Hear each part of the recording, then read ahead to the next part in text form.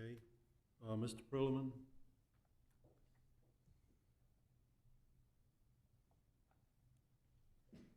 Hello, my name is Bill Perlman, and I live in Glade Hill.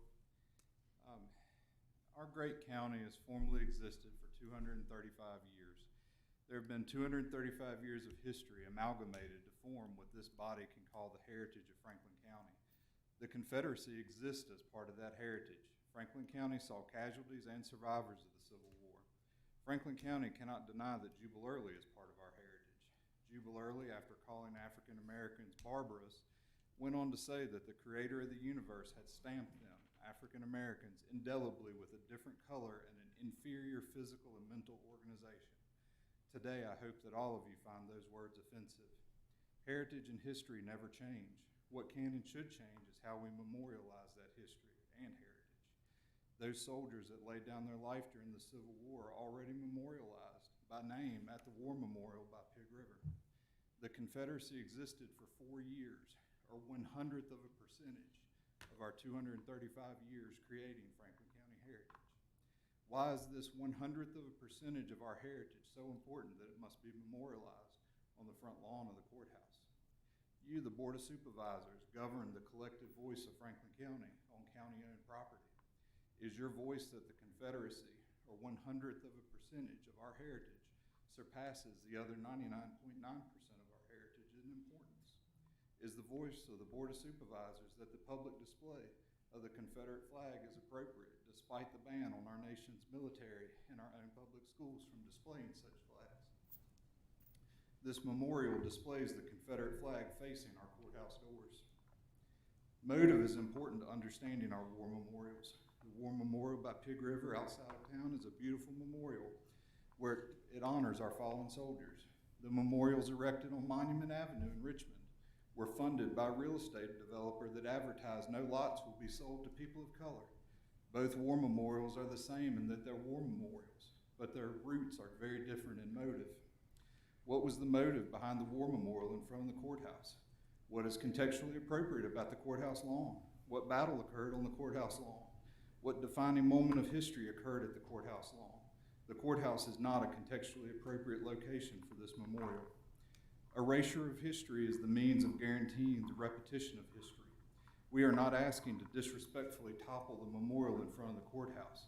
We are not asking for the memorial to be hidden away in the closet. We are asking respectfully for the statue to be relocated to a place of appropriate Civil War context where those viewing the memorial can do so with consent. Thank you. Thank you.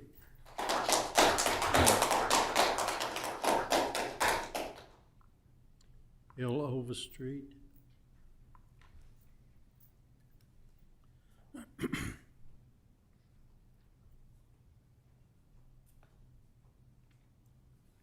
Thank you for allowing me to speak to you this afternoon. I am here about the proposed smart scale proposed roundabout at Scruggs Road and Brooks's Mill Road, which basically we own farm parcels completely surrounding that intersection. VDOT has told me that they would want the proposed roundabout to basically consume 20 acres of my cropland. Since I only have 2 crop fields, that would take out my best one. Previously, VDOT had come to us about a right-of-way, which we were willing to give them for turn lanes. But they claimed they had no money and basically wanted us to donate the land. Since we already donated 50 in front of our house and 50 through the intersection of our house, I think we've donated enough land. The roundabout is not going to fix the problem. 70% of those crashes occur at nighttime. The motorists need a visual. I've asked VDOT since the 1980s for blinking lights or a stoplight. There's a supposed light study that's going to happen in the next 30 to 45 days in which Ms. Cooper is aware of for the county. I would like to see the data for that light study because I know what's needed is a stoplight, and if they need a turn lane, to us for a right-of-way for a turn lane. That's not a problem. What a problem is they want 20 acres of my farmland, which has been in our family for over 100 years. I'm not willing to give up 20 acres of cropland for a roundabout that's not going to solve the problem. So I'm here before the board to ask that you all modify the application Since they modified the application for the Harmony School Road, which basically has similar score as to what the intersection in front of my house did, they modified it for turn lanes. Why could this intersection not be modified for turn lanes and/or a stoplight? Which would solve the problem. The stoplight is what's needed for 70% of those accidents. The newspaper said they're coming in on an angle. They're not coming in on an angle. They're unfamiliar with the road and they're crossing that T intersection and then they're just plowing right into our property. The stoplight is what they're needed at nighttime, especially with the rain, the foggy conditions, and so forth, to give them that visual that they're coming upon it. The only thing VDOT has done to that road in 50+ years is install rumble strips.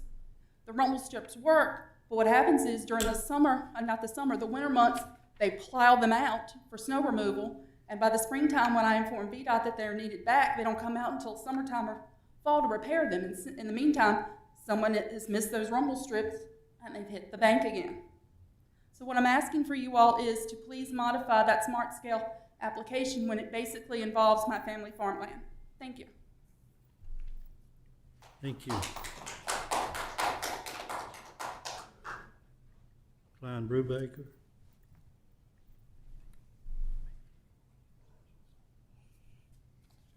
Ladies and gentlemen of the board, I'm a lifelong resident of Franklin County. In fact, I still live in the same house I was born in. I don't know if many of you can say that.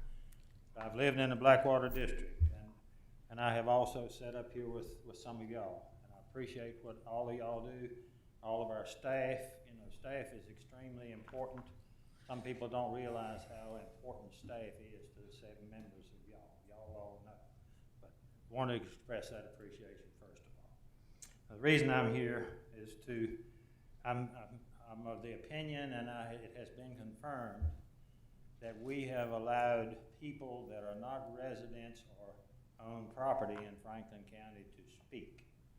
I think our regulations state that you have to be a resident or own property in Franklin County in order to speak. I would like for you to look into that and make sure that we're not allowing people to have a say in our business. This is Franklin County citizens' business. And I think it's important that we look at it that way.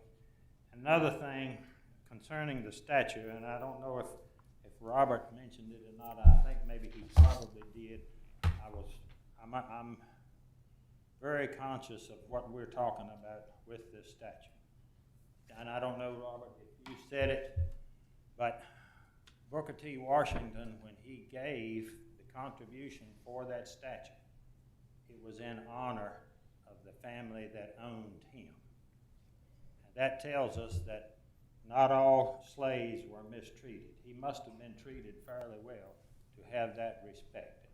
And to a person that's employed people and all, when your people respect you, it means you have respected them in some way. And I'd ask that you all give due diligence in thinking of this and allowing this, also the referendum for voters of Franklin County to speak rather than you 7 having to make a decision on this statute. I think that the people of Franklin County will give you a good idea of what's important. And sitting up there, I realize the attention you get when someone doesn't agree with you, and that may be coming too. Thank you for your consideration. Thank you. Tammy Underwood.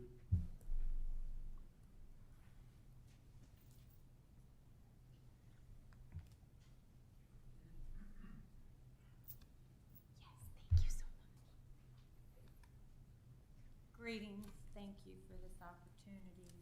My name is Tammy Underwood. My husband Robert was born and raised here in Franklin County, and I have been here since 1984. My husband Robert and I own and operate Underwood Logging LLC for 26 years now. I'm here to speak on behalf of all the loggers here in Franklin County. The Virginia Loggers Association has asked Robert and I to be a spokesperson here in the county as well. Our request is that you please accept Bill HB 1021ER that was received and passed by the General Assembly, the House of Delegates, the Senate, and the Governor. It went into effect on July the 1st of 2020. This bill gives the local jurisdictions the option to exempt all personal property and tools and machine tax on forestry harvesting equipment. All of us loggers, as well as farmers, are struggling at this time. Lumber mills have cut production in half or to nothing.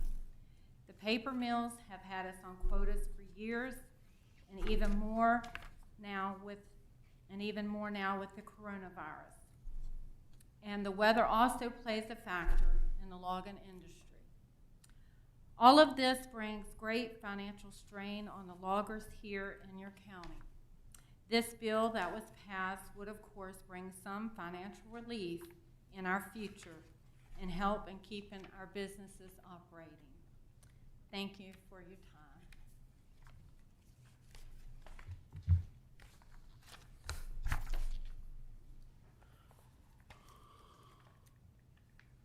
Mr. Thompson, I yield the floor to you.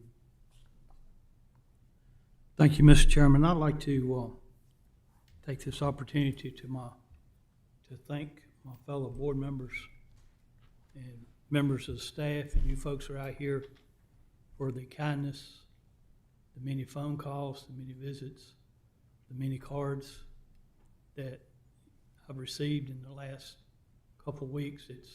You'll never know how much it's meant to me and to my family.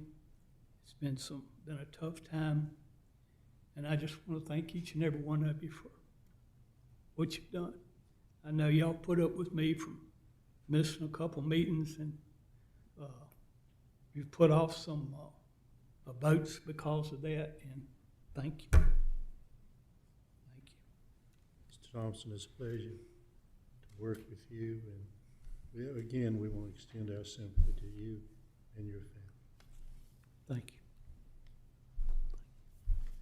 you. And we'll go ahead with our consent agenda. We have 6 items, and is there any discussions or any thought on any of the items? Mr. Chairman, I would like to pull item number 3, please. Okay.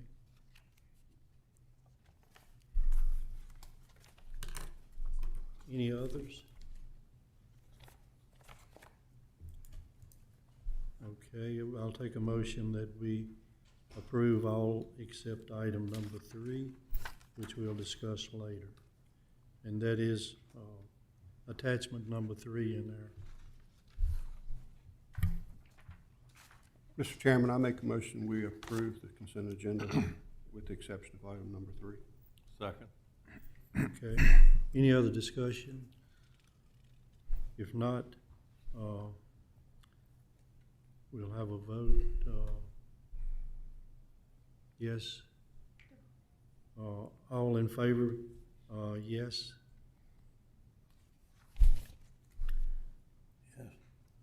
Yes. Yes. Yes. Any opposition? Okay, the agenda, all except item number 3 is passed, and we'll take discussion on item number 3. Thank you, Mr. Chairman. Mr. Whitlow, I just was concerned and just wanted to inquire about the exclusionary costs that are listed on the second page of Frith Construction's memorandum, to understand how those are being covered, or whether they're going to be covered with contingency, or what the plan is. Sure. Thank you, Ms. Smith. The estimate, of course, is provided by Frith to the Fork Mountain Volunteer Fire Department, not necessarily to the county. So I can't speak to what the county may cover or not. The request from the Fork Mountain Fire Department is for the actual difference between the insurance proceeds. So I don't want to assume, but I would assume if there are any other costs as part of that project, unforeseen conditions, stormwater piping, those items listed, that the department, the company would need to return to the board, for additional funds or make that request. But at the request is the contribution, if you will, the balance, the difference in the insurance proceeds to fund the project. Okay, so we're just trying to receive the money. Right. Get it appropriated. And then that, of course, is allocated to the company along with the insurance proceeds to complete the project. If there are any additional cost, this is assuming that none of these other items would be part of that project or needed, I guess, at this point. But if there were any other unforeseen cost, the Fort Mountain Volunteer Fire Department would obviously come back to the county and to public safety and address it at that point. But to my knowledge, these costs are unforeseen and are not needed at this time. Okay, okay. Thank you very much. And I might clarify just a little bit that the extension that they're bringing out is 18 foot. And today, if there's functions there or anything going on, they have to pull a truck out. And it is a voting precinct for the county, and Frith can supposedly get this prepared and it will be ready to use in November. Thank you, Mr. Chairman. I know when I toured that station, just to access the restroom required pulling an apparatus out. Mhm. So Mr. things have a way of working out. Mr. Chairman, if I may, I'd like to make a motion that we approve item number 3 on the consent agenda. Second. Okay, any more discussion?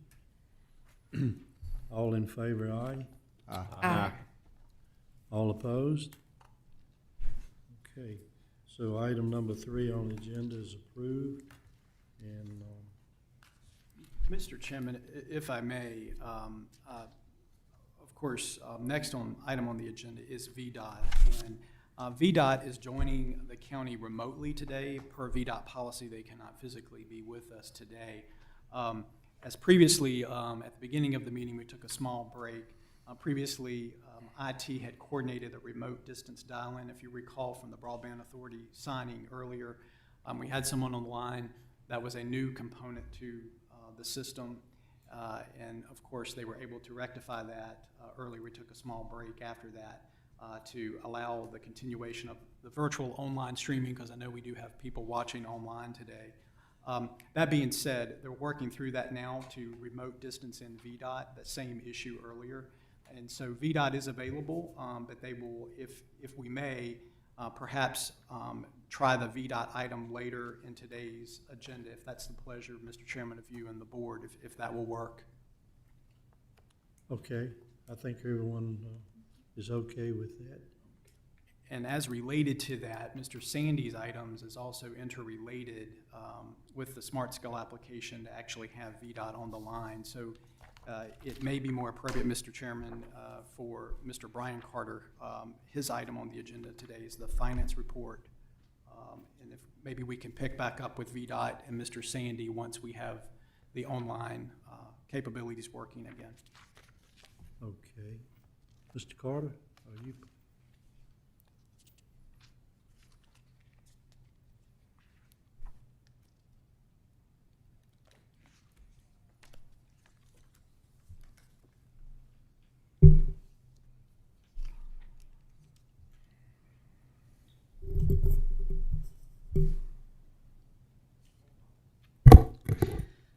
Mr. Chairman, members of the board, for your July finance report, this will be with data through June 30th, so very preliminary for the end of the fiscal year. If we'll look at the first slide, you can see what we'd expect as the whole fiscal year, about 12 months for the year, 100%.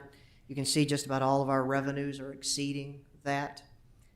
With the exception of fines and forfeitures and miscellaneous, the dollar amounts are insignificant from a budget standpoint. Those are usually rough numbers anyway. And we think the economy had something to do with that.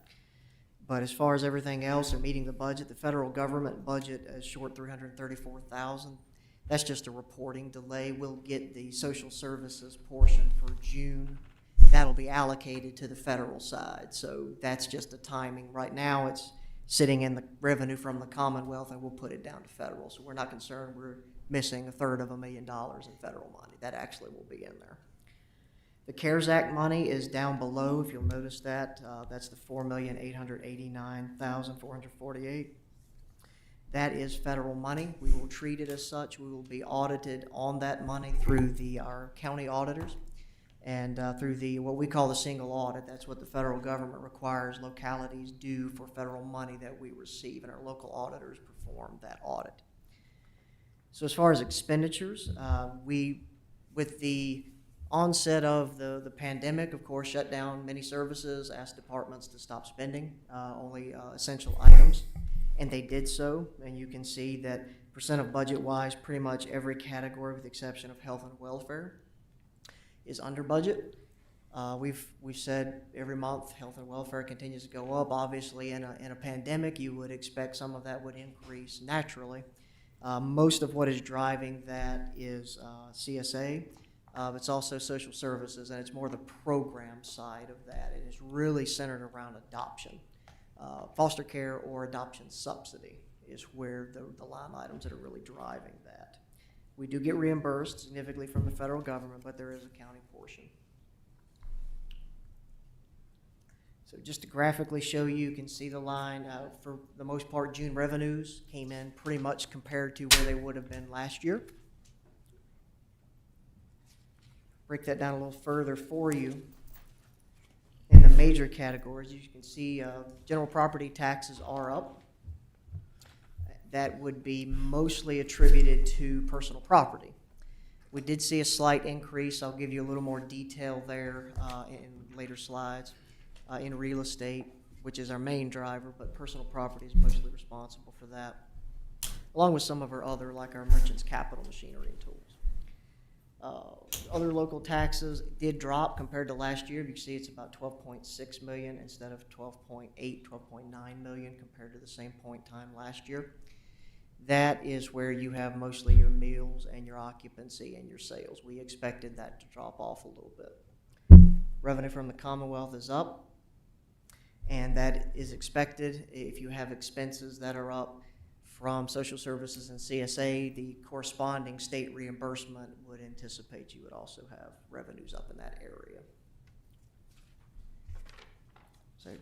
So break down a little further on your property taxes. For real estate, we do have an increase of 0.4%. That's almost $167,000 from the same time last year. While that is great, we're glad. We would like to see a whole lot more increase in real estate. Our general fund is $90 million. That's nearly 40. So that's almost half of our entire general fund budget right there. 0.4% does not afford us the ability to do a lot of things we need to do with general inflation. So one of the things that we'd like to see is somewhere around 1.5% to 2% growth at least, realistically 2 to 3%, which we have not had in a very long time. But positive is still positive. We'd rather have that than going down. So personal property, let me flip the page, this is the one that is driving most of the property tax increase. And so that's about $1.3 million compared year over year of an increase. It's about 11.7%. When you take out we'll say $900,000, just rounding up, of one time, hopefully maybe more than one time, Mountain Valley Pipeline contractors, that increase, that was about $900,000, so the personal property went up about 3.7%. So to give you the idea, the 11.7 really inflates it. So 3 to 4% is decent personal property growth. We're fine with that. We're happy to see that. We would expect that to continue, hopefully.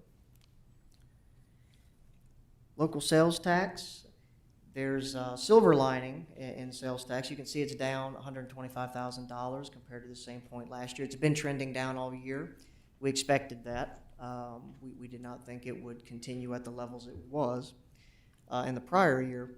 But as you can see, it's still at 108.3% of budget. So we still exceeded our budget with our revenue collections. And that's great news considering where we thought we were in March. So for the year, we're still down 2.2%, but overall, and if you can look at the graph, the purple line is the current year, or the prior year, I guess, at this point that we're looking at. And that purple line is above where we were in June the prior 2 years. So While economically we have taken a hit, we have not seen that come across in sales tax yet, which is fantastic news. We are seeing it in meals, we are seeing it in occupancy. But meals is about $1 million, $1.5 million. Occupancy is 130,000. Sales tax is $5.5 million. So if you've got to see a decrease, I'd rather see it in meals and occupancy from a county budgetary perspective. We don't want any of our business owners to see a decrease. So for meals, you can see overall for the year we only dropped $32,000 compared to the prior year. It's about 2.6%. Which is not bad. It actually, the worst month was last month. It leveled off a little bit in June collections, which would have been for May activity. I think the loss was around 18%. I have a little bit more on that later. Occupancy, while has been down the last couple of months, overall for the year, the first 3 quarters was very strong. Eked out a surplus of about $10,000 or 8.5%.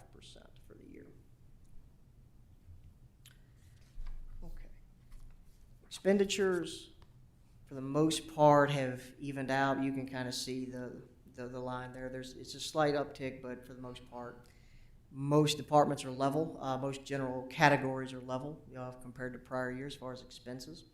Public safety is up, and health and welfare is up. I think we'd expect that in a pandemic, and in general, public safety is our largest functional area, so they tend to trend up anyway. A lot of that also is driven by per diem costs at the regional jail still. So health and welfare, we mentioned that earlier. For social services, the programs, that middle bar graph there is really the one that's driving costs for the social services department. That's the adoption subsidy, foster care, 4E funds that are in there. That's really driving it. For CSA, it's down right now, which is a good thing. It's still over budget by about $500,000, but it's down compared to last year. So we're hoping that that will probably get a little closer. CSA is one where the state allows us to hold that open through the end of September to pay prior year invoices, and so we take full advantage of that to get the state reimbursement. So you'll probably, we don't really continue to show this, but that CSA category will get closer to prior year number by the time we're done with all of our year-end entries and invoice payments through September. Fund balance is really unchanged. We will continue to monitor. I have not updated for year end. I think the final audited number from last year is still the better number. And so we're still about $2 million over our policy minimum as of right now. So economic update. The kind of the similar trend, do the national first, then state, then local. So nationally, the update, I'd like to use Wells Fargo and continuing with their numbers. They haven't changed much. They fluctuate a little bit from last month's update. They're really expecting an overall national decline of about 36.8% in the second quarter. That ended June 30th, but we won't get numbers in for another month or so. Third quarter, which we're in now, they expect a rebound of 18.4% and then 9.7% in the fourth quarter in growth. So overall, for the year, they're looking at a negative 6.1% decline in GDP for calendar 2020, and an increase in next calendar year, 2021, of 3.3%. Whether it's Wells Fargo or not, most economists are expecting full recovery to 2022 calendar year for loss of GDP. Now, state has a much better picture than it was a few months ago. So the loss is estimated at least to be about $236.5 million. They were originally projecting $1 billion. That bodes well for us as a locality, that the state will, if they do pass on cost reductions to the localities, it will not nearly be as severe as they were looking a couple of months ago. Overall, state revenues actually increased 2% compared to prior year. You still saw the April through June, that fourth quarter or second quarter of the calendar year that they're looking at. Sales fell 7%, payroll declined 2%. So as we mentioned, the impact is still unknown. The General Assembly is scheduled to reconvene August 18th. That's where we expect the reforecast of revenues to occur. And hopefully by the end of August, we'll have an idea of the impact on the county or counties, localities in the state of any budget cuts. They have not revised, at least that I've seen, their estimates of $1 billion losses in 2021 and 2022. I think those will go down. I fully expect they would based on current economic conditions. But I think that's part of the reforecast that'll happen in August. We'll see what they show there. It does depend on shutdowns. So depending on what the state and the governor does, if they shut down the economy again, then obviously those estimates will probably stay at $1 billion. Just a reminder, I think we've seen this bullet several times, but over 50% of the county and school budget is funded with state and federal funds. So any reduction in either one of those has significant impact on the county. We must make that up with local dollars. So local revenues, I mentioned this a little bit for May. Meals tax collections did decrease. They were actually May collections in June, so I guess I should update that a little bit. They were June collections for May taxes, so that probably is a little bit of a misnomer. My apology. But meals taxes, they decreased 18.6% compared to the same month in the prior year. Transient occupancy decreased 7.2%. That's much better. Prior month, we were almost at 50%. So they're getting better. Meals taxes were about 36%. Now they're down to 18.6%. So while we're still seeing decreases year over year, we're not seeing the prolonged economic decreases that were originally projected, which is great news. Sales tax actually increased 3.5% compared to the same month. And looking at the July collections, I was looking at that earlier, they actually look like they've gone up again. I think it was somewhere around 7 or 8% compared to July collections last year, so that's fantastic news. We continue to monitor the 2020 year end, and of course we keep the month open for really about 60 days to pay prior year invoices to make our accruals, our year end entries that are all part of our accounting getting ready for our audit. The numbers are looking very positive. The first 3 quarters were very strong. We did see some reduction in revenues for the fourth quarter, as we've talked about, but overall for the year, we're looking very strong. There definitely appears to be a surplus. How much of a surplus will depend probably on the next 30, 45 days. I think one thing that helps us at the very least, we'll break even with what we budgeted for, and as we talked about, there are revenues including personal property taxes we didn't budget for, so I think that'll push us over into the surplus category very easily. What we'll look to do with that typically is we'll get solid numbers.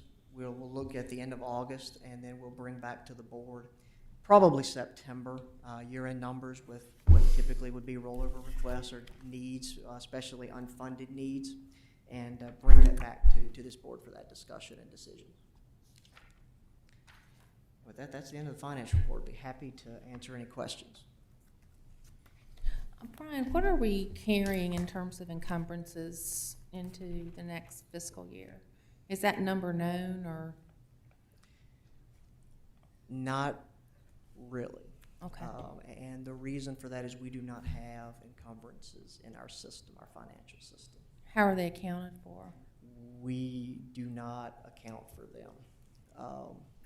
We have, what we do is typically for a capital project, we have that budget in there and the capital budget rolls. So a lot of times for capital projects, we know what that is. So even though it may not be encumbered, it's budgeted, and that budget does roll. Things that would be signed contracts that would not be what I would consider capital construction especially, are the ones we don't track. We don't have the ability to in the system. We are looking to do that. We actually have funding to do that, to add a procurement piece, and that's something we want to partner with the school system with. Right. And that would answer your question of what encumbrances are. We're hoping to get there. Okay, thank you. Yes, ma'am. Mr. Carter? Yes, sir. With the projections from the state that their shortfall is not going to be nearly what they thought back a few months ago, are we getting any preliminary feelings of what that may flow back to us as far as increased revenue from the state in any way? I don't think we'll see any increased revenue, at least right now from projections. I don't think we'll see a decrease. And that's just me, my uneducated opinion. If we do, I think it'll be very slight. I mean, the biggest state funding we receive is comp board for constitutional officers. Social services, which is really mandated, if we spend it, we have to get the money, and CSA, which is in a similar vein. So the only area the state could really go is probably comp board for us, the big ticket item for us. And so there's been no indication of anything I've seen that that's going to occur. And we've been reimbursed for our budget throughout the current year, so there have been no reductions. Everything's still been paid timely to the locality. Okay, the reason I was asking, I was hoping that, if that relayed as some more revenue that we could tap into, maybe we could consider, give some more thought to some type of relief to our taxpayers in the county, like this lady that represents the loggers in the county. The way it stands right now with current economic impacts that we're facing, it's almost impossible to figure out a way to give some relief without harmful cuts in other areas. And we just want to make sure that if a revenue source comes available, whether it's from the state or federal, that we are able to, if we're able to recoup some funds, share that with our taxpayers in the county. From a state perspective, we really did not adjust the budget down very much from state revenue. Right. It would be more local impact. Local impacts are looking much better. The only thing from a state perspective is if they cut us more in the General Assembly session. But as far as budgetarily what we adopted, there would not be a new revenue source to add. It would probably come more from local in that vein. Mr. Chairman, I have a question. Yes, sir. I think I'm trying to comprehend it as well. I think I'm with Tim. So the modified budget that we adopted, Right. was that not based on the $1 billion loss from the state? Well, no, we did not reduce state funding because we had no idea what state funding would be. So we left state funding level funded in the budget for the most part, which again is mostly comp board. Now, social services, CSA actually increased because we expected expenditures to increase. From a state funding perspective, that was really not what was adjusted. What was dropped and adjusted down in the budget was our local taxes, our real estate, personal property, sales, meals. So if we didn't adjust, then if they're still projecting 236 million losses, then we should expect to lose more state funding then.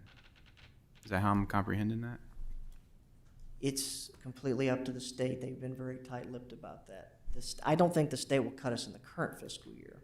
I think what they're going to do is reforecast the revenues for next fiscal, or 2021, 2022, and they may cut the county there. With the improving revenue picture, that appears less and less likely, and if they do, less and less impactful from a budgetary standpoint. All right. So you're saying September. I think I shared an email with you in regards to some stuff in the fire service here in the county.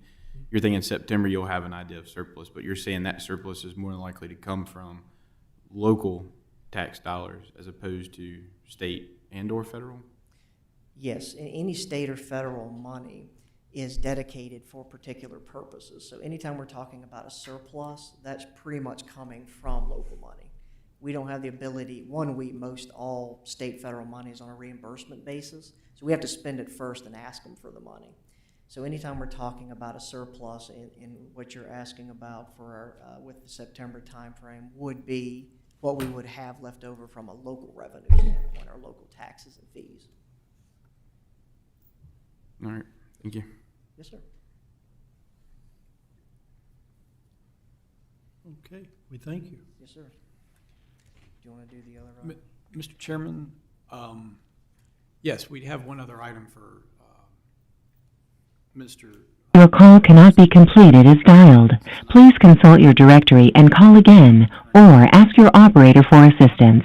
This is a recording. Which the county is a member. We've been a member since 1998.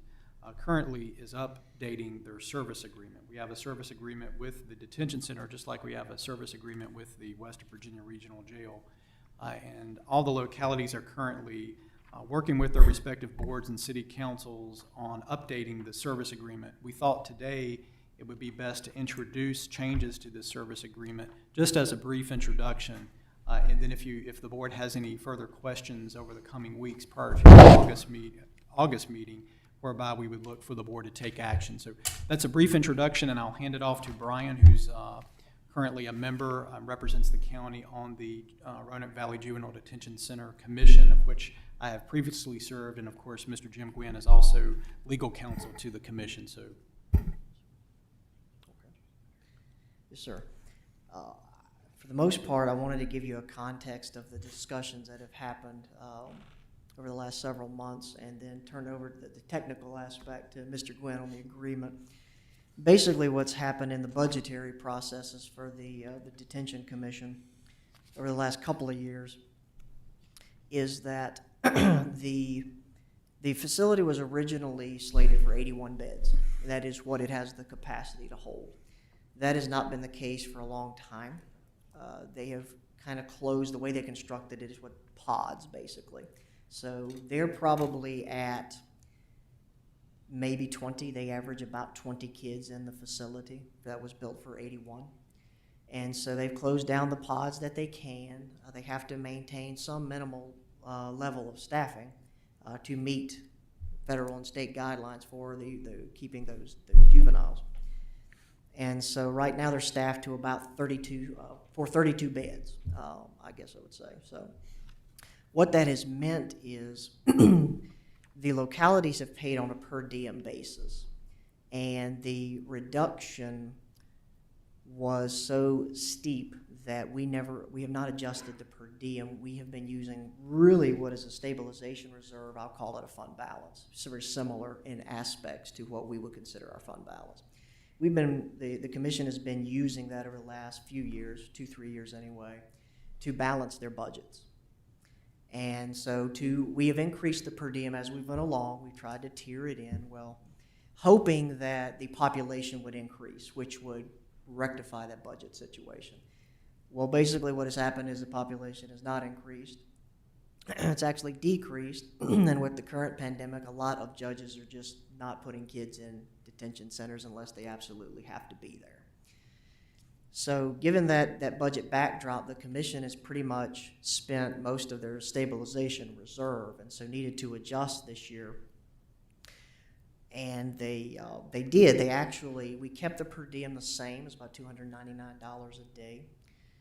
But they dropped and eliminated 8 staffing positions in order to do that. And that gets them from 40 beds to 30 beds, which is where we are in this current year's budget. Having said that, the discussion among the commission members was this is not sustainable. So funding model-wise, how do we pay for this? I don't think anybody was happy with the per diem and the way it was fluctuating.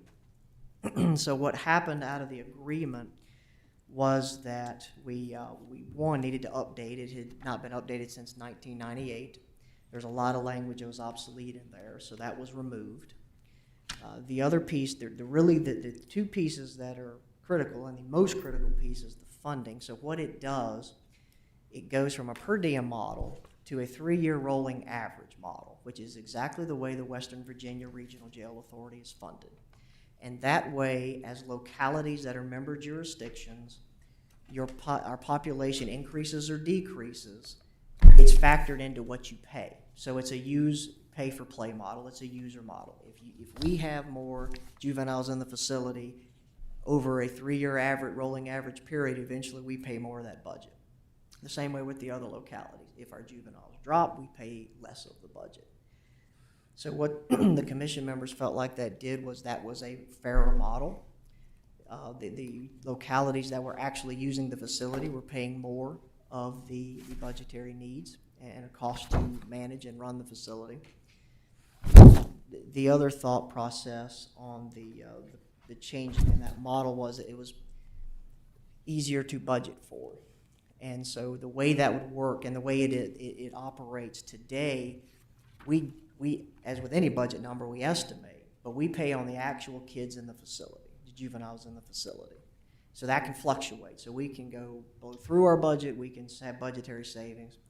What this would do is basically adopt a budget for whatever that annual operating cost needs to be, and the county would be responsible for that budget. So pretty much, regardless of how many kids we have during the year, we know what that budgetary number is because it's been on a 3-year rolling average, and this budget year it's static. So it allows us to budget better.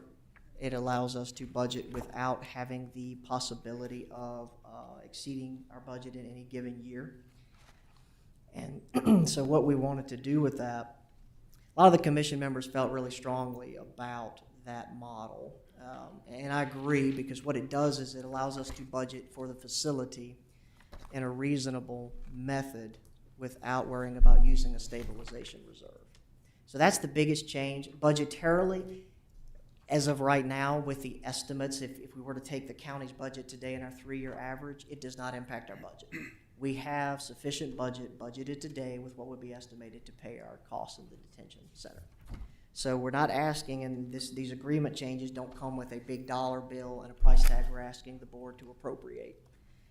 It's already covered in our budgeted line items. This is just updating the agreement to be more sustainable for the long term and to be more stable from a budget standpoint. The other thing it does is allows us to set a separate per diem rate for non-member jurisdictions if we have capacity to try and bring in some extra revenue and keep our member costs low. So that flexibility was not in there before, it is now. And then, Mr. Gwynn, you can please turn over whatever else I missed that was part of that. I think you've covered most of it, Brian. I would just add that this is one of those perverse situations where apparently kids are now better behaved than they were 20 years ago because we no longer put as many in. No? Well, in any event, I guess the perversity of it is that the philosophy in the Commonwealth has become less detention for bad kids. And so as a result, there's more home detention and that sort Your of call cannot be completed as dialed. That's what really Please consult your directory and call again, or ask your operator for assistance. This is a recording. The only thing I would take issue with, as far as Brian was concerned, as far as the regional jail is concerned, we still do a per diem, but we have that capital component that's what you're talking about. And at the regional jail, it's not nearly the problem because judges keep locking people up. So it's not like they're doing it with children. So far, the law enforcement agencies are doing a good job of apprehending folks to be locked up. So the regional jail it was a great comparison, was a great starting point, because actually when we started the regional jail, we used the funding formula from the Detention Commission. And then now it's flopped over to where the regional jail is sort of the leader on that, and we just couldn't sustain it with the Detention Commission. So that's one of the biggest parts of it. The 3-year rolling average seems to be a fair way to do it. It'll just be the most recent 3 years that you take the average. The only thing that could become a surprise would be at the end of the year or getting toward the end of the year. If the expenses do exceed budget, then there can be a call back to the localities to make it up again in the same proportion as they were on that 3-year rolling average. So if Franklin County is using, if our population of folks at the center is 12% for the regional, for the 3-year average, then 12% of the budget is basically what we're responsible for, as opposed to, we're one of 5 members. It's not, we're not getting 20%. So from that standpoint, I can tell you that the city of Roanoke has already passed it. Botetourt County has passed it. Roanoke County has passed it. City of Salem had it on, I guess, the first reading. We presented there the other week, and we expect that in a couple of weeks they'll have passed it. Assuming everyone passes it, my understanding is that the plan is to implement the formula sometime in October, probably, to amend the budget to do that. So we'll have gone away from per diems at about that time. But again, as Brian said, we're tracking right about where we would be, whether it's per diem or this. Mr. Gwynn, is there a term on this agreement? I know that it looks like it'll codify July 1, maybe retroactively, but is this just going to be a rolling agreement until it's changed again? Yes, Okay. yes.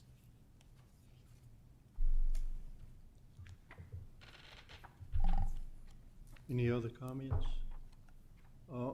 It sounds like that's something we probably will bring back next month. Well, we have time to. We can.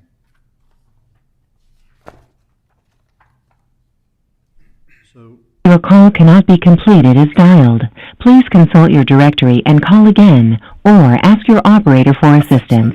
This is a If you recording. actually sat down and compared it to the previous one, what you would see is the other thing that we did was a lot of the initial language was about constructing a building, because that's what they were doing in 1980, 1990, whenever it was that the commission was formed. We just took all that out because the building's built and the debt's been paid. So it's hopefully shorter and a little more succinct as far as getting to the point. and I'm pretty sure we want to remain a member. Because Well, that certainly would be the board's decision, but I think it would be a wise move as opposed to because duplicating the cost of having our own detention center. yeah. Okay. I guess we could, if we wanted to today, go ahead and approve it. I think so, Mr. It's Chairman. very benign. I mean, Brian has explained the financial part of it, and that's the only real substantive change. Like I say, the other part of it was just taking out language that was superfluous because we've already built the building. Okay, it's a board decision. If y'all would like to go ahead and approve it today. Make a motion, we go forward with it today. Is there a I'll second Mr. Thompson.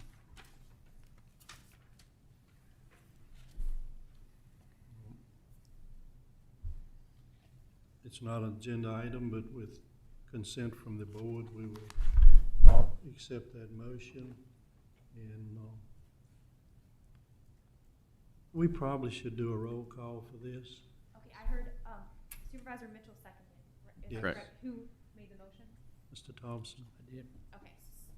On the motion made by Supervisor Thompson, seconded by Supervisor Mitchell, to approve the document that both Brian Carter and our county attorney presented regarding the Roanoke Valley Juvenile Detention Center, which is a service agreement. And I'll do a roll call vote. Yes. Supervisor Mitchell, Yes. Supervisor Smith, Yes. Supervisor Thompson, Supervisor Pundit, Yes. Supervisor Carter, Yes. Supervisor Tabor, Yes. and Chairman Mitchell. Yes. Thank you, and it passes with a 7-0 vote.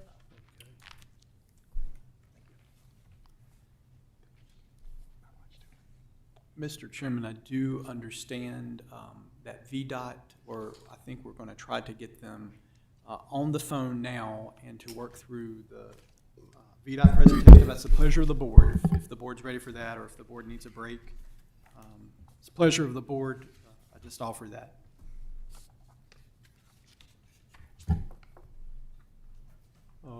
I guess we're probably ready to proceed. And we do have a scheduled break at around 3 o'clock, so.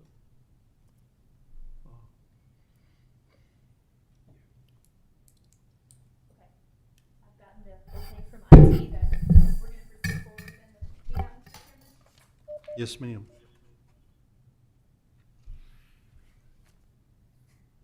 Or not.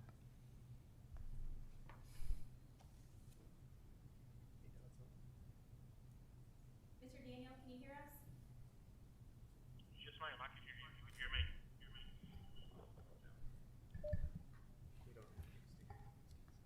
Okay, we're going to have to, sorry, Mr. Chairman, again, wait for VDOT.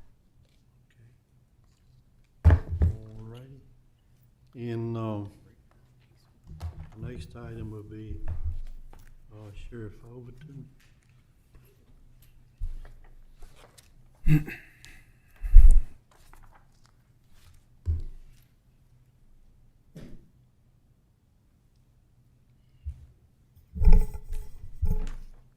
Mr. Chairman, board members, thank you very much. Hope you all are having a good day. I'm here just for a brief update on an expenditure that the Office of the Sheriff recently had that certainly is more than the $30,000 policy that the county has certainly to relay back to the board, and that is for an in-car camera and body camera system. As you well know, we've talked many years about this program, and you all have dedicated money over those years for that, and we certainly appreciate it. But during the past year or so, we certainly have encountered problems with a dated system. Some of the very oldest car cameras we have in our vehicles date back to almost 2010. So we've certainly worked on trying to piecemeal and continue to keep those systems operable, but we've certainly ran into quite a bit of difficulty over the recent year, and the decision was made to go ahead and purchase a system which is known as WatchGuard, which is a company owned by Motorola. We feel really good about this particular system. There's a company out of Christiansburg, the New River Valley, which is a vendor, so we feel good about the service end of it and application piece. We're not here asking for any funding.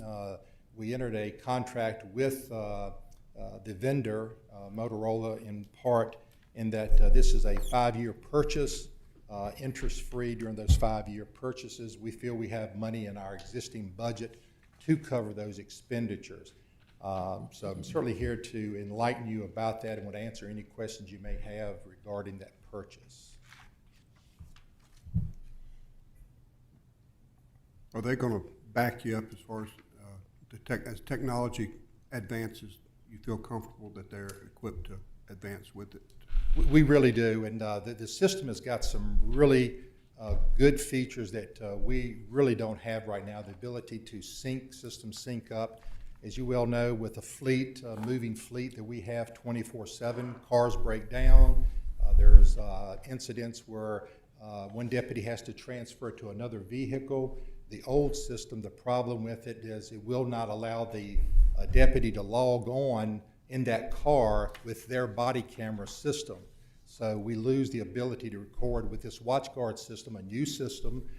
We could interchange deputies in and out of particular vehicles. They will log in with the code, and that in-car camera system will log them as the individual driving the car, not that it's assigned to another particular deputy.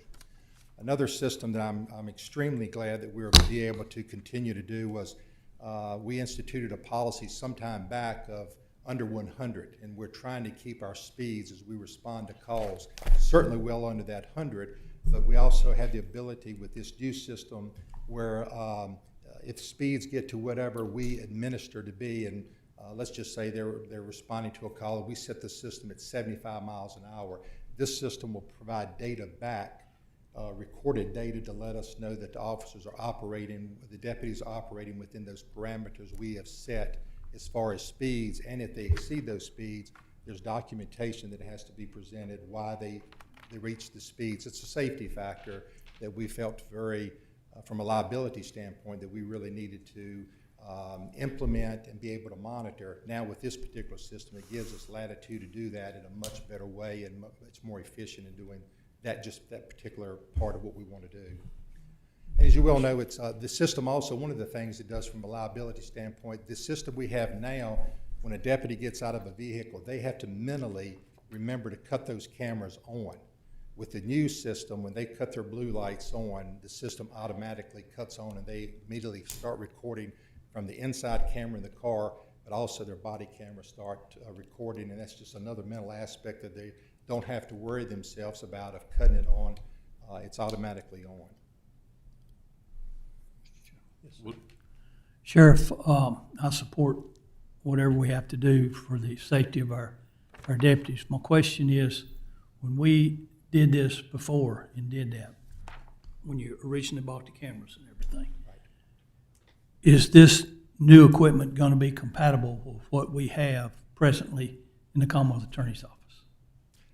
As far as from their recording and being able to, this new plan that we're doing would encompass their ability to do that with the software and the equipment that they would need. Yes, sir. It comes with that? Yes, sir. that's covered from, thank you, it's a good question. Do the new system, is it hack-proof? What I'm trying to say, can people alter or get into it, or do you have that problem? I think there's some tremendous safeguards in there, but I think I'm not an IT person, but I'll Right. leave, none of it's foolproof for sure.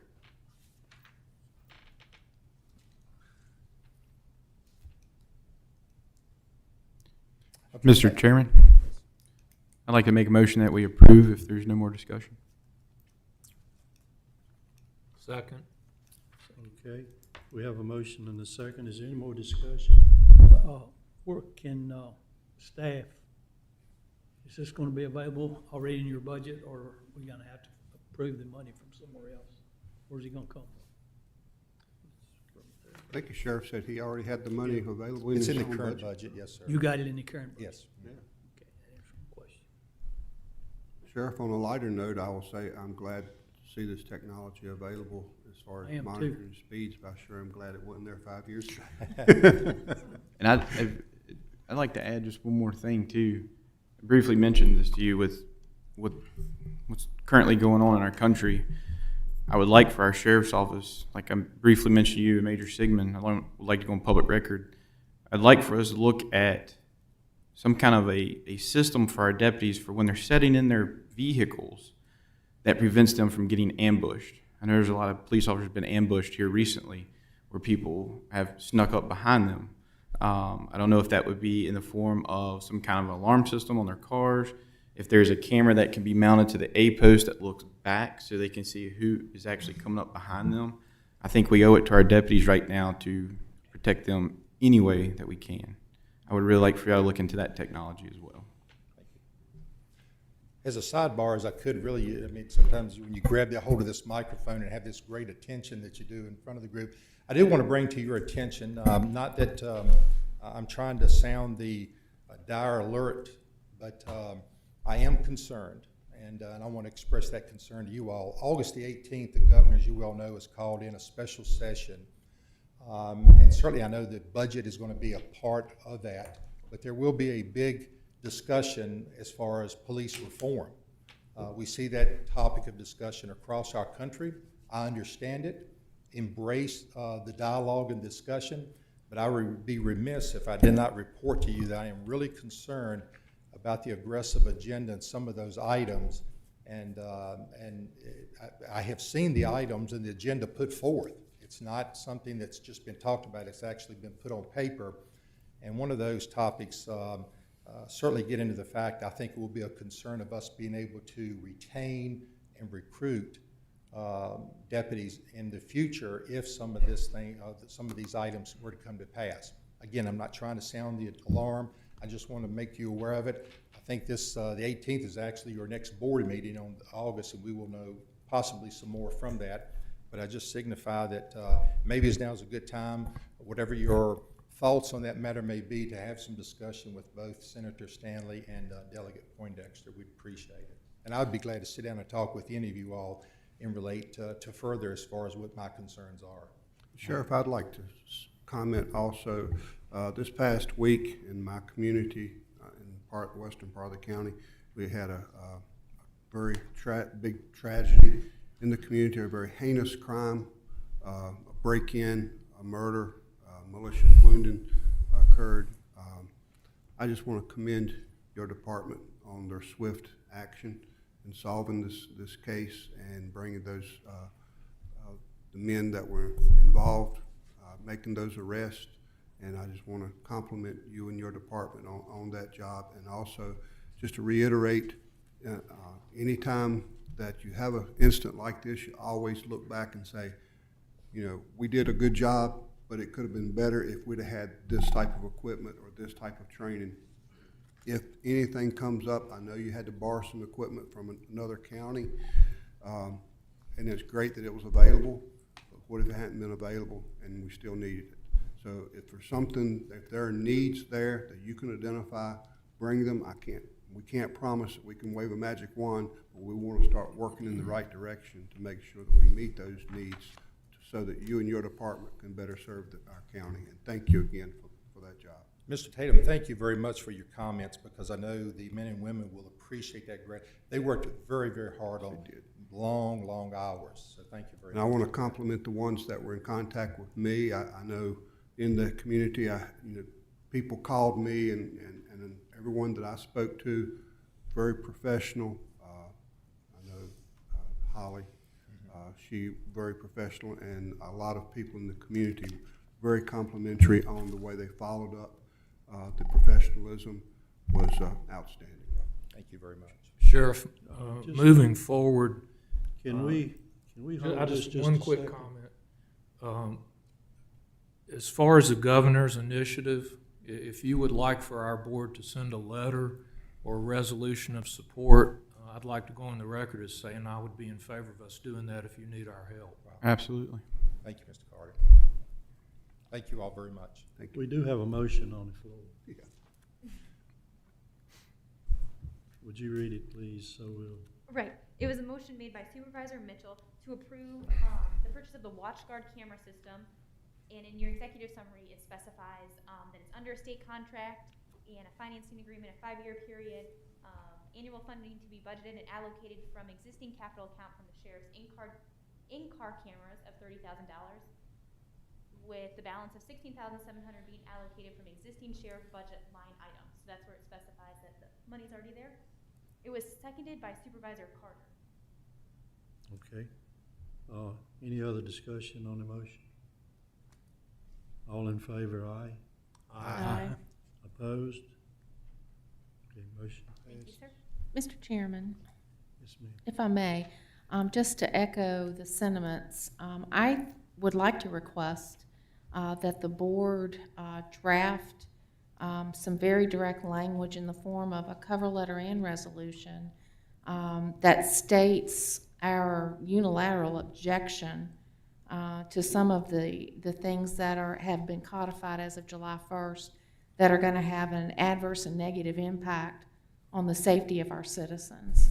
And I know there are numerous things that we all are taking some pause with, but I think Sheriff Overton's remarks are pointed, and I think that the timing is very, very good.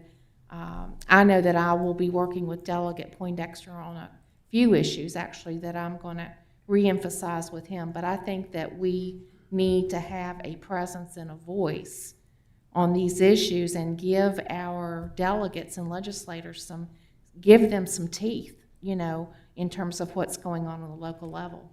I think we need to come out with a very strong statement of support for our local law enforcement at this time as a community. And whatever they vote on in Richmond, this board needs to support our deputies, whatever they need. Okay. Are we ready to go ahead with Mr. Burnett? I'm assuming we don't have any connection with VDOT? No, it's my understanding that in the scheduled break, we're going to troubleshoot with IT. Okay. Mr. Burnett? Thank you, Mr. Chairman. To the right.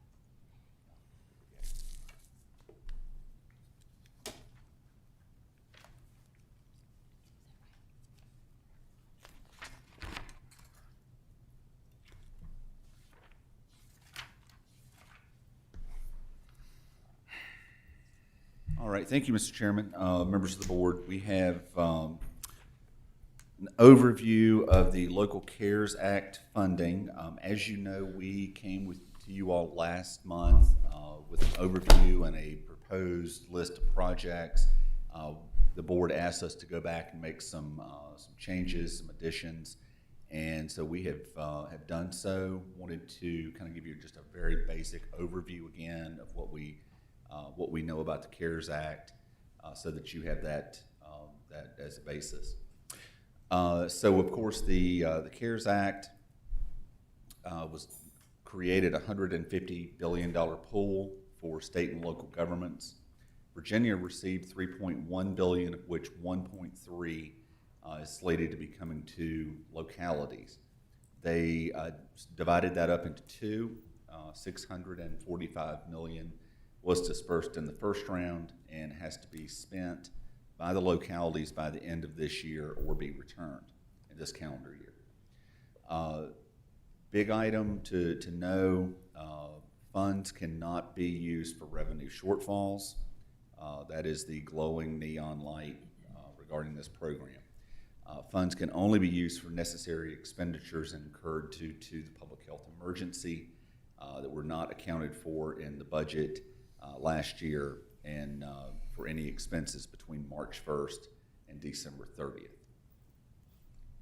So Franklin County received $4,889,000 in funding, which is about $87.25 per capita. Again, we must spend that money by December 30th. The big thing to remember here, as we discussed last month, the federal government will be reviewing our expenditures only after the fact. And if there are any projects or expenses that are ineligible, we will be required to refund that funding to the federal government. For this reason, we are taking a very conservative view on projects to make certain that they are eligible. The guidance for this is changing constantly. Right now, as Mr. Whitlow mentioned in our broadband authority meeting, there is a push in Congress to look at either additional funds or especially changes to the restrictions and guidelines for this funding. And so we hope to know something on that within the next 3 weeks or so, potentially before they go out on their August recess.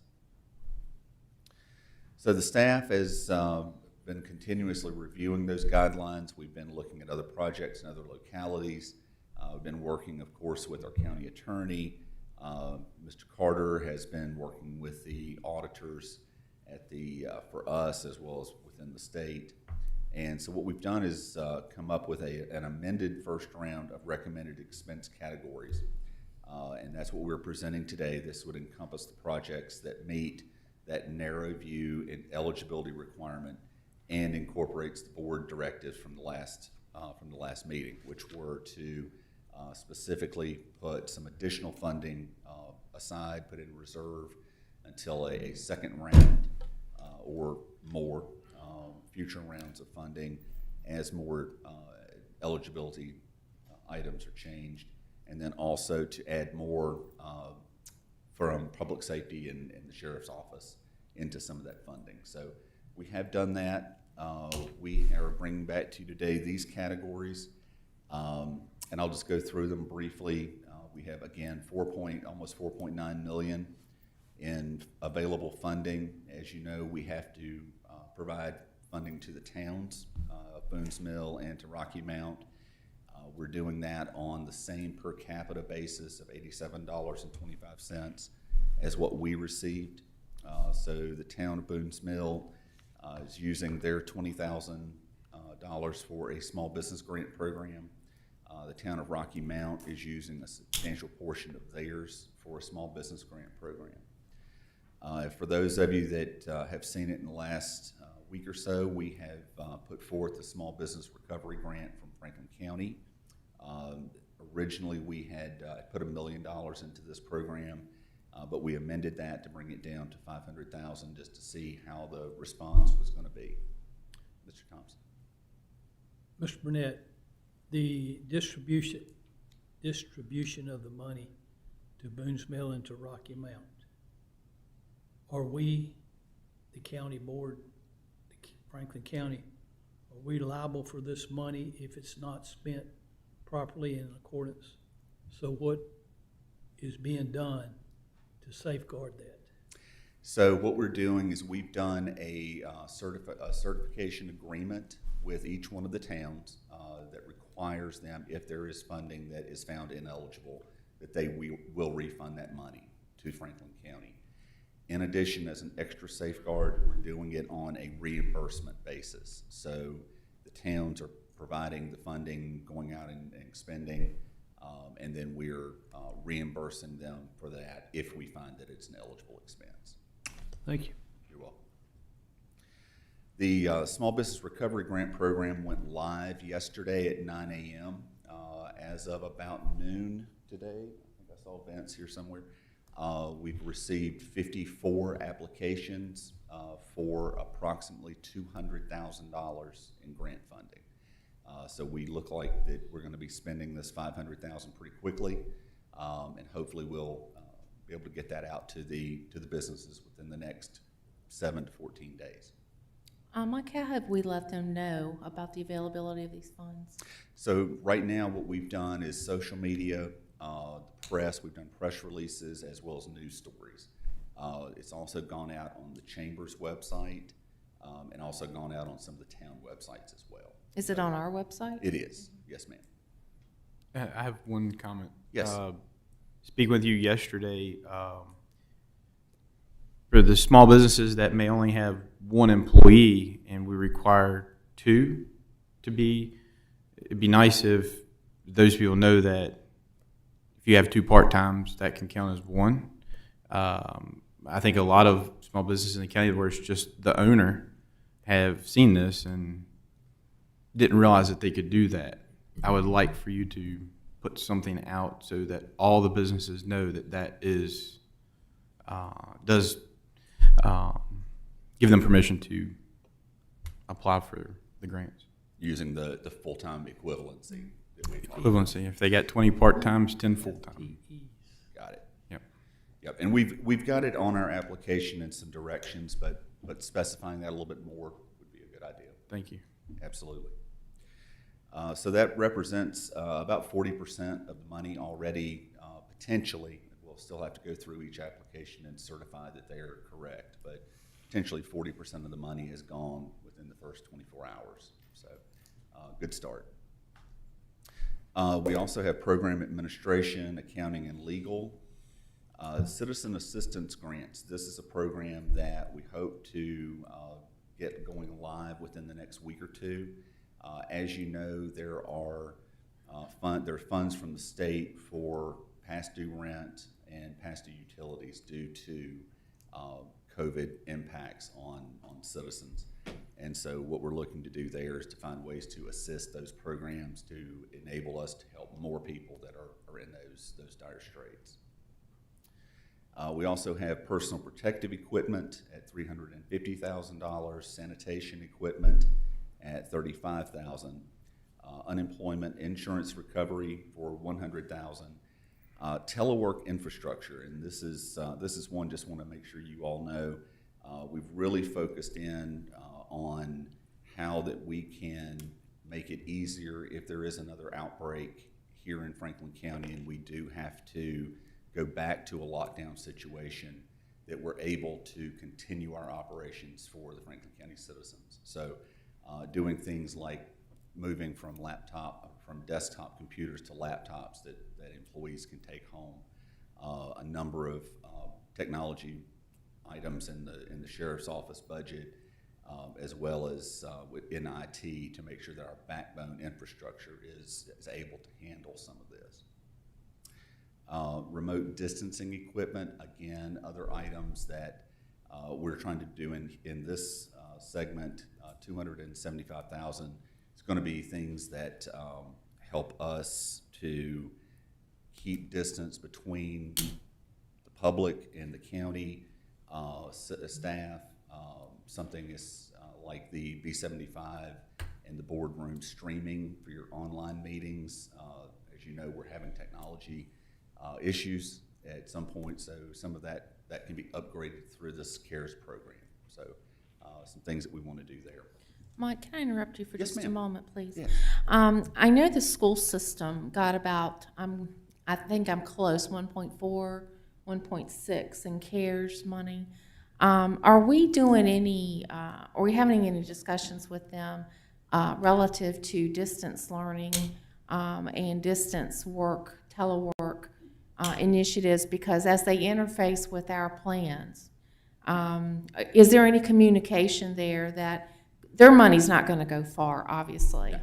1.4, I believe it is. So can you give me an update? Yeah, I don't have a good answer for that at this time. We have not been interfacing with them on what they're doing with their CARES Act money, but we can certainly do that. We can get an idea of what they're doing and come back to the board. I think it would be advantageous because we're all representing the same county and the same citizens. And if there's any redundancy, or if they're going, to employ certain components, and there's redundancy, we might be in a better place to know that. Absolutely. Great idea. Thank you. Mike, how about Durham College? Have we had any contact with them? Yes, so one of the things that we've really had issues with, because we have so many not-for-profit organizations in the county, we would love to be able to help, but unfortunately restrictions are that we can't provide funding to those organizations. However, as we buy personal protective equipment here as a county and we have that stockpile, nonprofits that have that kind of need, we're able to help with that. So we have been working with Ferrum to make sure that they have enough PPE for their students coming in. Thank you. We have, again, remote distancing equipment, as well as the final item, mobile dispatch and incident command facilities. And so that would be mobile dispatch center for the sheriff's office, as well as a joint mobile command post for county departments as well. So what we did is, through these categories, we have approximately $2.7 million identified in first round funding. We have approximately $2.2 million remaining for secondary funding, second round, third round. There's a number of programs and ideas that we think are going to be important. There's some great ideas that are out there. The library had some wonderful ideas, Parks and Recreation, some other departments that we really focused in on this round for the emergency issues that we were having, PPE and those kind of things. But I'm really looking forward to having some of those to be looked at for a second round. And then we'll just go from there on what other kind of needs we have. If we run through this small business grant money quickly and it turns out that we need additional funding, that may come out of this second round. You could also see additional for the citizen assistance grants.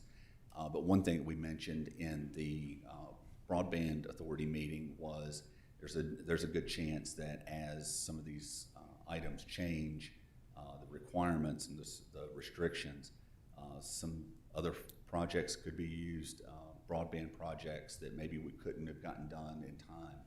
If they change the deadline, we may be able to use it for that, and some other items. So that's kind of where we are. We wanted to bring that to the board to get any feedback that you all have or direction. I have a question, and I'm assuming we do have this money in hand? We do. We actually received the funding in May, Brian? Is it May? June? In June. So the funding is in our bank account. Okay. Mr. Chairman, I have a question. The Bristneck gentleman that was here with like Blackwater District, the Blue Ridge District, Snow Creek District, which is, even our broadband plan, we're getting there, but there's still a lot of big areas that will be lacking internet. He mentioned $10,000 to $12,000 for one community pole. Right. We could put a lot of community poles in those three districts to try to reach the dips, and all three of our districts have a lot of high and low spots. I think it would be very beneficial if we could look into that, maybe talk with Mr. Sandy. But as a small business owner, I think what you're doing for the small businesses is incredible, and I really appreciate it. And I'd like our board to maybe even consider a second round to have some more money in there for small businesses. And I'd like for us to have just a little bit more effort getting the word out. There's still a lot of small businesses that know nothing about this. I don't know if you can maybe have one of the local news stations come interview you. That'd be a great way to get that out. Most of our citizens watch the local news. A lot of our citizens don't do social media. So I don't think our county should rely on social media as heavily as we do to get the word out. That's all I have, Mr. Chairman. Thank you, Mr. Mitchell. Mr. Chairman, if I may, I got one more question. Mike, you might be jumping the gun here, but something that came to my mind when we were talking about personal protective equipment are we prepared, or what has got to be done? Have you looked into it for the election coming up? For the cleaning, the mask? Yeah, so I what don't know we how much of expense that's gonna be. Yeah, and what we've done is we've tried to streamline everything that we can to make it as simple on the county departments as possible. Now, I count the registrar's office in that, of course. So we have a single point of contact within the public safety that all departments send their needs to for specific PPE, whether it's masks, hand sanitizers, face shields, gowns, whatever it might be. And so when the primaries were happening a few weeks ago, the registrar let us know what was needed. Went through the public safety. We made sure that they got what they needed so that they could get it out to the poll workers. And so that would be the same thing for November. And if there's anything additional that they need, then we'll make sure we'll do everything we can. Thank you, bud. Mr. Chairman, I'm sorry, I got one more question. Sorry. Yes. How many businesses do we actually have in Franklin County? We have approximately 1,400 businesses within the county. About 1,100 or so we think would be eligible for this grant program because they would have at least one employee other than the owner and less than 500 employees. Would it be a good idea to maybe mail a letter to our businesses? That's about $700 in postage. I don't know if the board would back me on that, but that would assure that every business, some businesses that have no social media, the German Baptist-owned businesses, whether they use it or not, they need to know about this if they want to take advantage of it. And the only way you're going to get in touch with them is to either pick up the phone and call them or send them a letter. We can certainly look into that, Mr. Mitchell, absolutely. Thank you. Mike, do you have any idea how many have applied at this point? Just the ones that we know so far, 54 applications so far for $200,000 of the funding. So the applications right now are averaging about $4,000 per business. If that holds, then you would be looking at about 125 businesses that could be served through this $500,000 funding. Then if the board decides that you want to do additional funding to handle additional businesses, we would just have that fund replenished. Are farms eligible for this? They are. So sending a letter to them would definitely be a great idea.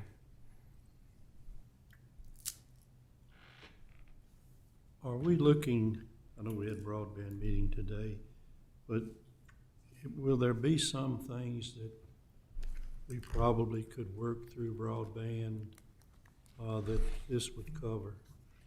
There are, Mr. Chairman, and I think the biggest issue is to get from where we are today through design and onto completion and actual installation and switching it on by December 30th is what's really been the tough part for us on broadband. That's definitely an eligible expense, but with the way that the restrictions are, we have to have it not just purchased, but actually in service by that December date. So hopefully, and like I said, I'm totally speaking out of turn when I say this, but I'm hoping that Congress will loosen those strings a little bit so that we could use a substantial portion of the remaining $2 million if the board sees fit for the broadband need, because that is probably our number one issue going forward with all the folks that are teleworking and schools that are doing it online. Mr. Chairman, if I may ask a question? Mike, are you finding, I have not studied the restrictiveness of these funds. Are you finding that that it's narrow for our public safety department? We have so many needs in public safety beyond PPE. Are those standards narrow in terms of public safety? They are to a certain extent. Public safety, and when I say public safety, I'm encompassing not just public safety, the department, but our EMS and our fire and our sheriff's office all in one.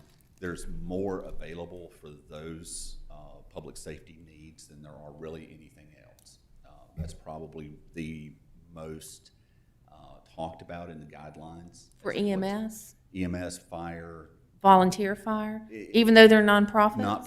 Nonprofit's is a tough thing for us. So everything that we've seen so far is nonprofits are not eligible for direct funding from the CARES Act, from the localities. There are other aspects of the CARES Act that they can go through, but not through the county. So we've had more investigation into that, and then probably anything else that we've done from the time that Mr. Mitchell, you had mentioned doing some funding for the volunteer fire departments, and really from that point forward, looking at how we could use some CARES Act funding. So far, we cannot. We've gone through the county attorney as well as the auditors on 3 different occasions, asking the same question to see if maybe that guidance had changed. Unfortunately, as of yesterday, it had not changed. So we still have that issue, but there are a lot of potentials for public safety in general through the CARES Act funding, from, of course, the PPE, but then equipment that you might not normally, you don't think about you think about face masks and things like that, but other items that you might be able to do or can do through the CARES Act is something that actually is in the sanitation equipment line item, is air purifying systems at the jail and at the food building. Things like that, because you have prisoners and people in close proximity to each other, gives it a little bit more availability through the CARES Act. So, I mean, I'm looking, there should be some type of caveat because we have a public safety department. We have volunteer fire departments that are nonprofit, but our public safety organization provides resources to the volunteer fire departments. Correct. So I'm interested in knowing if there are caveats because of that relationship that would allow us to provide more to the volunteer stations because we do administer those resources. And we do, and what I can do is get you a full list, but I know one of the things that's in this are PAPRs that Mr. Ferguson had requested for the fire departments in rescue squad. So those masks are something that we would be providing through our stockpile, if you will. I just would like to, exhaust our efforts there because I think that this money is an opportunity to meet the needs of our citizens from a health perspective and safety. We'll get you a fuller list. Thank you. You're welcome. And I think from some of the comments that I've had, lost revenue for fire and rescue is still lost revenue. And one of the concerns was fundraisers and such as this. It was, and that was something that you all had put a real priority on, and we tried to get that through the CARES Act when we couldn't. I know Water Authority as our partner in Franklin County does. So we thought it was a great opportunity, Mr. Chairman, members of the board, to have Mr. McAvoy and certainly Ms. Holland down today to share with us. So I'll be quiet now and maybe let them start.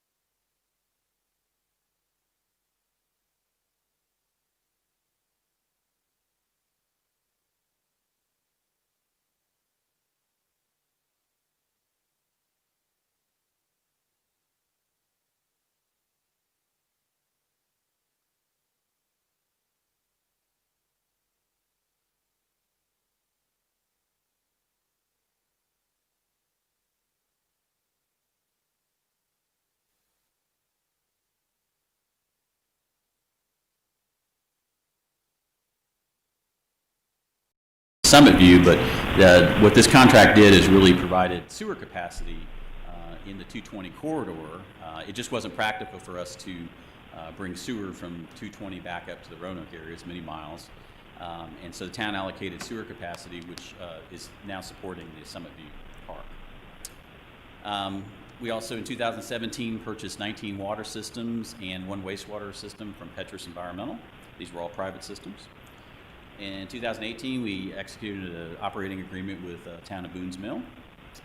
And recently, we executed an agreement with you guys to help with the financing of the Summit View Business Park. So some of our other partners, again, I mentioned Bedford. Now it's the Bedford Regional Water Authority. At the time, it was the Bedford Public Service Authority. I think you all know the town of Bedford, or the city of Bedford referred it to a town, turned their assets over, and they reconstituted the Public Service Authority as a regional water authority. And we have joint ownership of a treatment plant on Smith Mountain Lake. It takes water out of the lake. It's producing approximately 1.5 million gallons a day. And we take that water across the bridge and down 122 and Scruggs Road, and really provides the backbone of our operations in Franklin County. And it's jointly owned by the Bedford Regional Water Authority and the Western Virginia Water Authority. And really, it's the only example we can find of two authorities jointly owning infrastructure. We share the facility 50-50. Town of Boone's Mill, I mentioned that contract in 2018. We're just operating their utilities for them right now. They still own their own utilities and they set their own rates, do all those kind of things, but we provide the operations for them, and it's been a wonderful relationship. BT is really good to work with. And then the agreement with the town of Rocky Mount I mentioned, again, this was critical because the town, as part of this 2014 contract, allocated 400,000 gallons per day of sewer capacity in their wastewater treatment plant to the authority for development in the 220 corridor. The town also was in need of a backup water supply. And I think some of you all know they have a treatment plant on the Blackwater River off of 220, Shady Lane, approximately is the location there. And it's really the town's one and only water source. They do have a couple of wells, but the plant provides almost all the water that the town uses. And there's been some times when the plant's been impacted by drought, and they were literally looking for a second water source. And again, we had the line to the Wirtz Road area on 220. So part of this agreement specified the details about how we might extend that water line down to their water treatment plant, and we've done that. I'll talk about that in a minute. So kind of where we are today, the growth has increased when you all joined the authority in 2009. You had approximately 260 customers, again from the previous project with Bedford. Today we're at about 3,200 customers, and most of that's been through either acquisition of private systems or growth, new connections. Our sewer system is smaller. It only supports about 99 customers, and it's almost all commercial. We do have one subdivision, Lake Watch subdivision, that has residential connections, but our strategy with sewer is really to be providing support for commercial operations. Really difficult to retrofit sewer back into existing neighborhoods. And something that you don't see too often from a utility, but something I like to brag on, is rates in the county since 2009 have actually gone down. Our water rates have decreased 14% over the 10-year period, and sewer rates have actually decreased 22% over that same 10-year period. So you don't see that too often. And one thing that we're really proud of, and this is the pictures I've shared with you here on the screen, is our commitment to education outreach. We have our vision statement has 4 elements. One of those elements is dedicated to environmental education and conservation. And so, it's in the top picture, you see one of our educators in a Franklin County school doing a project with a tool called EnviroScape. And the other one is a partnership we have with the Blue Ridge Soil and Water Conservation District. This is one of their staff there at Creek Week that we do at one of the middle schools each year. So, overview of the water system. Hopefully you've seen the new water storage tank going up on 220 at Summit View. We have 137 miles of water main now in the county, and almost 60 storage tanks. I'll say most of those tanks are small. They're associated with the former well systems that we've taken over.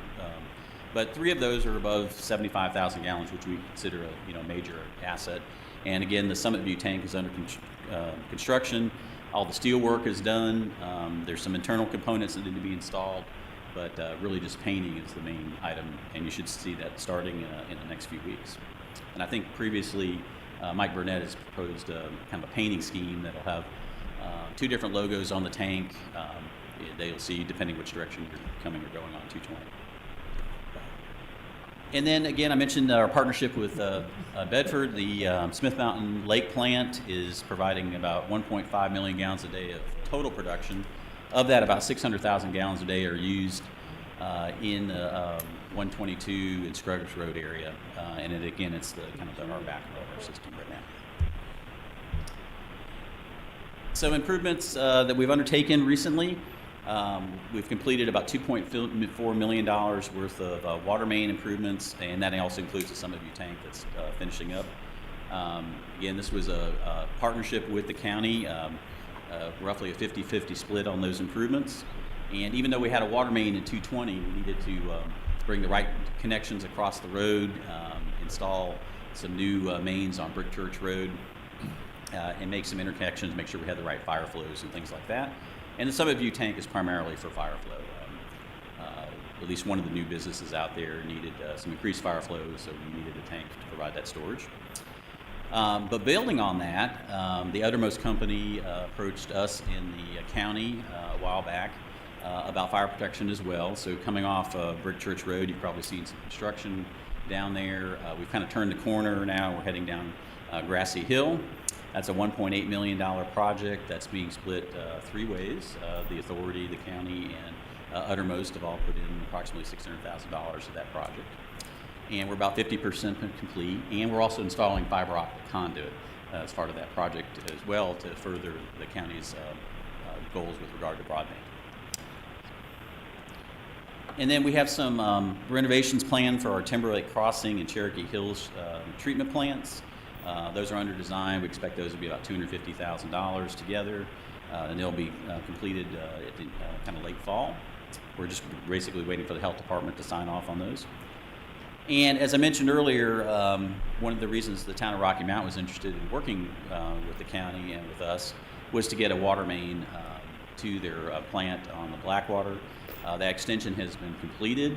And actually, I say it's you on your screen. It says we're just waiting on some control valves and telemetry. Those are actually been installed since we put this PowerPoint together, and that main was operational yesterday. Okay. So there's a second water supply there for the town. There you go. So I know this map is not the best, but for people in the audience, I know you guys have it on the screen, so you won't see my pointer, but. The dark blue lines essentially are where the approximately where all the water mains are now. You can see Scruggs Road and 122, and the lighter shaded areas around it are the service area that those mains can serve. And you can see we're going down we picked up most of the subdivisions off of Scruggs Road. We still have a few to do. And then out on 220, again, we brought the water line from the Clearbrook area in Roanoke County all the way down to the Works Road area on 220. You can see the Summit View Park here. Kind of what's not shown is our extension down Grassy Hill, which kind of would be approximately here. And then this kind of pink line here represents both the water main work we've done, plus the sewer force main that I'll talk about in a minute. Again, the Cherokee Hills subdivision, we have a project again to renovate the water system there, and that's almost down to the Henry County line. We do have a few water systems that came with the Petrus Environmental purchase out 40 on the way to Ferrum. And the green boxes you see here that say STP, these are the 3 wastewater plants that we currently operate in the county. So a few other improvements. We're finishing up the Lakewood Forest connection. It's an extension off of Scruggs Road, about 2.7 miles or so, that allowed us to take the Lakewood Forest well system out of service and hook everybody up there, provide some fire protection down that road. We're getting ready to do an extension to Stryper's Landing, Blue Water Bay. It's under design. Again, waiting for the health department to sign off on that. We actually expect to start that construction at the end of August, and that's about a $300,000 project. Star Over Lake water system, we acquired that recently, and we have a extension planned off of that, off of the 122 line, to take that system out of service and provide water from our main system. And then we've done a lot of work on the south side of the lake to consolidate a number of the private systems there into what I say are 4 standalone systems. One's actually on the north branch of the Blackwater, and the other 3 are on the south side, including construction of a water tank in the Dillard's Hill area. And then we actually have the focus of the master plan study we have that I'll talk about in a minute. A large part of that is the South Lake area. So again, the graphics here. So I think, Mike, if you use the mouse, yeah, the board can see, and the audience maybe see how that. Yeah. So yeah. Again, this is approximately the location of the Bedford plant here. There's a water main that comes across the bridge and goes down, 122 all the way out to Burnt Chimney, and it comes up here and serves some of the subdivisions up in here. This is the Star Over Lake system, which we're going to connect by the probably construction will start on that November timeframe, and then the line comes down Scruggs Road. We just completed this extension again to Lakewood Forest. We're kind of doing some restoration work there. We have a project in the works to connect Compass Cove probably in the next 2 years. And again, coming down here to Blue Water Bay. And then these are the systems I've talked about that we've done some consolidation work, put together some of these smaller subdivision projects into single treatment systems. They're still all standalone, but they're utilizing all these smaller systems wells. We've kind of put them together, put their treatment units together for the maximum effect there. So in the wastewater system, it's not as big as I indicated earlier. We operate 3 plants, a 50,000 gallon per day plant in West Lake. The Lake Watch system is 25,000 gallon per day, and then the Works plant just 20,000. And the first 2, the treated water are sent to drain fields. So we have some property associated with the first 2 plants. The water's treated to a very high quality and then goes to a drain field similar to what you see with a septic tank system. The Works plant actually has a discharge to a small tributary of Magotty Creek. And that's actually a little bit of a limiting factor there. DEQ will not permit that plant to any higher than 39,000 gallons per day, which is one reason we really looked at working with the town of Rocky Mount to provide some sewer capacity for the new business park. 5 miles of gravity sewer, it's about 6 miles of force main, and we constructed, we have 3 lift stations. 2 of those were constructed recently as a part of the Summit View project. Again, Summit View, approximately $3 million so far on phase 1. And that included all the connections to get the wastewater from the Summit View Park to the Works treatment plant. Plus, that included 2 new lift stations to pump the flow. There's one essentially on each side of the park. Phase 2 is nearing completion. This picks up at the approximately where the Sheets is, and it goes down to Shady Lane. I think we have about 1,000 feet left to do a bore there. Dean Grindstaff's firm has been doing that work kind of on and off. You've probably seen them working along 220 over the last 6 or 7 months. And the next phase will take it from Shady Lane down to the town of Rocky Mount's wastewater system, approximately the Altus Mill pump station, they refer to it, which is in their collection system in the north part of the town. You'll recall I visited with y'all a couple months ago about a bond for that phase 3. It's about a $1.2 million project. And we did close on that bond. We got an interest rate of 2.5%, so we were pretty happy there. At the time, we were projecting 2.35, so it was pretty close. When phase 3 is complete, that'll increase the sewer capacity in the Works area, including Summit View, from the 20,000 gallons per day we have now to 110,000 gallons per day. To go to the full 400,000 that the town has allocated, we'd have to do a 4th phase of the force main project to take it from Altus Mill down to the town's treatment plant on the south side of the town. we don't want to really do that yet. That's a very expensive project, trying to thread that through 220 and through the town. But it's a project we'll have to do eventually. But right now, until we see a little bit more demand, we're going to wait on that one. And again, we've got some tentative approvals from the town to make that connection. We expect this project, the Phase 3 project, to bid in the fall with completion next summer, 2021, which should be well ahead of the needs for the park. And we're back to the same map again, and really the only reason that I wanted to show you again, it was the same pink line. This is the force main that's currently under construction, and then we'll pick it up from here and take it to approximately where the sea and Rocky Mountain is there. So the next phase. So you'll see that construction in the spring and summer of next year.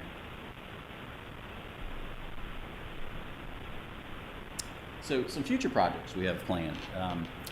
So we've hired an engineering firm to do some master planning studies, and this is throughout our entire service area. Although the bulk of the work is actually in Franklin County. There's 3 projects we really are want to take a look at to help with future growth in the county. This firm will also be doing some work for us up in Botetourt, and then in Phase 2 some work in Roanoke County. But you guys are up first, and I'll talk about 2 of these real quick, and then on the next slide I'll talk about South Lake. The Westlake Lake wastewater system, again, going back to the map.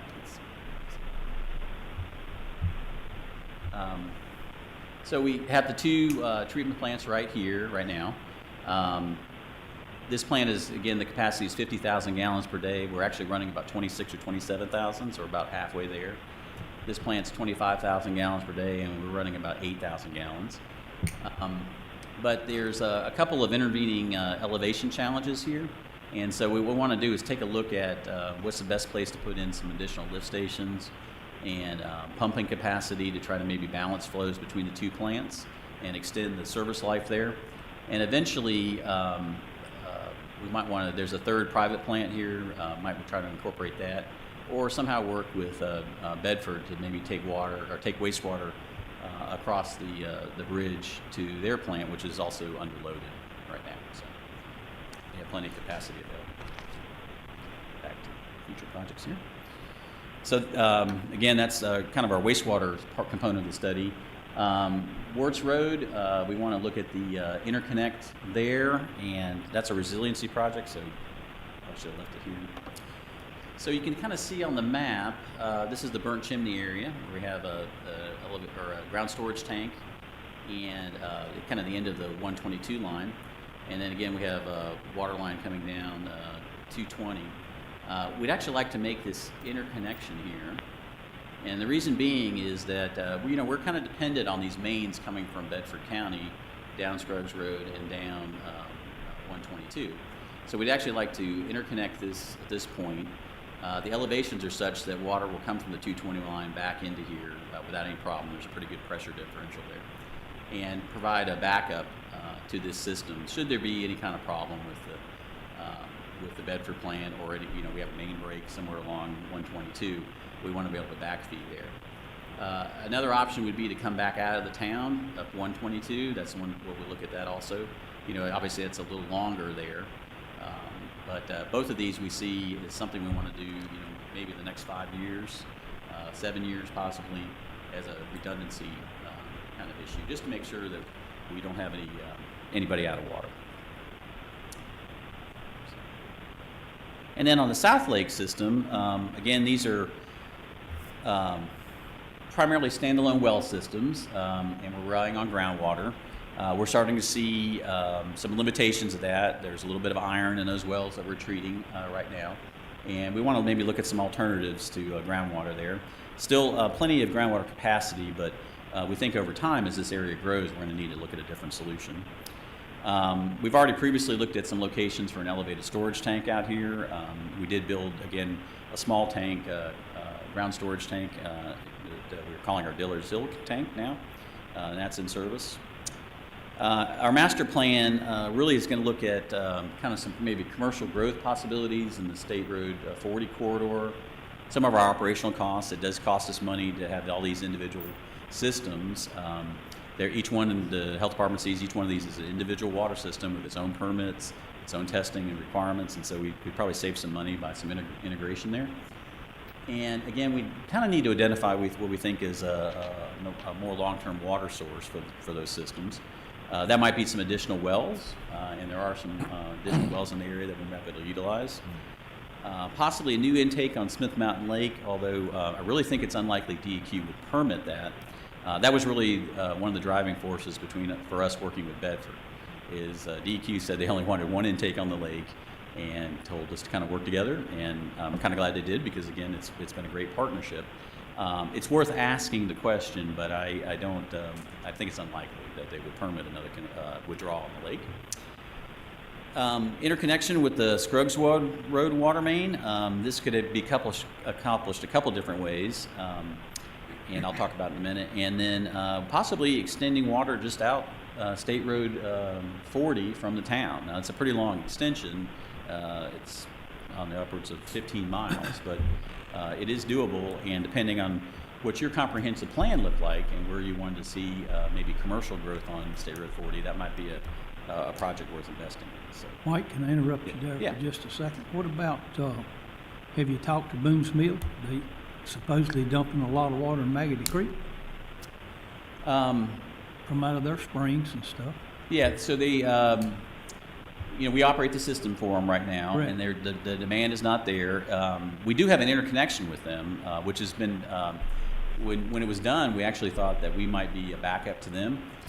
We actually had a contractor hit our line on 220, and they actually were back up to us, so they actually back-fed water into our system. I think the issue right now is there's more capacity there than either of us needs right now, and that's kind of the thing we're currently using the groundwater, the 2 wells they have out there, and don't need the spring right now for their use. And we have plenty of water coming down that line. We actually have to keep that water moving to keep it fresh. So we're hoping that when the town of Rocky Mount starts taking some additional water from us, but we're also flushing some water right now in that area. So right now, both of us, it's kind of an example. We both have more water than we need in that area. So. I guess I misunderstood you, because I thought you said you were talking about extending the water lines and looking for new sources of water. Out of the town of Rocky Mount. Okay. Yeah. What would be sort of like a projected date on where South Lake can get water? Well, again, I think there's plenty of capacity there now, but we want to do this study. We think it will be done, this first phase on the South Lake part will be done this fall, and time for us to start doing some budgeting work in the spring. So the water tank for Union Hall, when will that be constructed? I think we need to determine what size that tank is, okay. And when's the best time to put that in service. Again, that's why we want to kind of do this study, is really to kind of give us some better guidance right now. We've talked to Steve Standy about participating in the study. We've got some indications from the planning department that things are starting to increase in the area. I would think it would take us at least probably 2 years at this point to get something. To get water to South Lake, probably about 2 years. Yeah. So let me go to the next slide. So again, on the south side lake, and State Road 40 is off the edge of the map here, but right here we have Water's Edge. We have what we call our Dillard's Hill system now, which is made up of a number of different subdivisions that we've combined. Retreat system, and then we're also kind of looking at this system north that we've combined. So a couple of the options here, we are going to extend water to this subdivision and hook this up. So you can kind of see that we could start working our way around the lake and connect this up, continue around the lake. There's some crossings obviously here, and eventually hook everybody up and come off of Scruggs Road. We've investigated a crossing down Dudley Amos Road where we might come all the way to the end and actually cross underneath the water and tie in here and then come back out this way. It's got some technical challenges, but it can be done. And then, Mr. Cumber, to your point, looking at maybe putting some more well systems in, some more wells out here with another storage tank that would then kind of help backfeed these 3 systems. And then as commercial development happens, either we bring the water line out of Rocky Mount, or again do the crossing here and then tie that back to the tank. So that's a multi-year project. That's probably our goal over the next 10 years. But that tank, is in our short-term future. I just don't know how we'd fill it up right now. That's really the question. Well, I know we're waiting on water at Union Hall to start helping development and stuff like that. And I just wondering, what's a possible date? Expect the water there. Yeah, I think we'd, there's some wells out there that I think you're aware of that we might be able to get the rights to, get a storage tank. I think it would be important during the plan review process for new subdivisions going in there that they kind of be directed to work with us and make sure we're all coordinating, so they're not putting in their own little systems that really don't provide any value for the whole region. Do you still think we're about 2 years out? I think so, yeah. Okay. Yeah. I appreciate that. Thanks, sir. Sure. Any other questions about that? Yeah. I guess, especially if the county's gonna be having to pay some of this money, I don't understand why you won't just go ahead and connect a line from 220 to Burnt Chimney to 122, and then you've got a water source over there from Boone's Mill where they're dumping it in the creek. And you said you've got water dumping in the creek. Why wouldn't you run it down the Scruggs Road? It's already hooked up. And you're talking about a water line that's what, 7-8 miles? Versus coming from Rocky Mount down 40, you're talking, what, 25-30 miles? It's about 15, but it is a long way. So again, this is a possibility, as I mentioned earlier. Let me get back to my mouse. We could, this is something we want to do, is make this connection here along Wirtz Road, and again bring water from 220 into the Burnt Chimney area. One possibility is we could follow Burnt Chimney Road all the way down to the lake. That's another extension we could do. Again, we have to do a crossing the lake or go around the Blackwater arm of the lake to get to the south side. But you can see it's a pretty long way from Boone's Mill down to the south side of the lake there. And, what is the possibility of crossing the lake with a water line? it's been done in other parts of the country. It's not something that the Health Department of Virginia has permitted too often. You all remember Gary Robertson. He had a lot of conversations with the Danville office about that. He also has laid the groundwork with AEP. We have to get their permission as well. It's technically doable. It'd be a little bit of a challenge. There'd be some during construction. We probably would be impinging upon boat traffic out there. So we work with Smith Mountain Lake Association on some education issues there. But it is doable.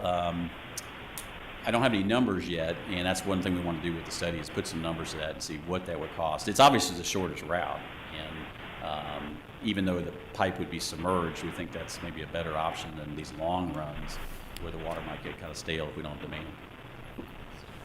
Thank you.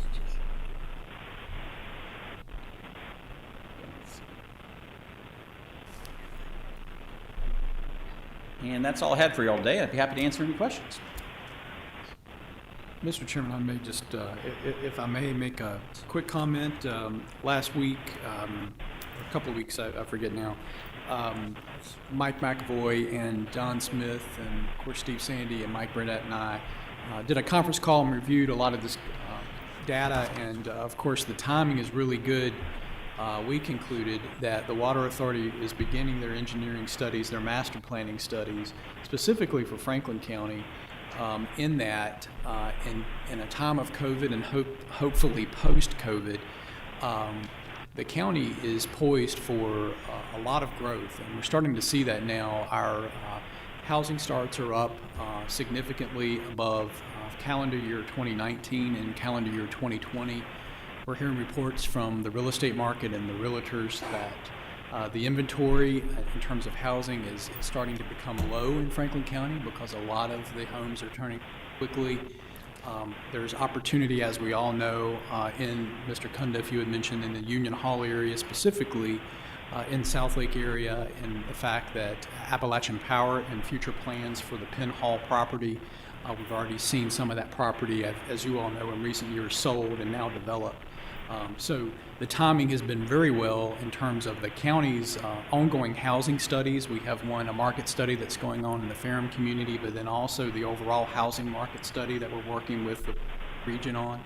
Again, all about population attraction and really reversing the last 10 years of population essentially stagnation to, again, population growth that we once saw in the 2000s and the late 90s. So I just add that to say we had a really good conversation last week as Mike and his team works on this master plan for Franklin County in terms of utilities, because utilities are often the driving factor for both residential and commercial growth and development. So look forward, Mike, to that project, and certainly our team is at your leisure, certainly to work with as part of that work.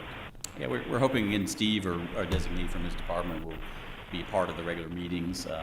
Certainly the data that you guys can provide would be helpful for what you see happening in the near term, and any other comprehensive planning issues.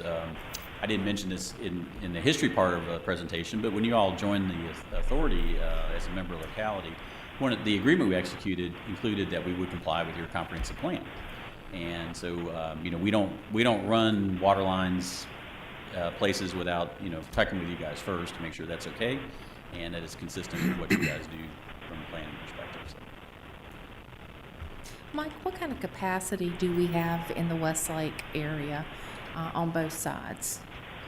So on wastewater, it's I guess it's 75,000 gallons per day of capacity.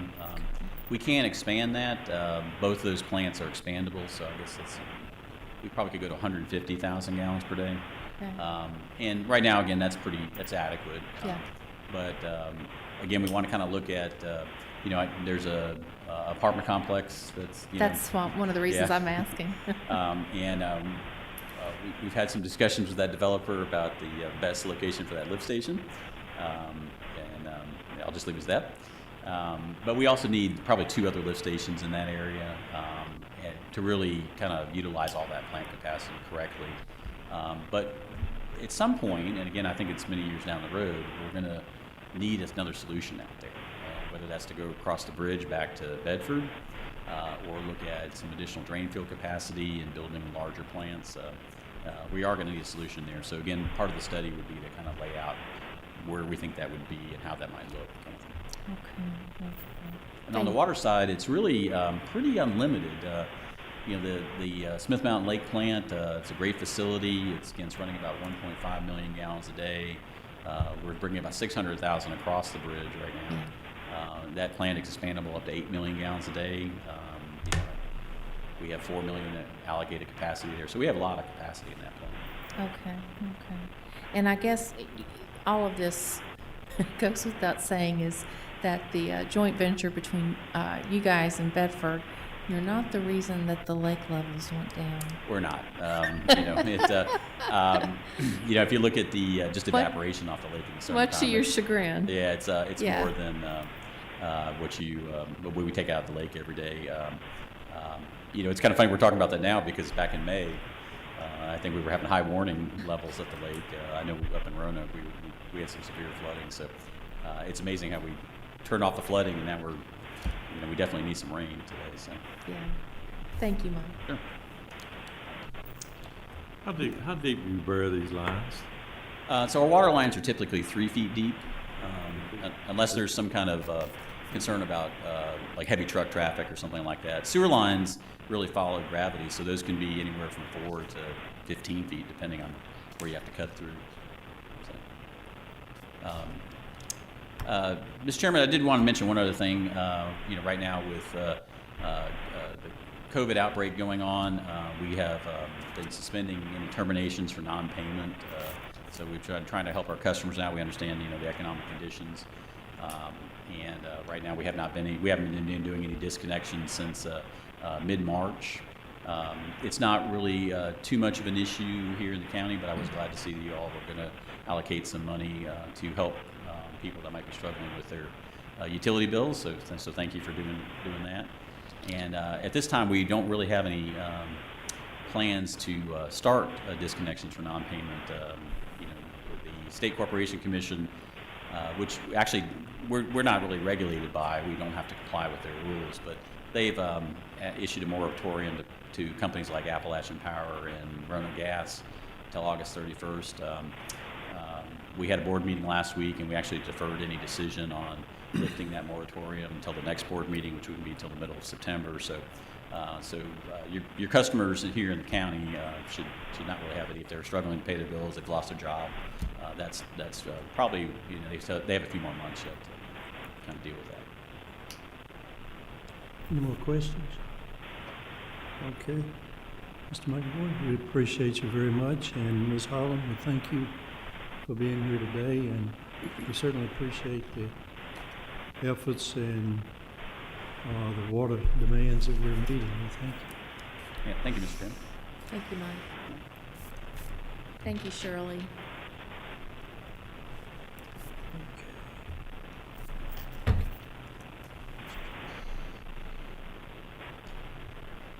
VDOT and Mr. Daniel, can you hear us?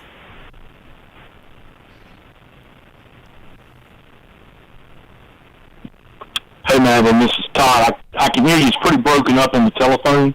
Can you hear me? I can hear you. Can the board hear Todd? Can you hear me better if I talk right into the microphone? I can. Yes, ma'am. So just keep in mind that when speaking to Todd, make sure you talk directly into your microphone. Okay, I think at the chairman's pleasure, we are ready to start the VDOT items. All right. Thank you, Mr. Chairman. Rest of the board, members of the board. First off, I'm going to apologize for not being in person. I sincerely hope we can get there in person soon enough.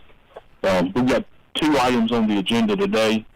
I will do my normal monthly report, and then I'm going to turn it over to Ann Booker, and she's going to give you a brief presentation on innovative intersections, and I'll introduce her shortly. Just to hit some highlights of the monthly update that you have before you. Turtle Hill, Route 869 in the Glade Hill area, we have completed that work, all but the pavement marking. That still has yet to be done and will be done in the coming weeks. But for all accounts and purposes, that is about wrapped up. We did complete some paving repair, if you will, at Works Road and 220. We had considerable pavement rutting at the intersection at the signal light on 220. If you travel through there, we corrected that. Route 116 Jubal Early is still closed due to our slide up in Cooper's Cove.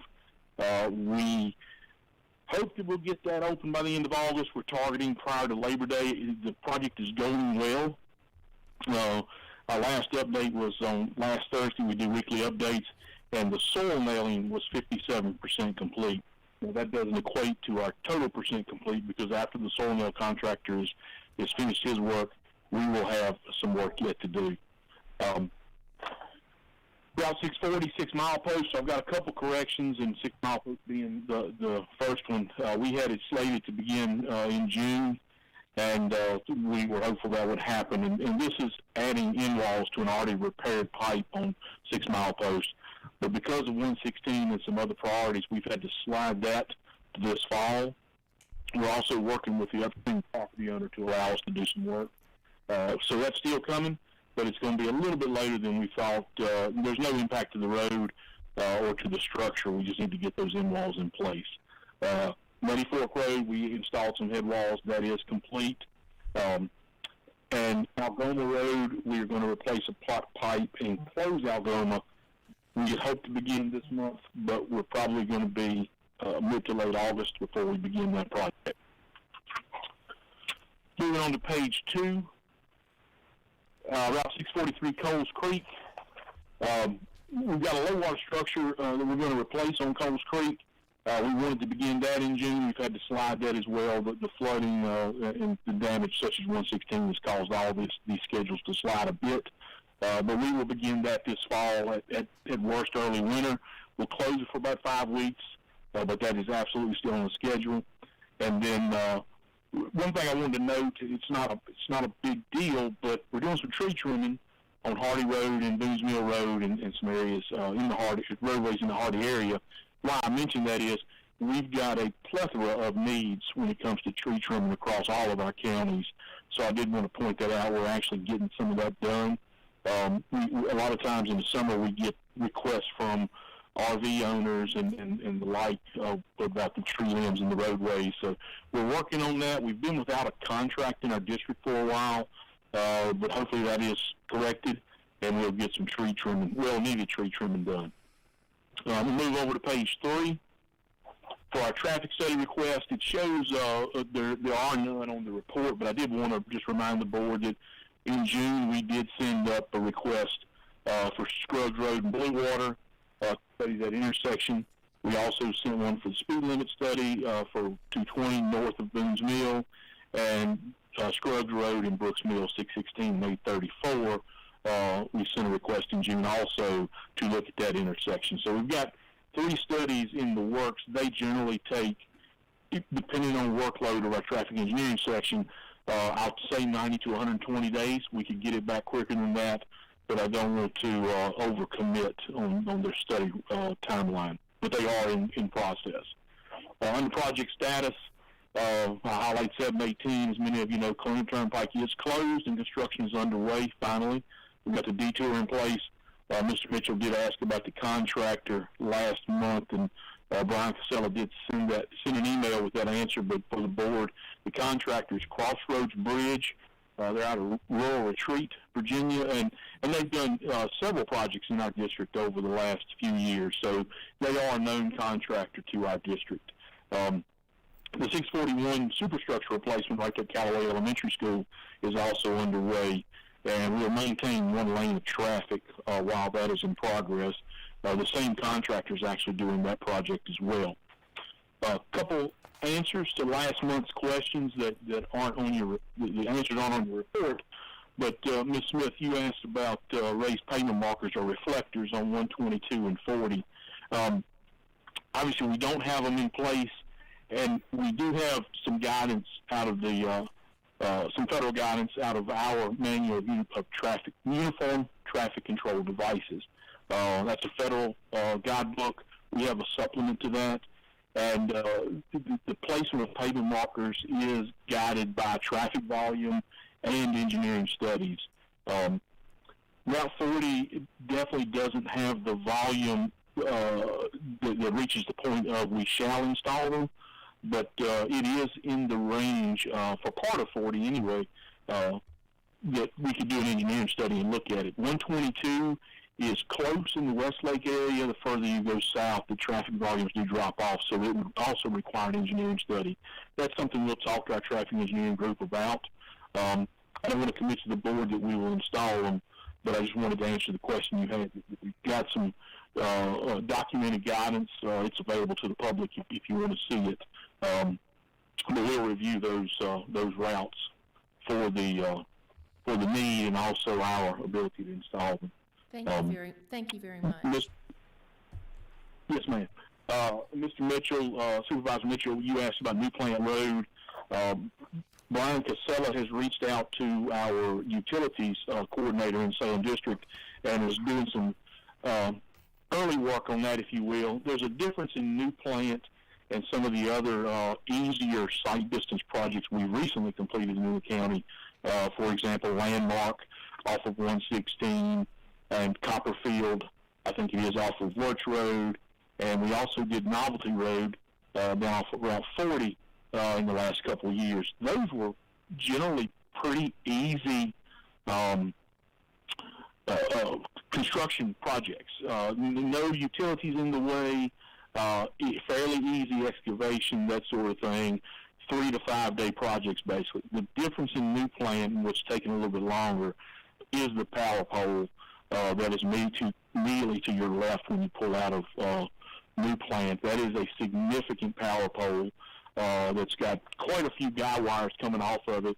And if you get a chance to look at it, anybody on the board, those guy wires come down, unfortunately, right to where we would have to excavate. So to do the excavation, which is possible, that light pole is going to have to be adjusted. At a minimum, the guy wires will have to be relocated. And that's something we're working with Appalachian Power. Our utility coordinator, as I said, is our point for that. So we're working on it. It will take a little bit longer to plan that one. than some of the others, but we will keep you updated on the progress. Thank you, I appreciate that. The last, yes, sir. The last question I think I had noted from last month, Mr. Cundiff asked about the Route 40 patching and where we were doing the patching, and basically we have completed our planned patching on 40 for this year. So, Mr. Cundiff, what we've done out there is what we plan to do. And with that, that's all I had for the update. I'll pause real quick for any questions before we move to Ann's presentation. This is not a question, but I want to thank you for what you did for Turtle Hill Road. I think it's fantastic. I appreciate y'all's effort in doing it. And also the patching on Route 40, the contract you had was super. You can't tell when you go over patch and when it's a regular road. So I want to thank you so much for what y'all have done and how you do it. Thank you very much. Yes, sir.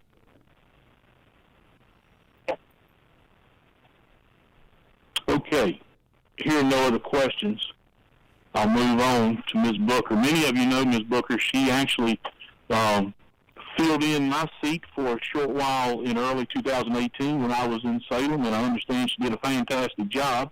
Some folks may have not wanted to see me return, but Ann is our district traffic engineer, and a very good traffic engineer, I'll add, well respected across the state. And what Ann's done for us at Mr. Whitlow and some others' request, she's prepared a brief presentation on innovative intersections, and that includes many different types. She'll elaborate on that. And what we thought we'd do is Ann will run through the presentation, and then we will gladly take questions after the presentation. So with that, Ann, I'll turn it over to you. All right, good afternoon. I'll echo Todd's sentiments that we're sorry we can't be there in person today, but looking forward to seeing you guys in person here in the not-too-distant future, hopefully. So, Madeline, if you don't mind to advance to the next slide.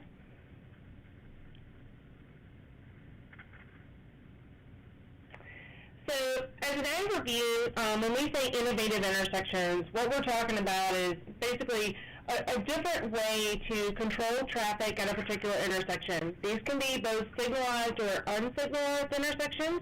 The example you see there on the right just meant to be a little bit of a graphic for reference, but it is certainly a signalized intersection.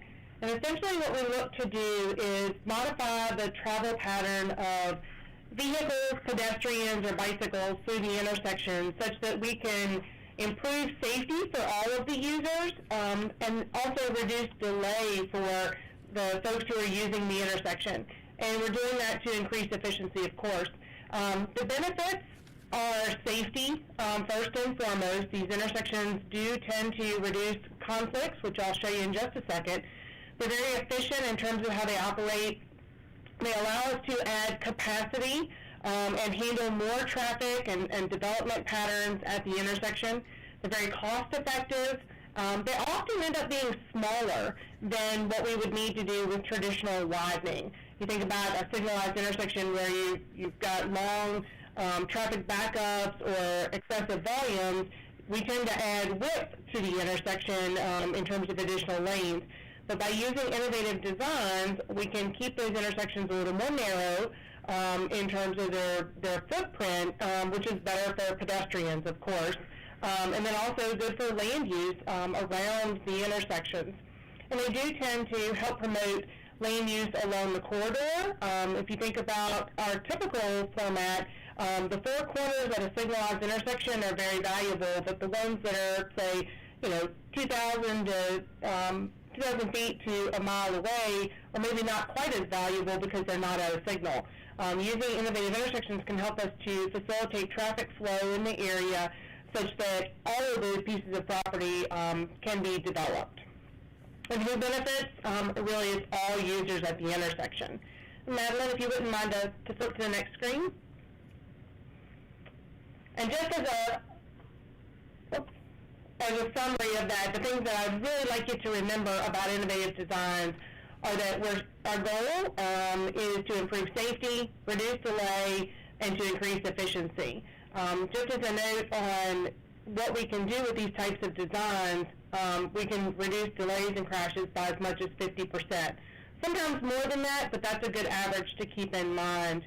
And we certainly, one thing I would want to point out as well is that it is context sensitive. The type of intersection that you would look to build is very context sensitive to the area you're trying to serve. And there are various different types.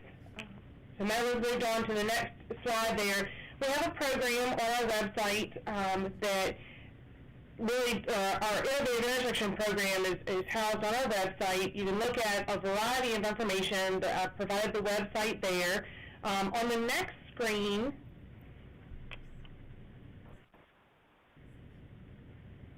I apologize. on the next screen you'll see that's okay, that's okay. On this screen, I just wanted to give you a quick graphic. There is a brochure that's available on that website that gives you a good overview of innovative intersections. I thought that may be a useful tool to refer to if you have some questions, and certainly you can feel free to reach out to Todd and I, and we'll get you any information you need. But moving on to the next slide, this is a list of,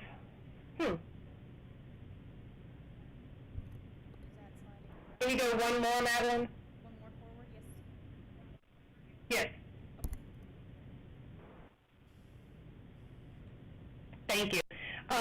So this is a list of all the types of innovative intersection configurations that could be considered.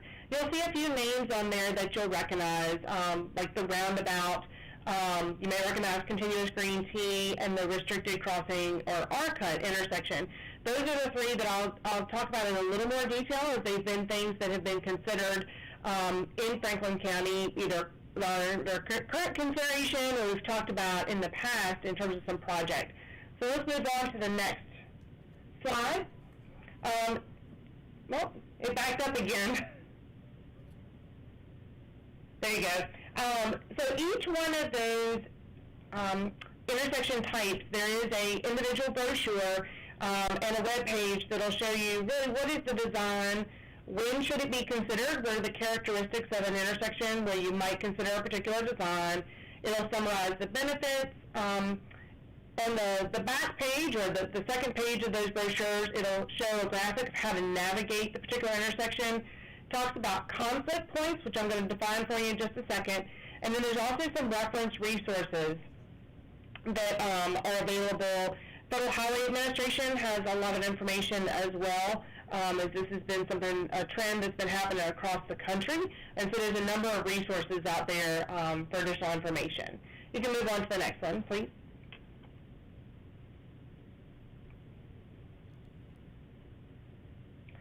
So I mentioned conflict points, and this is one of the key ideas with innovative intersections. As I said, we're looking to reroute traffic in a way that's safer, more efficient, and cost-effective.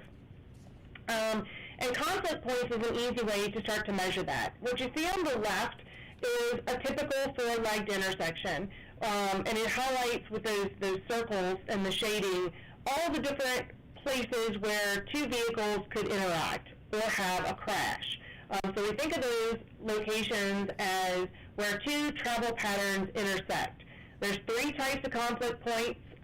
There's merging, diverging, and crossing. The merging and diverging conflict points tend to be the less severe. What we're most concerned about are those crossing conflict points where you might have two vehicles traveling in different directions, because they do tend to be the most severe, where you might think about a T-bone collision, or a vehicle turning left off of a side street who may get hit by a mainline vehicle. Just as a contrast, I wanted to provide a quick snapshot of what a roundabout looks like. Of course, this is a four-legged roundabout. There you see on the right side. And those numbers are hard to read, but in a traditional intersection, there are 32 conflict points, with 16 of those being crossing maneuvers, which again are the most severe. With a roundabout, there are 8 conflict points. None of those are crossing conflict points. So that's one of the reasons that intersections or roundabouts rather, are a much safer intersection type than is a traditional intersection, because we've minimized the ability for people to run into each other, with an angle collision or a T-bone collision, all those vehicles are turning to the right. And I'll talk about that in a little more detail on the next slide.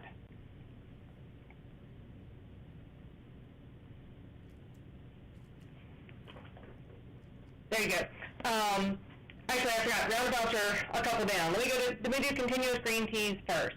A continuous green T, and this is a type of intersection you may have seen in some intersections in North Carolina and South Carolina. They have a few of these, around, and there's some that are being built in Virginia now.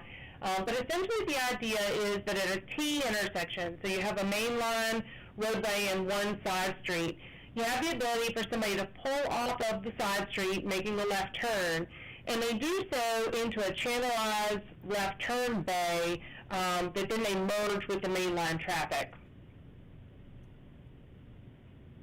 Can you move it back?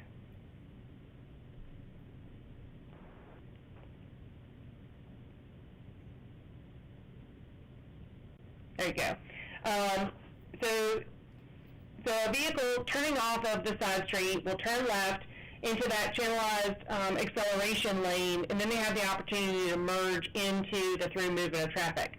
These intersections can be either signalized or unsignalized.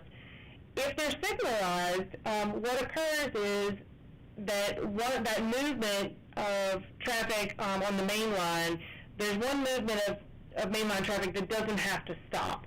The signal would alternate between free flow for the main line of the roadway versus the other phase would be where one direction of the main line would continue to free flow, and there would be one direction of the main line that would have to stop. I didn't say that very clearly. Let me give you an example where, let's say it's on 220. 220, both northbound and southbound, would flow with green movements, would be one signal phase, and then let's call it southbound of 220 would stop for a side street movement to come into 220, but northbound 220 can continue to flow without conflict. That's one of the reasons, again, that it's more efficient, because we can handle that with two signal phases. It's not a traditional signal phase where you have, various movements stealing from the green time that's available there. So they're highly efficient, but also very safe. And you can have that free flow in one direction, the direction that doesn't have any conflict with the side street movement. If you'll move to the next slide, Madeline. So, it went back. There you go. So a restricted crossing, U-turn, or an R-cut, some people also call those reduced conflict U-turn intersections. Basically what occurs there is you have a crossover where your mainline lefts can continue to make left turns, and your through movements continue unchanged. But your side street movements are all converted to right turn movements. They would make a right turn, go down on the main line, and make a U-turn to return back. These movements, these intersections are, again, very efficient. They can be signalized or unsignalized. If they're signalized, they again operate as a two-phase signal, where the only time that the mainline movement has to stop is for the mainline left turns at the main intersection in the center. At the U-turns, you could potentially also stop one direction of the main line as needed.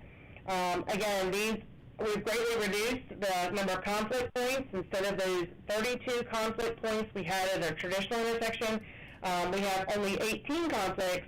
The biggest reduction there is there's only 2 crossing conflicts, so they are much safer. Thank you. You're okay to go to the next slide. A variation on the R-cut is the through-cut intersection, and you may remember that we've talked about this in Franklin County as well previously. A through-cut, similar to an R-cut in terms of the safety expected from it, but it has less negative impact than the R-cut, because from the side street, not only can we maintain the right turn lanes from the side street, we can also maintain the left turns from the side street and put those together in a phase. So these actually operate as 3-phase signals as opposed to the 4-phase signals. The major street movements remain unchanged. and we're rerouting simply the side street through movements, either to left or right, with the potential for a downstream turn, could be a U-turn or a directional left. Okay, if you want to move to the next one is roundabouts.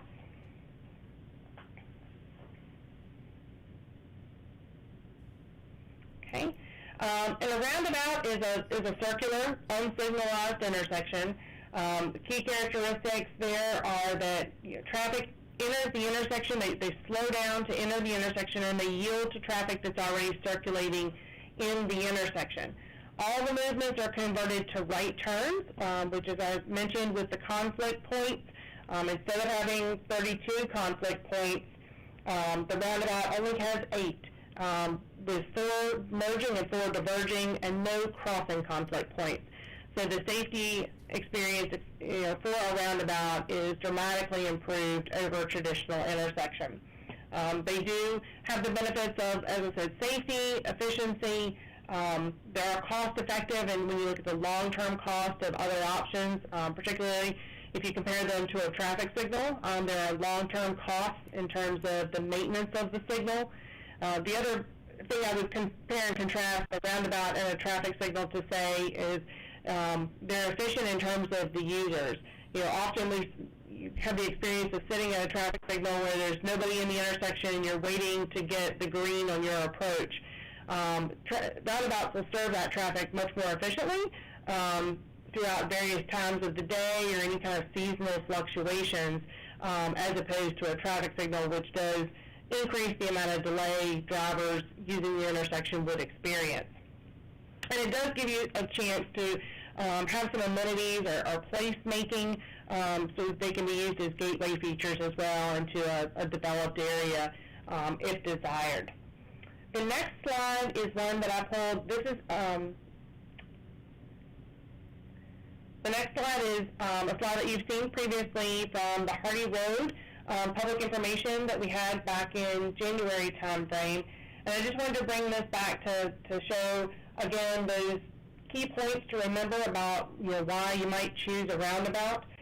This does tend to be the most popular of the innovative intersections. I'll say the one that has been built the most frequently in Virginia. We've had a lot of intersections being converted to roundabouts, and they are increasingly becoming good tools for us to use. But based on the improved safety, efficiency, as well as the safer speeds, and then the long-term cost-effectiveness of a roundabout as a solution, those are some of the key points in the Hardy Road discussion that I just wanted to remind you of. With that, if you have any questions, I know I went through that quickly, as I know we're pressed for time today based on y'all's board agenda. But if there are any questions that you have for us, we'd be glad to take those. Or if there's something you think of, certainly feel free to reach out to Todd or I, and we can get you some additional information on anything you might be interested in.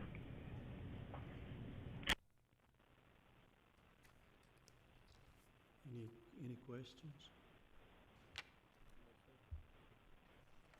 Okay, well, Ms. Booker, we thank you very kindly, and presuming you've done a real well job that we didn't have any questions.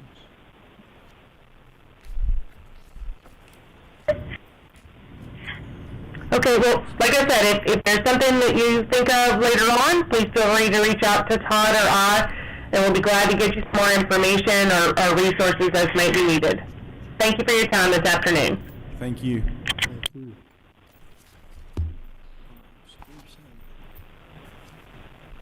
Mr. Sandy?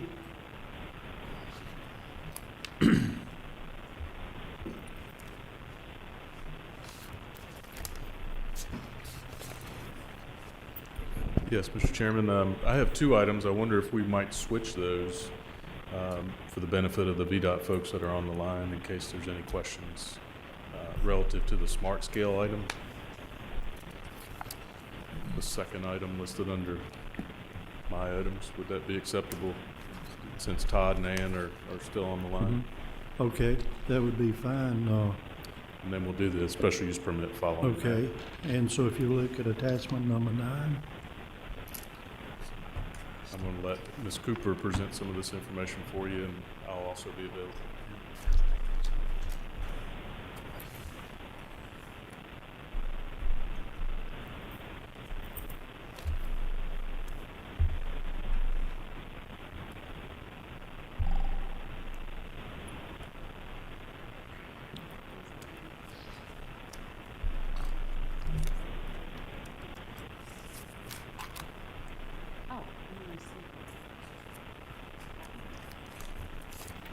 I didn't even see it. I'm blind.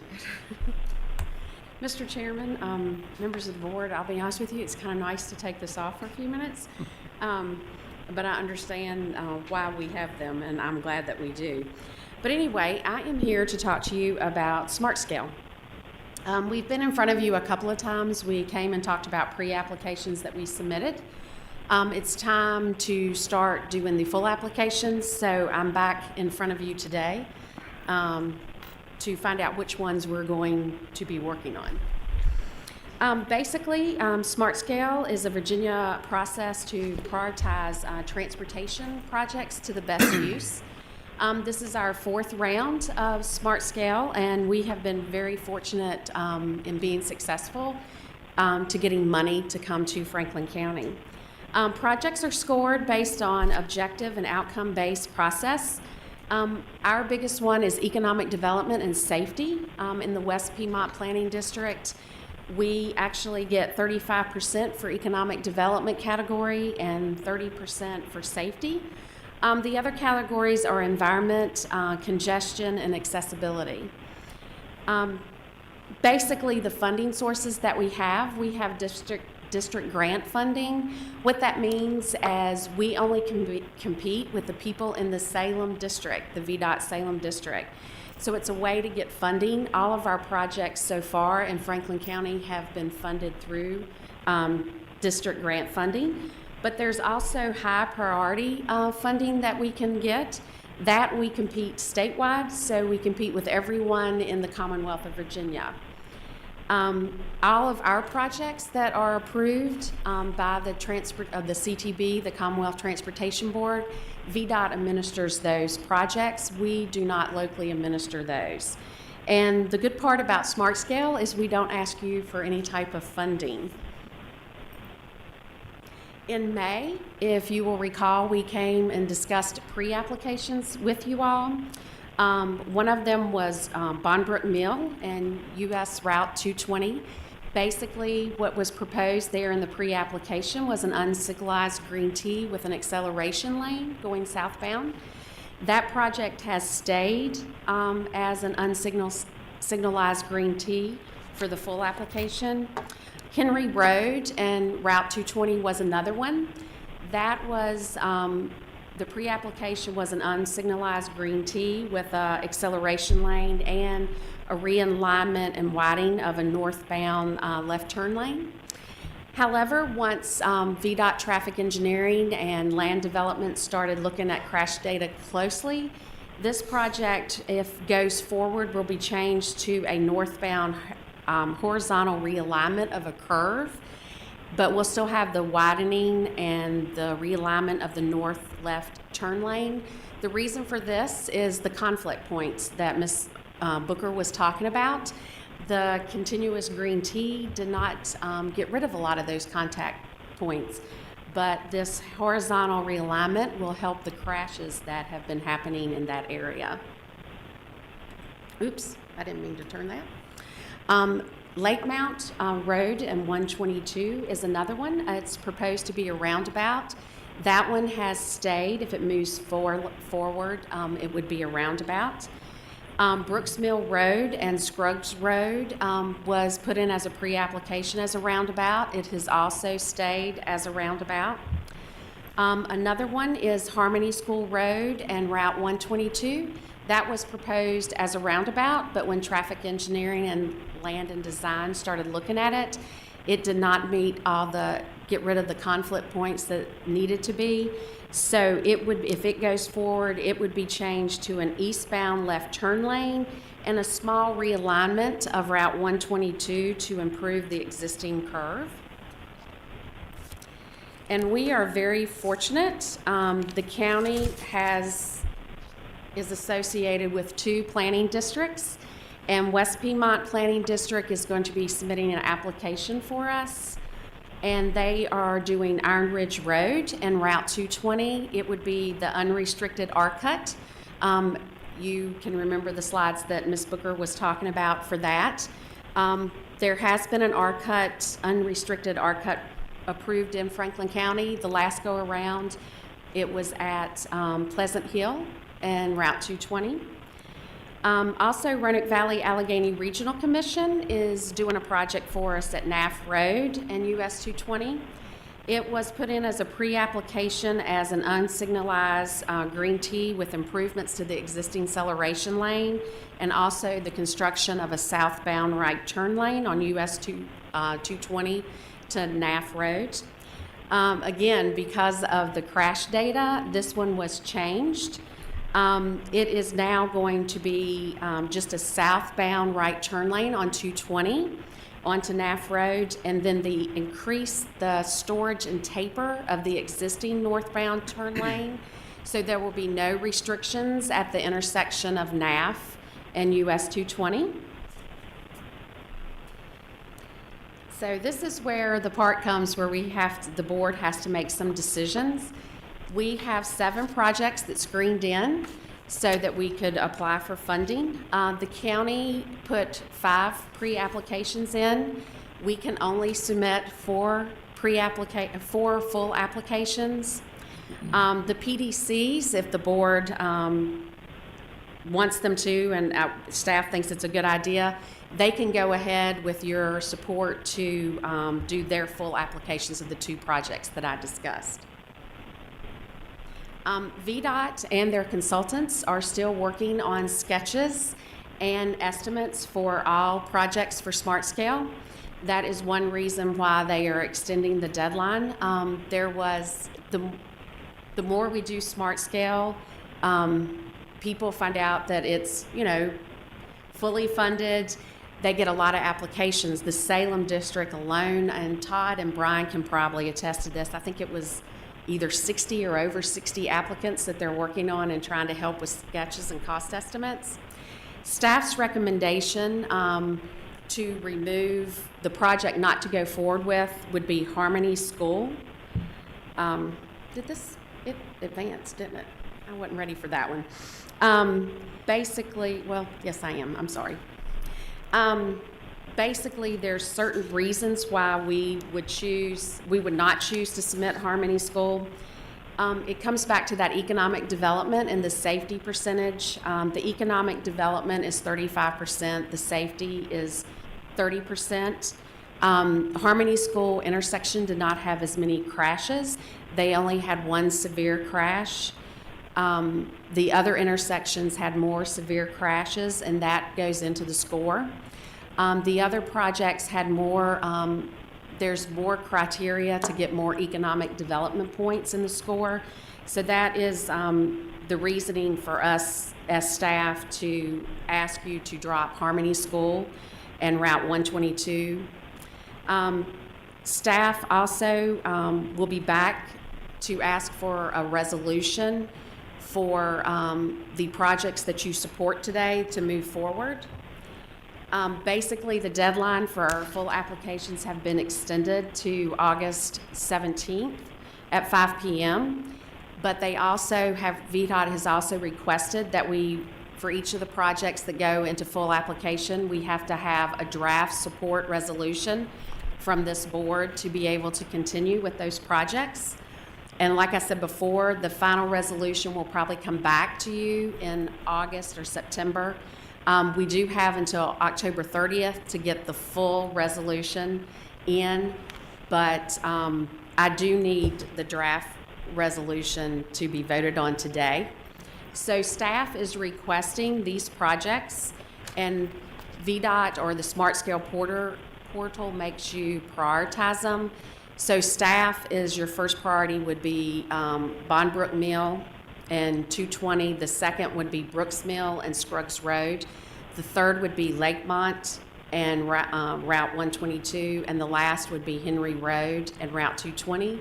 We also would like you to support the PDC's 2 projects, the West Piedmont for the Iron Ridge Road and Route 220, and for the Roanoke Valley Allegheny Regional Commission for the NAF Road and US 220.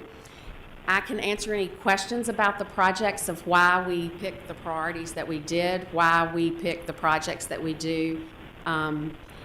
But I do need some type of direction of which projects to submit for full application out of those 5 for the county.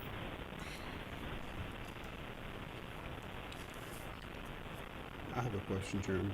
Yes, sir. My question, you said that you could answer questions as it pertains to how you selected the order. Mm-hmm.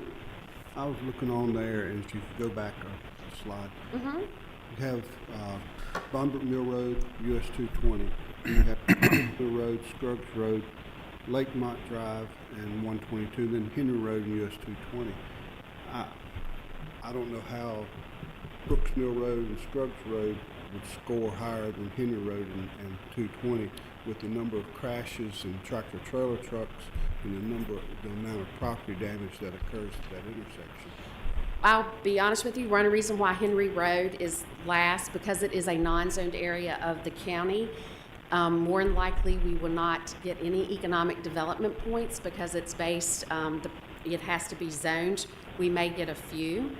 It doesn't mean that staff's recommendation of that, it doesn't mean that the board cannot move Henry Road up to your top priority.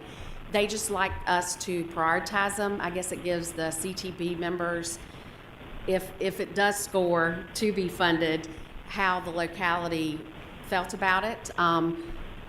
Bond Brook, one reason why it was put number 1, the potential for safety improvements for that intersection.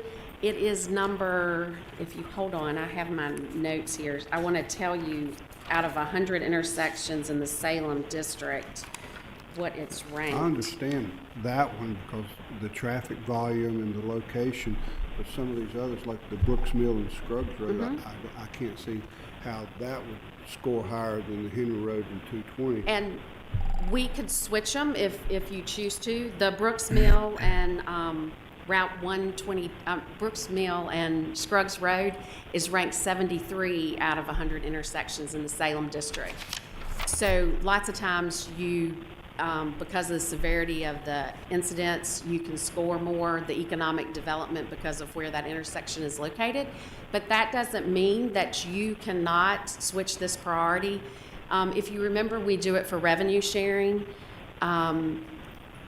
It's just something that they ask us to do when we're doing projects, and we've switched them back and forth as staff when we're looking at them, when we're trying to decide which ones to bring to you for pre-application. So if that's something where this board feels like that Henry Road really needs to be second or first, it's up to you all. I do not mind moving it. It's just at the end of all the submittals, the portal asks me how I prioritize them, and I put the numbers in, and we wait and see what kind of funding we get. I have a question. Who has the final say-so? If we switch this around, who's going to have a final say-so? And they're going to say, okay, Henry doesn't qualify like Bonbrook does. No, And, it'll we be. put Bonbrook up first. Excuse me, Henry Road up first. So does that still get kicked out, or do they decide to do it like we want to do it? Well, no, it's actually the Board of Supervisors' decision of how you prioritize them.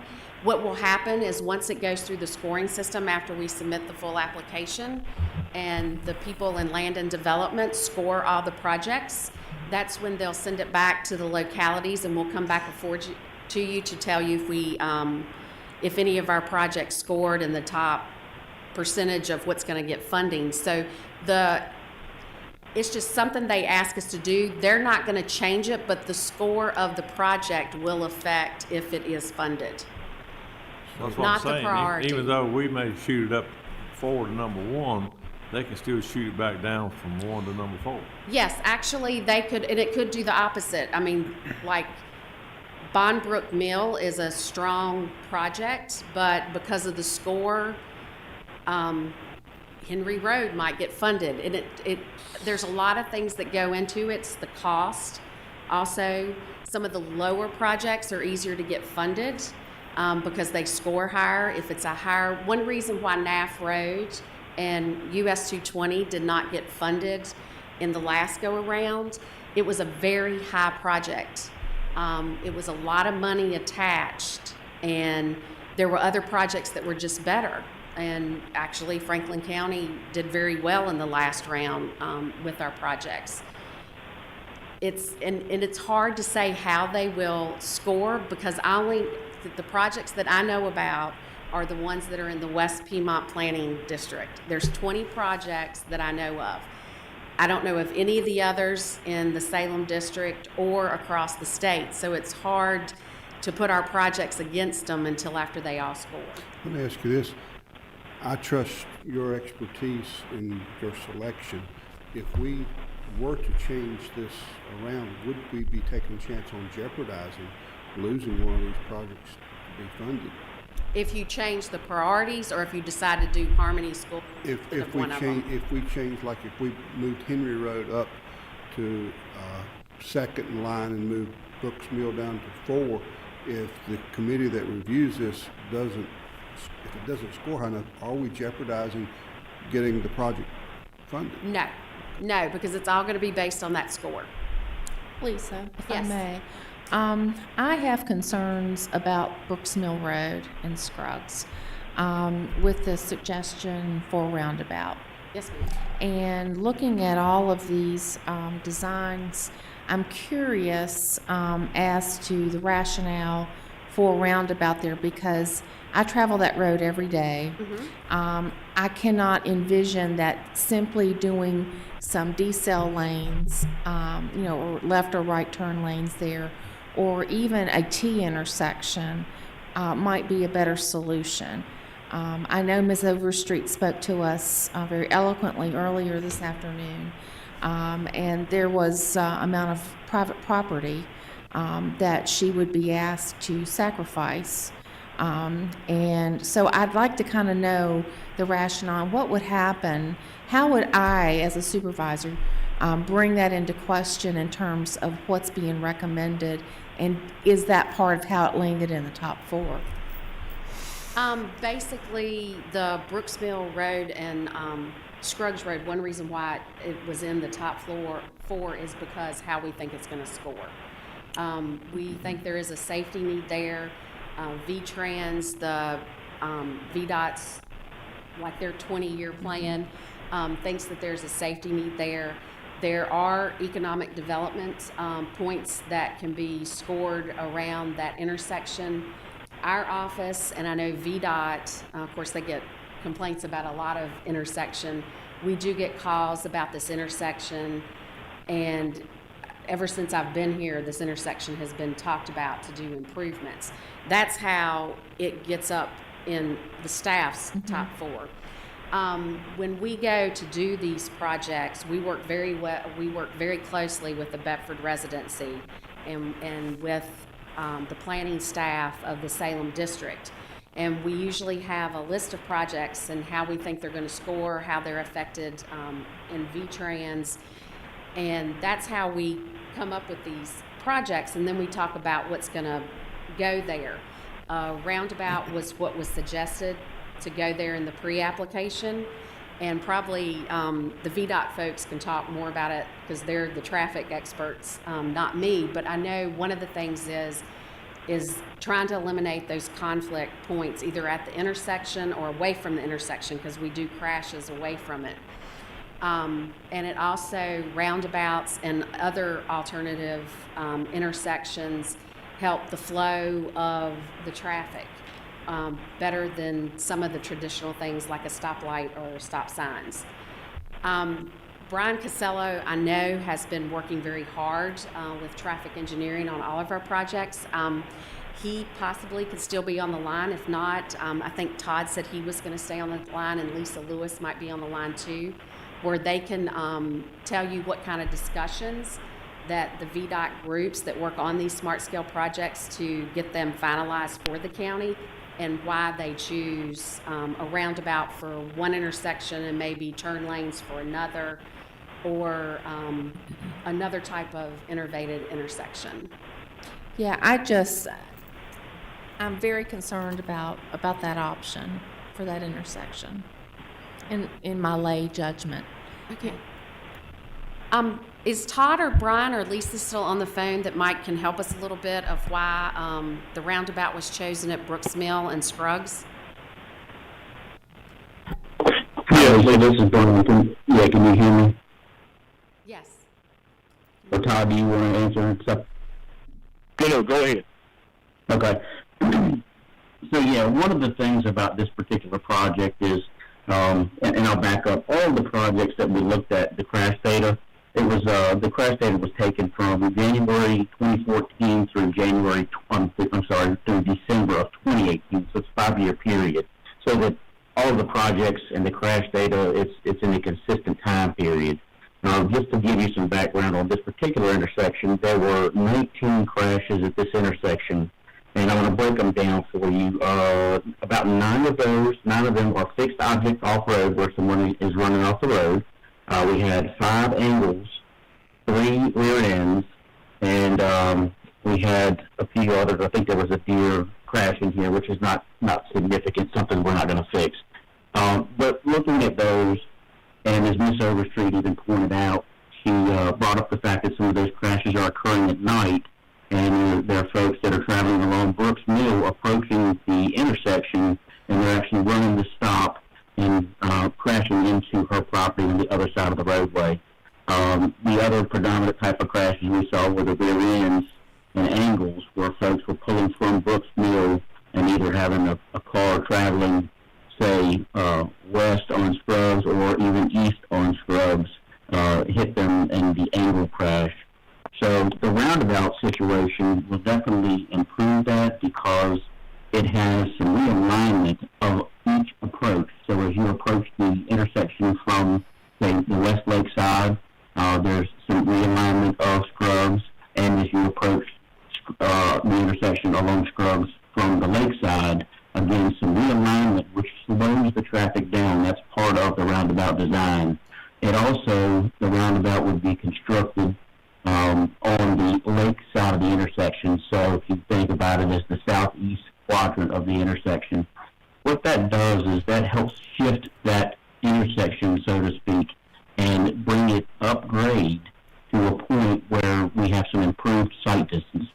If you think about Brooks Mill looking to your right as you're trying to turn onto Scruggs Road, we have limited intersection sight distance there. There's a vertical grade. So that's what we feel like is part of the problem with that intersection is today, and we would not be able to solve the issues with the angle crashes by just simply adding some turn lanes there. So a little bit of the justification. I could certainly go on, but I'd like to pause just to see if you have any questions at this point.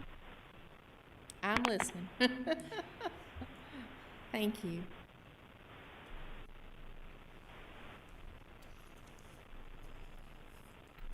One thing I may add, Ms. Smith, at least if I can, I know that it sounds like there's concern over the land that this would take, and rightfully so. But I wanted to clarify that on the smart scale projects, we're not seeking donated right-of-way. There will be a right-of-way phase, a right-of-way negotiation with any landowner for that matter, where there is necessary additional right-of-way for the project. So just as a clarifying point, most definitely there would be compensation for any land that is necessary, and of course that compensation would be a result of negotiations with our right-of-way agents that are professionals in that field. How many acres are we talking about with this project? So with this one, we don't have the finalized numbers, but we have a very good idea. I would say approximately 2.5 acres total between the 4 parcels that I believe Ms. Overstreet and the family are all the only ones affected. It affects the property on the north side of the intersection, and then each parcel to the left and right of the intersection on the south side. And grand total was approximately 2.5 acres. Those numbers hadn't been finalized yet, but I feel pretty comfortable at least giving you that much. Okay, thank you. Thank you very much. There is one other property owner, it's a small parcel that might be affected, but that parcel is smaller. Lisa, is it possible for the board to give you what you, I mean, will we be adopting a resolution today or in August? Well, actually, in order for me to do the full applications, Yeah. I need to know what projects you want to go forward today, or you would have to have some type of special meeting, because your next board meeting is the 18th, and the deadline for Smart Scale is the 17th. So when you say projects, that is inclusive of the method of the remedy, not just the location? If you still have concerns, if this board has concerns about a roundabout at Brooks Mill and Scruggs Road, there is not time to change it for this go around. It would have to wait for another. Okay, I gotcha. Which would be 2022. Okay, thank you. Thank you very much. So basically what I need to know is, well, I'm assuming you'll support the 2 PDC projects, so I need to know that. And then I need to know, out of the 5 projects that I discussed that the county did for pre-application, what 4 do you want to move forward in full application? Or if there's any other questions you need answered by myself, Mr. Sandy, or VDOT. Mr. Chairman, may I make a comment, please? The Scruggs Road and Brooks Mill, I don't agree with that one. I think we need to look at a different alternative. Well, first of all, we need to clarify if it's 20 acres or 2.5 acres.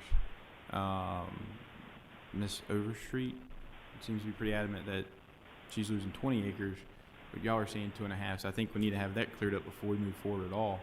I think that influences a lot of our decisions, and with all the different types of intersections that were presented to us before you got up, there's a lot of different options that seem to be safer that would not affect their land as much. And a roundabout there, and I did not realize there was that many accidents there. I agree with Mr. Tatum. Henry Road is far more dangerous in my opinion. I can't support the I can't move forward supporting the Scruggs Road and Brooks Mill Road at this point. Okay. And I don't know where the discrepancy comes from, the conversations that I've had with VDOT, and the project sketches aren't, they're not ready to go out yet. I asked them what the square footage was for each of the parcels, because I was checking on land use for the sketch that I was looking at, and that's where I get the 2.5 or a little over 2.5 acres.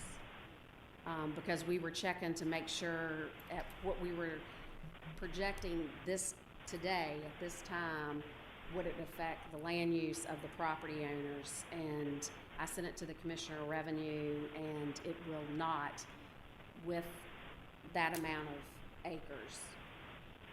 It would not affect the land use, because that's always a big issue for property owners. Mr. Chairman, I've got a comment and a couple of questions. While we got VDOT on the line, there sure is a big discrepancy here between 2.5 acres versus 20 acres. Why would that be that much? Is it got to do with how much it takes to do construction versus the finished project? Or why would it be that much of a discrepancy? Brian, do you want to answer that? Yeah, I'm having a little trouble hearing, but if I understood the question, why would we need 20 acres, or is that what I? Well, The question, Brian, is, there seems to be a big discrepancy here between 20 acres versus 2.5. Is there, why would it be that much of a difference? Why would, I don't understand why it'd be that much difference. Does it have to do with construction versus the finished product, or what? No, that's a good question, and honestly, I have no idea where the 20 acres came from.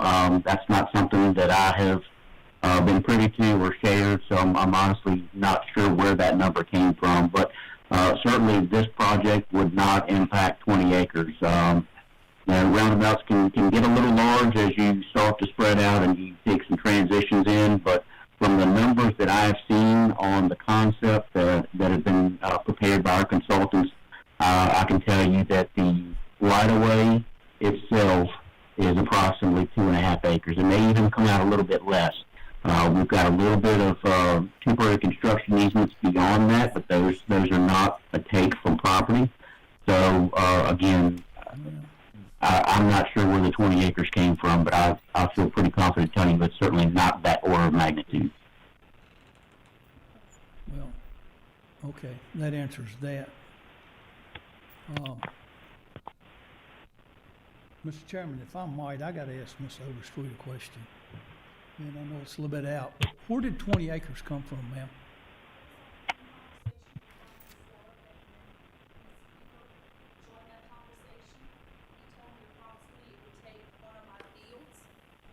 To him, he asked how much acreage was in that field, and I told him approximately 20 acres, and that's what they wanted. So that's where that number came in my mind. Thank you. Yes. And then my comment is, Brombrook Mill Road, that's right there at the intersection of, Boone District and Rocky Mount District. I think that definitely needs to be left alone because of the high impact of traffic and the severity of the accidents or car wreck crashes that are there and for potential growth. But I have a problem with number 4, Henry Road and 220, because that's a bad intersection and it loses points because it's not zoned. That doesn't, I don't understand that either. That's something that localities that do not have zoning or have partial zoning like we are, it's comments that I think some of us need to see when at the end of the SMART scale, when we're giving comments back to the Richmond, the SMART scale, a lot of it's done in the Richmond, the state office. They give us a questionnaire, and not being zoned can, because we could actually, I don't know if they say it, I won't say it's unfair, but the way it's done, if it would be, I could take all the parcels around Henry Road, because they're not zoned, and I could say that they would develop, they could develop commercially, because they could. But the way the program is set up, it's based on zoning. When I put stuff into the portal to back up the projects, I put things out of our zoning ordinance in there, and we put, well, even in the non-zoned area, we could put a development plan. But we put development plans if there's some around the area that are for commercial or industrial. It's something we just need to work on with legislators and getting SMART scale to be more fair to the non-zoned areas of the Commonwealth, because we're not the only area that doesn't have zoning. I know that's not, you have nothing to do with it, neither does Brian and them at VDOT, but I think the legislators in Richmond and, in Richmond and in Washington DC, sometimes they need to, one size doesn't fit all. And I'd like for them to explain to a family that their loved one got killed in a bad designed road because it was non-zoned. And that's no reflection on you. Oh, no, or I know VDOT it's at not. all. That's just, for them to come up with that. But I think that's there. The Brooks Mill and the Scruggs Road, that right there, I think probably the discrepancy there, and I was not involved in that conversation, but I think maybe in my mind, I'm thinking that the use of the property, it may affect the 20 acres in the use of the whole property, or maybe it's square now, but I don't think it will take the whole 20 acres. It just may change the use of how that 20 acres piece of land is being used today. If that makes sense. Yeah, and I know Brian and I were on the conversation with Miss Overstreet, and I remember we were talking about her land, and this is all during when they're trying to design the sketch, but the last draft sketch that had the square footage of what would be needed for temporary construction and permanent, which means they need it for the right-of-way, and it's something that they do pay fair market value or above.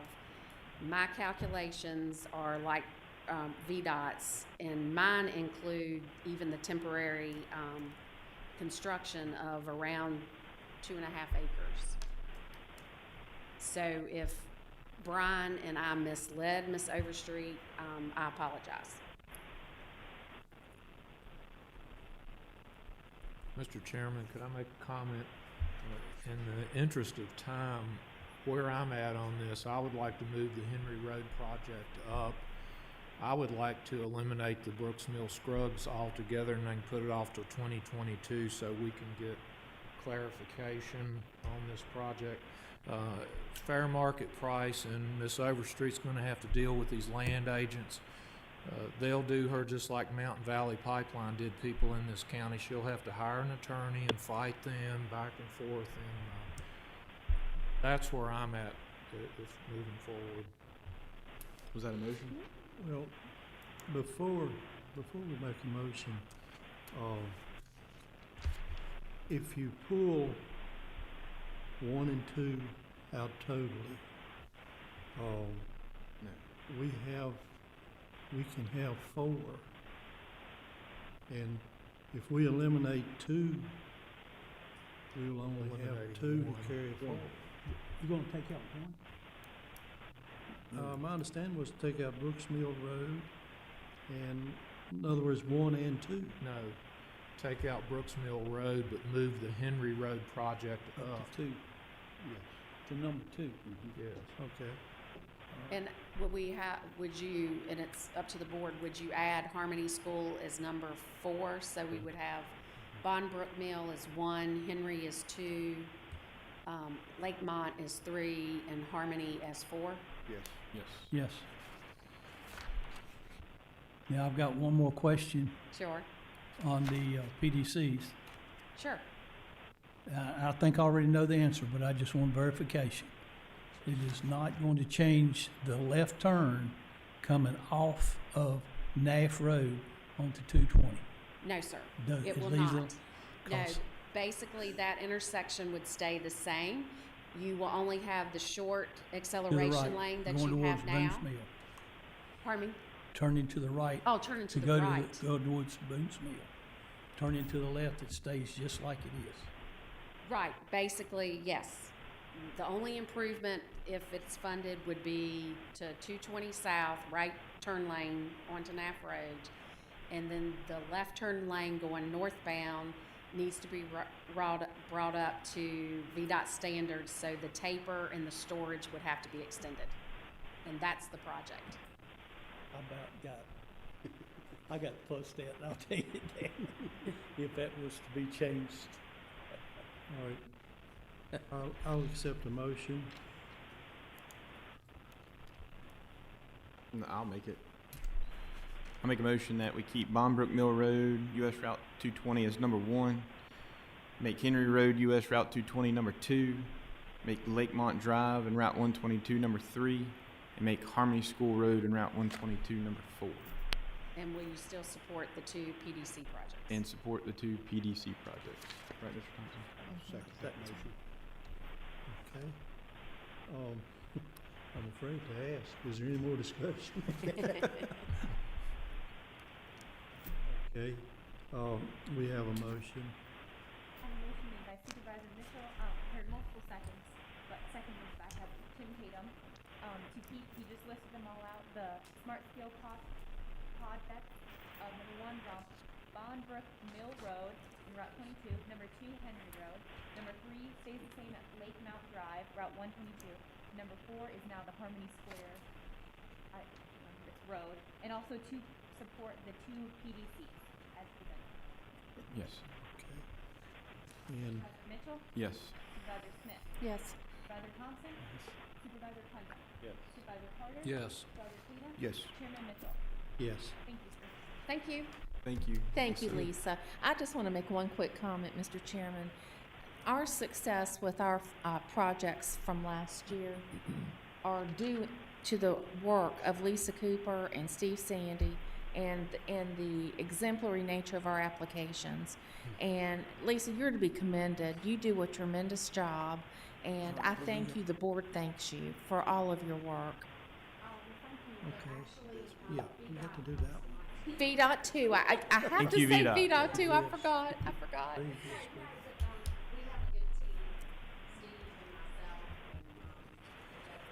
Well, it's important because it's about the safety of our citizens, and we're improving things, and that's really the focus. So thank you.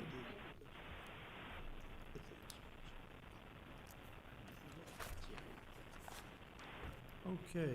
I'll go back to item 1, which was attachment 8, if that's okay, Mr. Chairman. Yes, for the special use. Special use permit, correct. And I'll be extremely brief. This has been one that we held a public hearing several months ago. There were some questions about parking, where all these vehicles would be parked. Mr. Mitchell and I met the property owners on the property and discussed this. And we're all in agreement with a revision to the conditions that's in your packet. So we've modified condition number 4 that basically what we've done is really pinpoint where they can park those vehicles and limited the total number of vehicles to 12, with only 3 of them being parked up near the intersection of Triple Creek and Doe Run. That pretty much summarizes, I think, what we discussed and what the applicant was in agreement with. Well, what we set up was he will have large trucks on contract. And these larger trucks will be parked in a certain area. Smaller trucks will be parked in a different area. And we do have limited numbers. And he was in agreement with that when we met on site. And so we've got a revised resolution before you for your consideration for approval this afternoon. And I'll answer any questions you might And have. that is number 8. Is that what you want? Yes, attachment 8. Oh, yeah, it's okay. That's what you want. Yeah. Mr. Chairman, if I may, I'll make a motion that we go forward with the revised amendment that has been done. Second. Okay, any other discussion? If not, I'll take a motion. I think Supervisor Thompson made the motion. Okay, and We need a we'll roll go, call. I think just go ahead with a roll call vote. Okay. And Yes. we also have a No. second. Supervisor Mitchell? Sorry. Yes, sorry. Okay. Supervisor Smith? Yes. Supervisor Thompson? Yeah. Supervisor Cundiff? Yes. Supervisor Carter? Yes. Supervisor Tatum? Yes. Chairman Mitchell? Thank you, sir.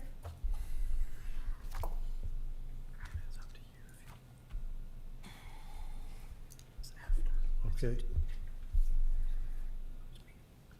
Okay. All right, we'll go ahead and go into closed session. And we'll do the other matters, and Chris is, so Franklin County Board of Supervisors will motion to enter into a closed meeting in accordance with 2.2-3711 A1 personnel discussion of appointments to county boards, commissions, discussions of the acquisition of real property or the disposal of real property, discussion of the award of a public contract with the Code of Virginia as amended. So we'll go into closed session, and we need a roll call vote to do We it. need a motion and a second, really quick. Make a motion, we go to closed session. Second. And now we'll do a roll call. Supervisor Mitchell? Yes. Supervisor Smith? Yes. Supervisor Thompson? Yes. Supervisor Cundiff? Yes. Supervisor Carter? Yes. Supervisor Tatum? Yes. Chairman Mitchell? Yes, Thank you, sir. and we are in closed session, and we'll move to.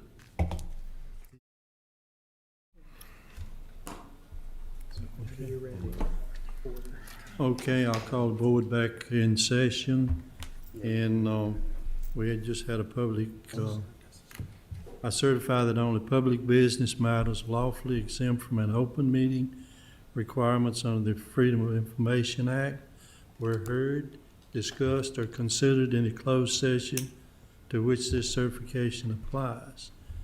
And only such business matters as were identified in the motion by this closed session was convened, were heard, discussed, or considered in the meeting to which certification applies.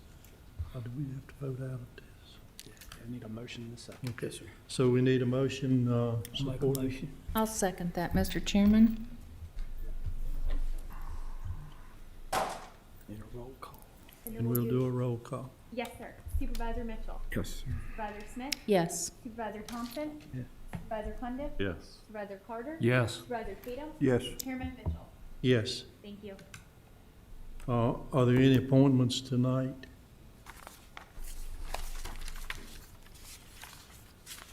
Mr. Chairman, I have one. I'd like to nominate Susan Banks for the library board. She lives in the Boone's Mill district, or in the Boone district, over in Boone's Mill area. Okay. Any discussion? I'll make a motion to approve Mr. Thompson's appointment. We have a motion by Mr. Mitchell. We need a second, I'll second it. and we have a second by Mr. Thompson. Yep, Ronnie? we got 2 seconds. Yes, sir. Okay. All in favor? Aye. Aye. Opposed? Motion passed, and she is appointed. We've got a couple more with the building. Oh, Tommy's got it. Yeah. Mr. Chairman, I'd like to make, these two individuals here, I'd like to make a motion to appoint them to the Board of Building Code Appeals. That's Jody Lyons and Jeffrey Parkhill. I make a motion that we accept them and put them on the Building Code Committee. Second, Second. Mr. Thompson. Thank you. Any discussion on these nominees? If not, all in favor, aye. Aye. Opposed? Motion passes. Okay. So we have a public hearing on amending the budget for the year 1920, and it's attachment 15, and Mr. Brian Carter.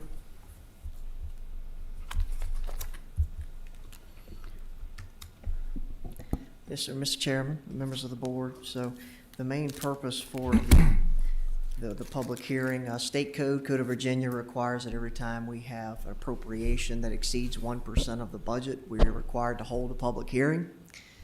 And so in this case, the main reason is for the CARES Act funding, the amount of $4,889,448. That is going to exceed the 1%. In addition to the appropriation of funds, the body grant for the broadband expansion, what is remaining to be appropriated. We talked, you had that discussion and those contract signings in the broadband meeting earlier today. This is the funding that goes along with that. The remaining grant that would need to be appropriated is $1,774,788. And in our typical fashion for holding a public hearing, we're also including the December through June supplemental appropriations of $2,630,876. So the final amended budget after public hearing, depending on the board's vote, would be $162,158,646. And I'd be happy to answer any questions before we move forward.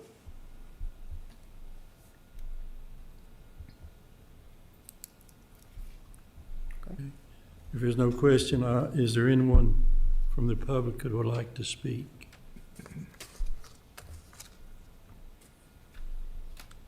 If not, I'll close the public hearing.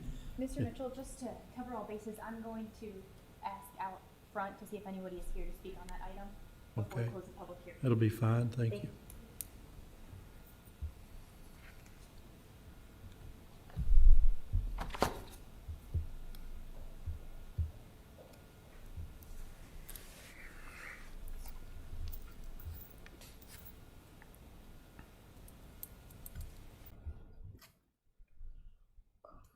We're gonna discuss.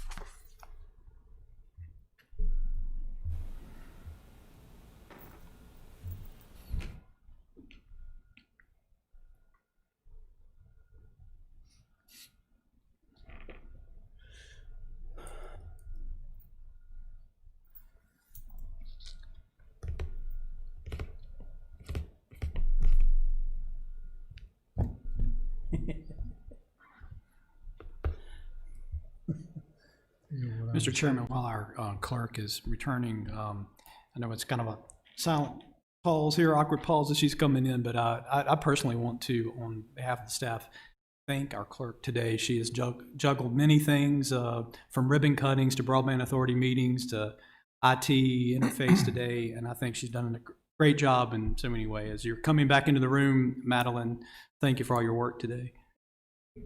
Thank you, Madeline. We do not have any other additional speakers. Okay, I'll open the up for board discussion.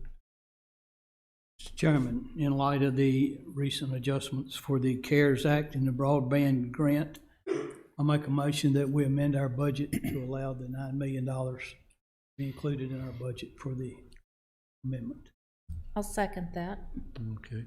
Any discussion from the board? If not, Madam Clerk, would you do a roll call vote? Yes, sir. Supervisor Mitchell. Yes. Supervisor Smith. Yes. Supervisor Thompson. Yes. Supervisor Cundiff. Yes. Supervisor Carter. Yes. Supervisor. Yes. And Chairman Mitchell. Yes. Thank you. Okay. All righty. And our next item is Attorney Jim Gwynn. Do you have some comments?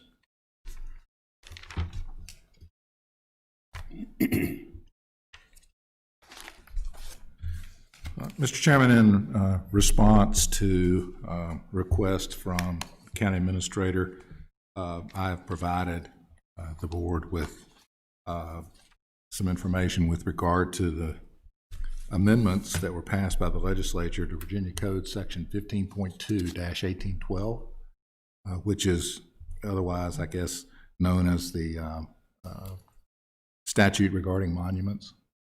And you'll recall that up until the legislature acted this year, that the code said that monuments were not within the domain of local governments. They were actually within the domain of the state government. And under the Dillon rule, unless we have the authority from the state to take action, then we couldn't take action. And what the revisions to Section 15.2-1812 do is give the board the authority to take certain actions with regard to monuments. There are several options that a local governing body has with regard to the monuments. It allows the statute allows localities to remove, relocate, contextualize, or cover any monument or memorial that's on your property. My understanding is that the courthouse monument was a gift to the county, so it is both owned by the county and is on county property. So the section of the code would certainly apply. Before the board can take any action with regard to the monument, you have to have a public hearing, and you have to set that public hearing at least 30 days before the vote or when the consideration is going to be given to the monument. The statute also gives a governing body the right, authority, whatever word you want to use, to schedule and hold a referendum, an advisory referendum. It's not binding. It's simply an advisory referendum to ask. The statute's not clear on what the question is. Basically, as you read it, it would be as to whether or not, the public's view on removing, relocating, contextualizing, or covering the monument itself. So if you do want to have a referendum, the referendum, you have to have an order entered by the circuit court to do so, and it has to be 81 days before the election itself on the referendum. Now, we are, 100 and some days away from a general election. And in the past, I know that most governing bodies have preferred to have referendums at the same time as a general election from a cost standpoint, because you don't, it's adding one thing to the ballot. If the board were inclined to have a referendum on the future of this monument, then with all, you'd have to act before, I think it's August 7th. And we don't have another meeting scheduled between now and August 7th. We'd have to have a special meeting. And even then, you'd have to give me time to get an order drafted up and get it to the judge to get it entered. So you gotta have a little bit more lag time. But basically, as I see it, the statute provides the board with the opportunity, or basically gives the board control, I think is a better way, of the monument itself. And it also provides you a mechanism as far as having a referendum. But even if you have the referendum, you're still going to have a public hearing before you can take any action with regard to the monument. I hope that was, I was able to explain that well enough. Yes, sir. Do we have to have a public hearing prior to voting on having the referendum? You can do the referendum, have the November election, and then have the public hearing. Yes. That's for disposition. Yes. Okay. And you're good? Yes. Okay, thank you. Thank you. We have heard the comments there from our attorney, and I'll open it up for board discussion as to, I don't think we need to consider a public hearing tonight. And I want to hear from the board what your thoughts are.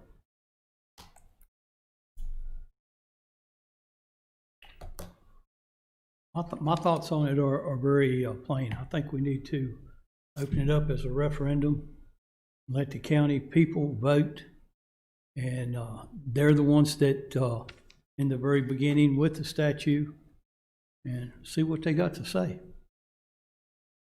The entire county. I mean, that's democracy. That's what our country was built on, and I think that's the fair way.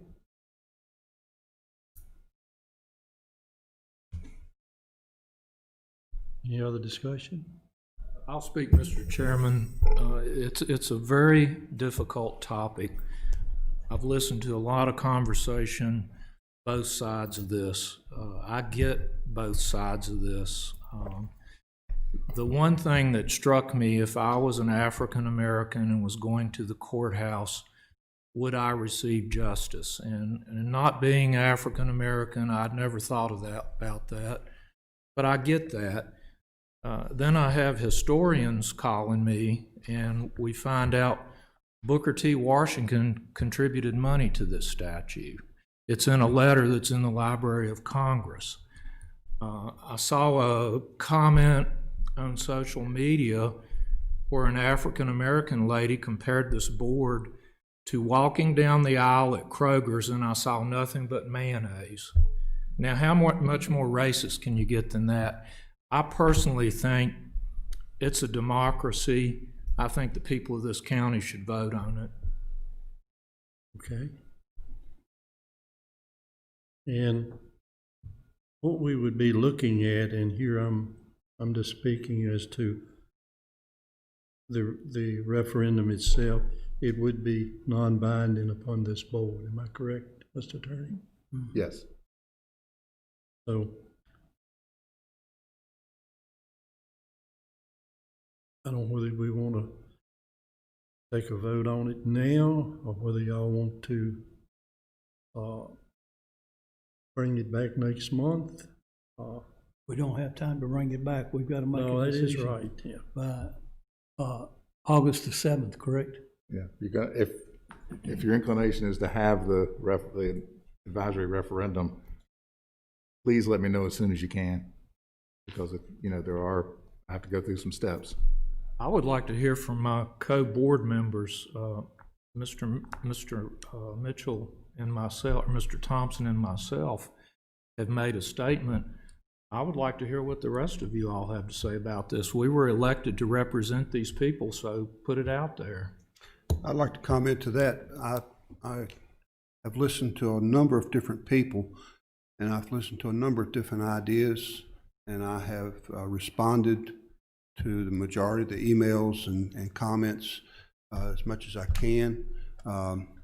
And I will say that I told a lady last night that my attempt, I think for me mostly, is to keep an open mind and hear everyone and not let my personal feelings get in the way. So that's what I've tried to do, and I've listened to everyone as intently as I can. And I agree with Mr. Carter, not being an African American myself. I never looked at that statute and felt that you wouldn't be able to get a fair shot going to that courthouse. And I understand, and I heard that last month, and that really hit home for me. How would I feel if I felt that I couldn't get a fair shake going into that courthouse? Also, with that said, I've heard from a number of people that are defending the statue, want to keep the statue. They say it's our heritage. They say it's our history. You can't change it. The way I was brought up, no, you can't change history, but you better learn from it and not repeat it, and make sure you don't make those same mistakes. I think that to be fair to everyone in Franklin County, the fairest way is by referendum.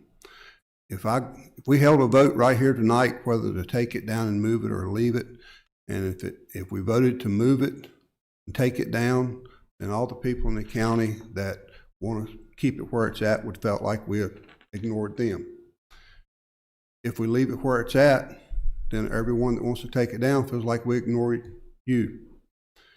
So the only fair way in my mind is to literally hear from everyone. Give an opportunity for everyone to speak on it. To me, that's fair, and that takes my personal feeling out of it. You know, like I said, some of the comments that were made last month, Mr. Moore, I heard you, and like I said, some of the other comments that I had never considered, and they really I really have given a lot of consideration. And I will say this, if I was the type person that says I'm going to weigh the numbers, if I weighed the numbers from people that have personally contacted me, then I would be voting to leave it where it's at. But I think that the people, we need to hear from everyone, not just the ones that have access to email and or send a card or a note or a phone call. We need to hear from everyone in the county, and I think a referendum vote is the fairest way. And that's where I stand. Mr. Chairman, I do not support a referendum vote. I think our county has an opportunity to do something completely different. What I mean by that is maybe not so much follow suit what's going on in this country, but maybe focus on bringing our black and white communities together and making them even stronger, and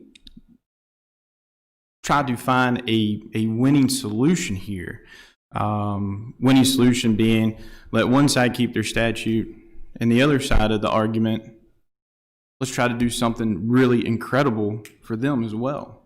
I think an advisory referendum, like you said, we were put up here to make decisions, and I think the best way moving forward would be to, if each supervisor picked somebody from their communities to represent this committee, to bring our communities together. Let's not fight about this. This is not Franklin County, okay?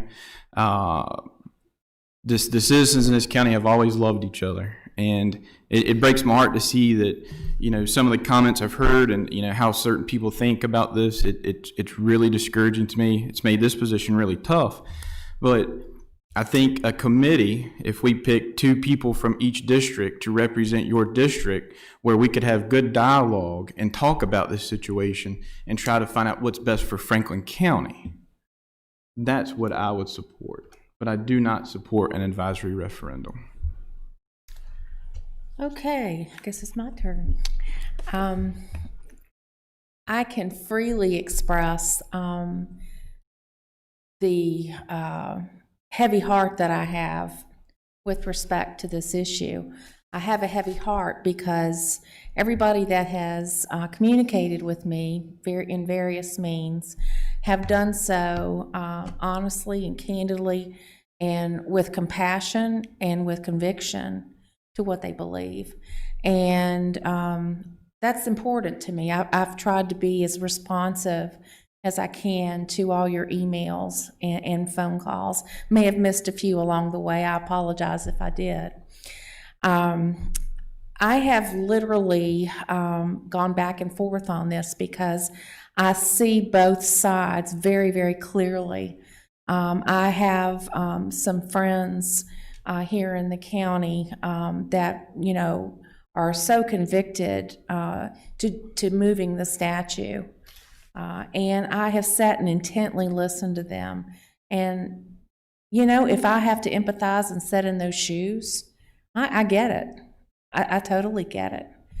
And then I look at the other side, and I'll tell you, I'm getting probably about a 50-50 split if I were to look at the numbers on people that have contacted me as a supervisor on this issue.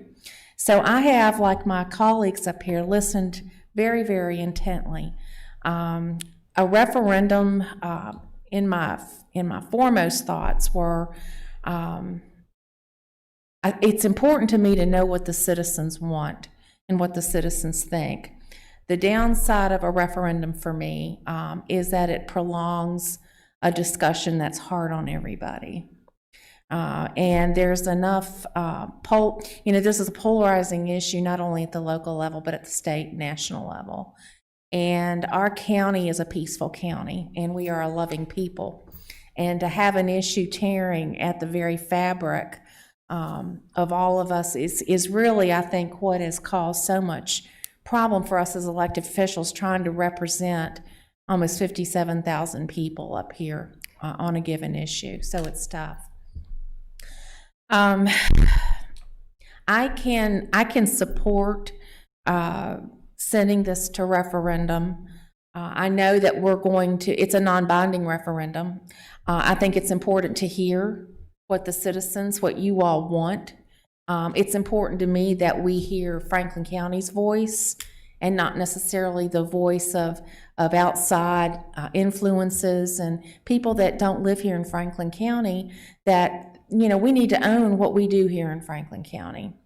Mr. Mitchell's idea about drilling down on just a representative committee to continue dialogue on this issue is also a good, you know, I feel like that I don't have a backbone on this issue, quite frankly, gentlemen, up here, my colleagues, because it is a very difficult issue for me. So I think weighing my heart tonight and taking into consideration all that I've learned and heard from the constituents, I will support a referendum.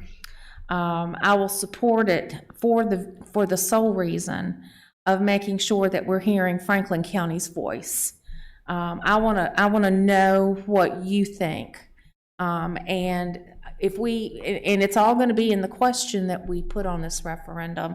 That is a necessary next step for us as a board. What is the question that we want to ask the citizens? Is it to move the statue? Is it to keep it? Is it what is the question? That's where the rubber hits the road. I think, Mr. Gwynn, you would agree with that.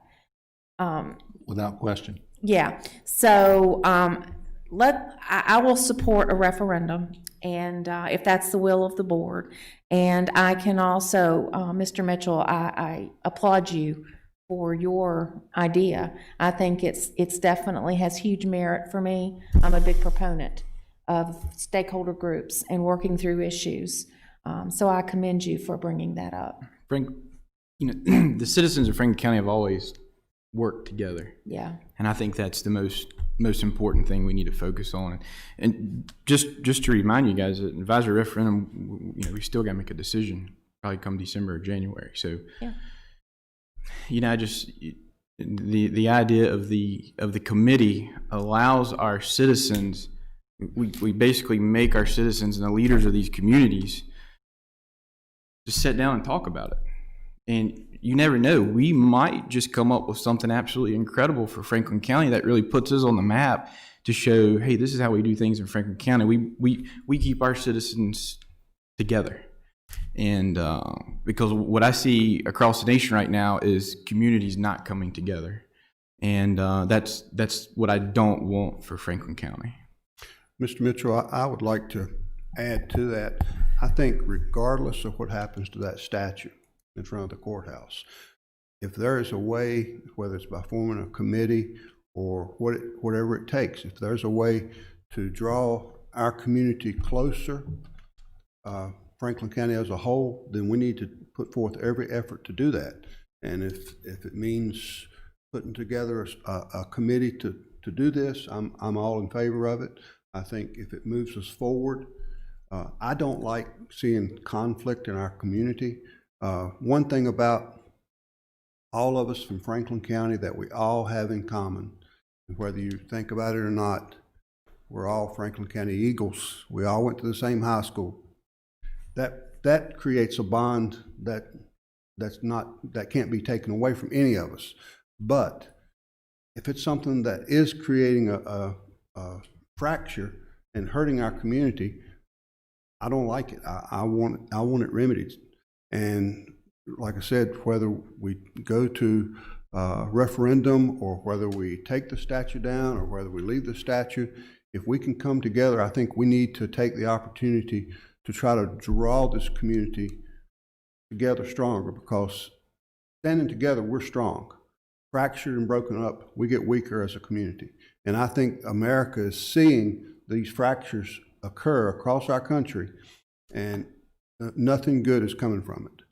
And so, irregardless of what happens to this statue, I think if we can take this opportunity, if we do create this advisory committee or community advice, whatever we call it, I think it'd be a great opportunity to grow Franklin County stronger as we come together.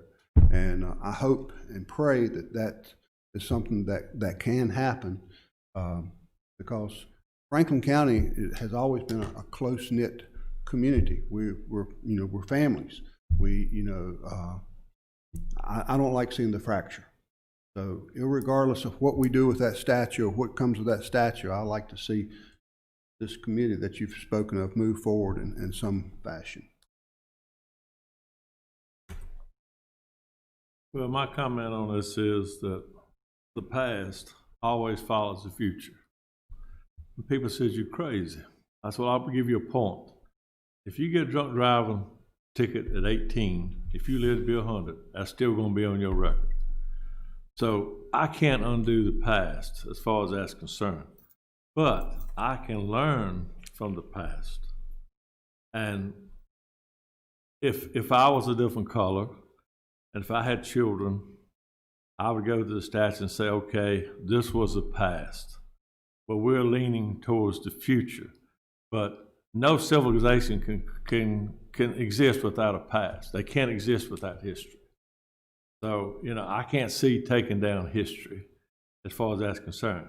But I can see change as far as not looking at it as a racial thing, but as a learning thing. Like I said, no civilization can live without history.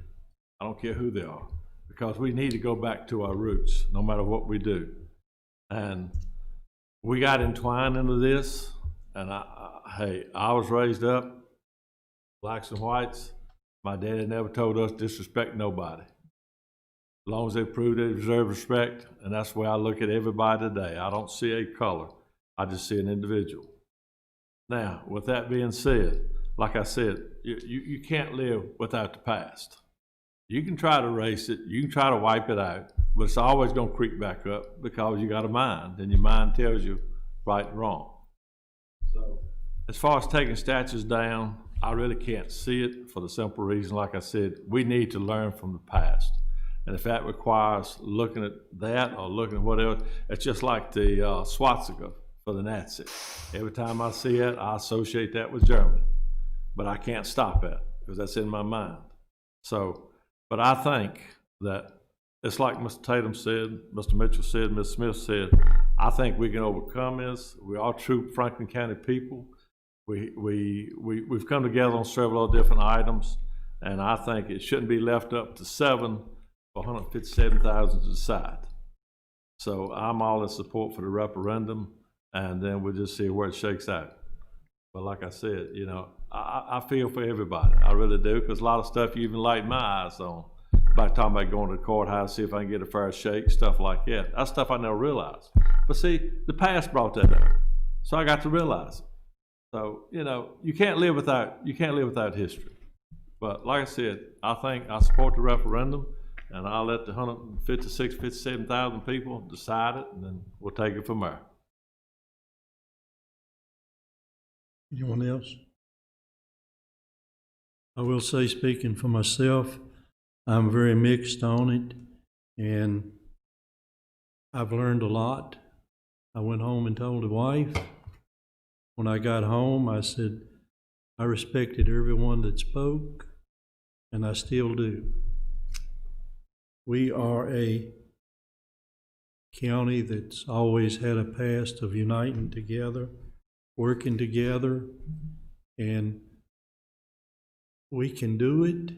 We will do it, and, you know, we all need to be positive. We all need to respect each other, because a lot of us, most of us, was brought up in a different environment, and that is in our minds. And so I just ask that if you have a comment, I know we're all getting a lot of things, but if you have a comment of putting a committee together, let us know about it. And we do listen, we do believe, and so if that's an object that we want to do, we can do it. And so if there's no other comments, we will listen to the citizens.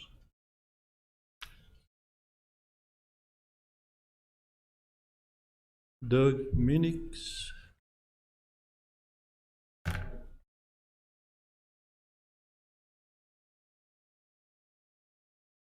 Is it?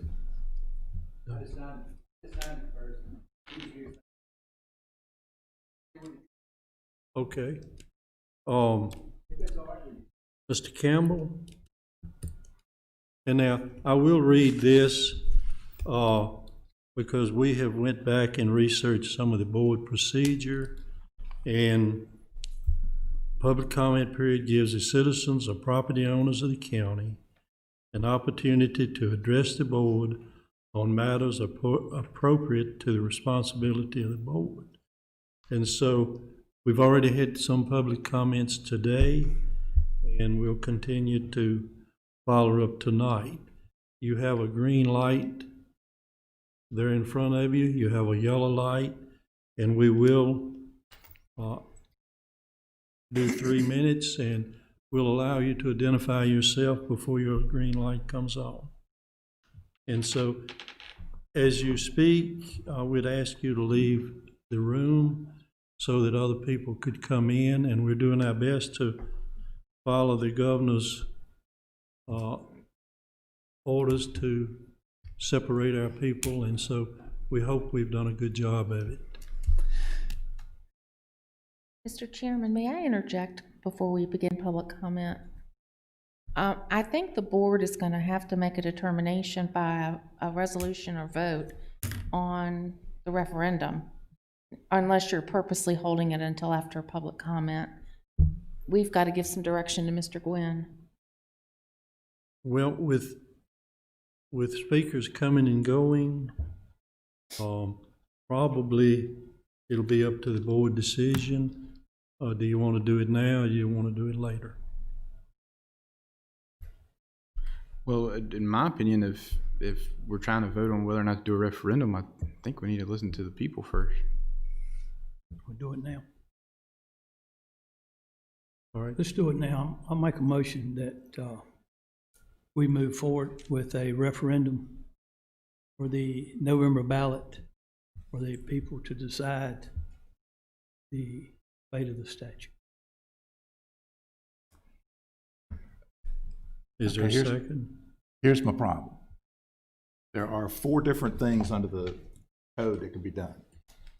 Right, can, Remove, relocate, contextualize, or cover. What is it that we want to ask? I don't want to, the bottom line is, I'm not elected. I don't want to be the one that makes that decision. We've got to decide what is the question we wanted to ask the citizens to vote on. What is it that we want to know? do we need to do that in the Yes. motion to begin with, as to whether, or do we want to go, because depending upon what is to be the question, in my way of looking at it, and I'm just one, my way of looking at it, the question is whether or not the statute stays as it is, or if it's to be removed. And if it's to be removed, I like the idea that some head of a committee as to a disposition of it. I agree with Mr. Mitchell. I would like to hear our speakers before we decide on this tonight, because we may have someone out here tonight that has an entirely different idea that any of us or anyone else has thought of that may be a solution.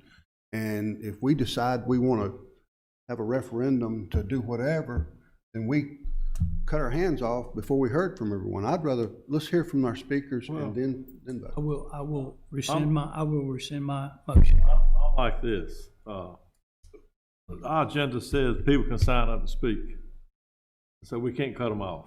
No, No, I can't cut you, I'm not gonna cut y'all I wasn't off. going to cut them off. I want to hear what you got to say. And as far as, like I said, I'm speaking for one. You know, we had y'all sign up to speak, and I think you ought to speak. So that's just the way I look at it. Okay, as chairman, we will hear the people speak. Mr. Campbell, Yes, sir. you ready to go? Yes, sir. All right. My name's Dave Campbell. I live in Ferrum, in Mr. Tatum's district. I grew up in Franklin County the same way that many people do. I had my Franklin County tuxedo, which was a pair of Pointer brand overalls. I believe the song Freebird was the national anthem of the South, and I had a rebel flag hanging in my bedroom. Being a teenager, I really liked that attitude. And that's why I had the flag. I felt defiant, like I was cutting my own path, becoming an individual. Never once did I consider it to be racial or that I might be hurting some of my black friends. Not because I didn't care, but because I didn't know. Then I went to college and took courses in black history and black sociology and learned how the rebel flag is perceived by many people of color and used by many people who wish to convey a message of hate and fear. When I returned here, I asked my friends of color whether the rebel flag offended them, and they said that it did. I was devastated. I had been hurting my own friends unintentionally. And then I realized it had less to do with how I felt and more to do with how what I do is perceived. I realized the difference between tension and oppression. For while some say there is no racial tension in Franklin County, there has long been racial oppression. The monument at the courthouse is evidence of that. While the intent in erecting it may have been to preserve history, which is debatable, it is received by many much differently. I have 2 crosses here that were my family's, Southern crosses of my great-great-grandfather and cousin. Am I proud that they fought against the United States? No. Am I ashamed of it? No. I don't know whether they were defending their land against aggression, or whether they were supporting slavery, or whether they were fighting because everyone else was, or whether they were forced to. I have found no written records about that. But what I have found and come to understand is the complexity surrounding all of this. And what I have also found, understand, and firmly believe is that it is time to move forward. It is time to allow these items to be kept as relics, stored and displayed in places where people may voluntarily view them. By choice, not by decree. And while I will treasure these as heirlooms and tangible pieces of my family's history, they will not be displayed with other U.S. veteran memorabilia in my home. They will be kept safely in small boxes or an album, preserved so that when my children ask about their family history, I may show them.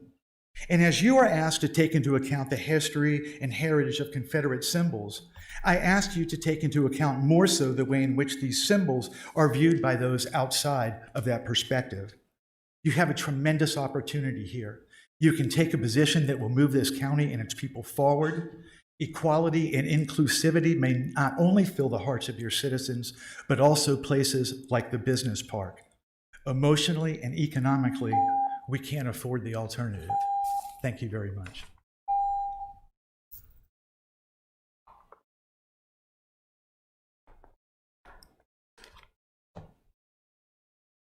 Thank you. Mr. Minnick?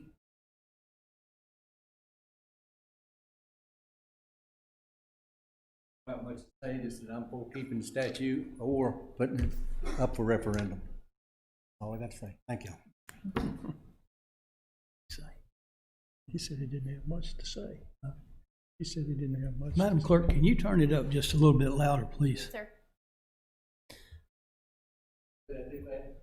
If you could restate, that would be great. Thank you. I have turned it up. I just asked for, I'm live in Callaway. The name's Doug Minix. And I want you to put it up for referendum, which just sounds like what you were gonna do. I think everybody ought to have a vote on this. That's basically all I got to say. Thank you. Mm-hmm. Thank you. Thank you. Linda Stanley?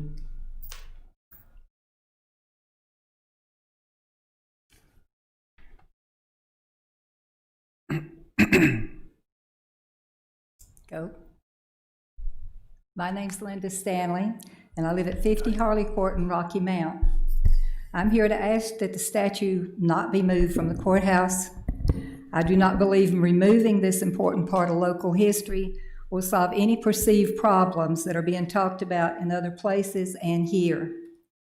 Moving it would be costly to us taxpayers. Maintaining it as allowed in the new law at any new location would be an unnecessary expense on taxpayers.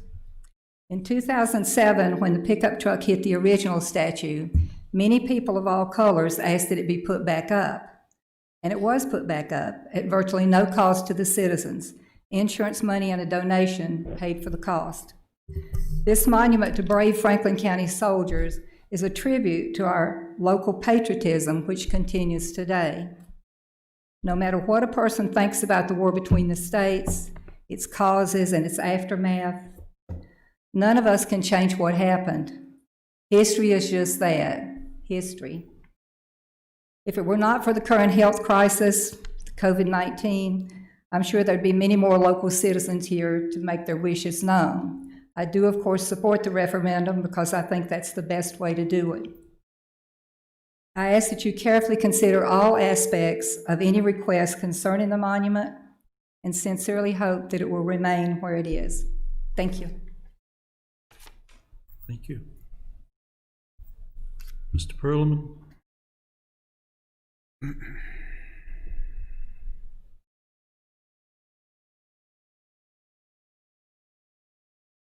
My name is Bill Perlman. I live in Glade Hill. I appreciate you all's opportunity in letting me speak earlier today and again this evening. Tonight I would like to speak to you about the procedural aspect of what comes next in a public referendum. A public referendum, from my personal perspective, is a matter of kind of kicking the can down the road. The other aspect to consider with a public referendum is Franklin County, of the 157 or so residents, less than 10% of those are African American or people of color. So from a representative perspective, your constituency is, a public referendum may not be the voice of those in Franklin County that are impacted by the statute. So I ask that you please consider that as far as the referendum. It is an advisory referendum. The board is still going to have to make a decision. The board can't abdicate a decision and just say it's a public referendum. When you take a public referendum and the 150-some thousand constituents vote on that referendum, each of you still has to make a decision on what you would like to do with that statue. I would request that instead of kicking the can down the road and making this last into Lord only knows when, that it can be, if it can be placed on the ballot by November. Mr. Mitchell's recommendation of forming a committee, that is something that I very much so wish the board would consider. You all have heard my perspective on heritage and history and how the erasure of history is nothing that we should ever do. I do not believe that erasing history will get us anywhere. Relocating that statue is the only option. Our Franklin County school systems have said that the Confederate flag is not appropriate to be displayed in Franklin County schools. Our military has said that the Confederate flag is not appropriate to be displayed in military installations. So the statue existing on the courthouse lawn showing the Confederate flag facing the courthouse doors, I ask you to consider, if you choose to do a public referendum, do not wait to act. Use Mr. Mitchell's recommendation to form a committee. Do something. The public referendum is not a scapegoat to be able to not act. I encourage you to do something. We should be an example to the country on how to respectfully handle this situation. I do not want to see the statue toppled in a disrespectful manner. I want to see the statue respectfully relocated to a place that our folks can go and visit, where they can see it in a contextually appropriate location. And I encourage you to not abdicate your responsibility and act on this issue. Thank you.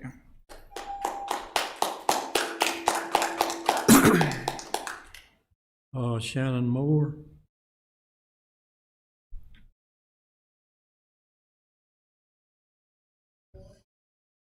Yes, ma'am, Miss Glenna, you sure can.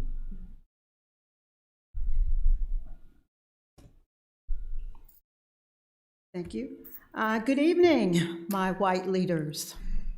My name is Glenna Hawkins Moore. I live at 45 Scenic River Drive in Rocky Mount. When you see something that is not right, not fair, not just, you have to speak up. You have to say something.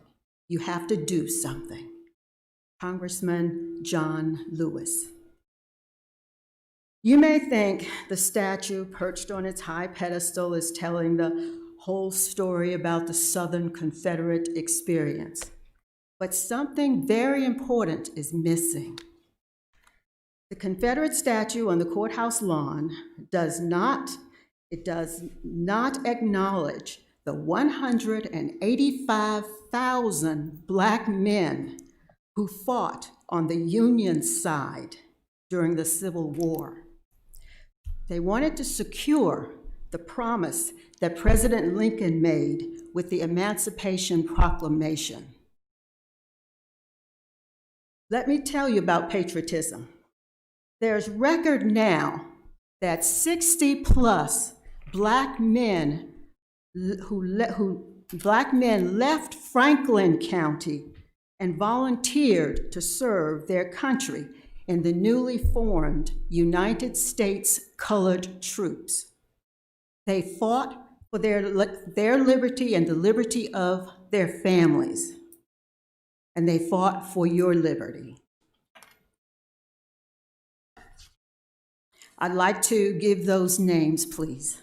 I think I only have time to maybe give 10 or 12 of those names. Private John Adams, Company H, 50th United States Colored Infantry. Private Archibald Allen, 5th United States Colored Heavy Artillery. Private James Arnold, Company C, 18th United States Colored Infantry. Private Edward Arrington, 17th United States Colored Infantry, Company F. Private Robert Atkins, Company H, 45th United States Colored Infantry. Private Herod Beverly, Company D, 5th United States Colored Infantry, and his brother, Private Samuel Beverly, Company B, 5th United States Colored Infantry. Only one of those brothers came back to Franklin County. Private Burrell Boone, 37th United States Colored Infantry. I'd just like to say the young people of all colors continue to be good trouble. It's time to stop worshiping false idols.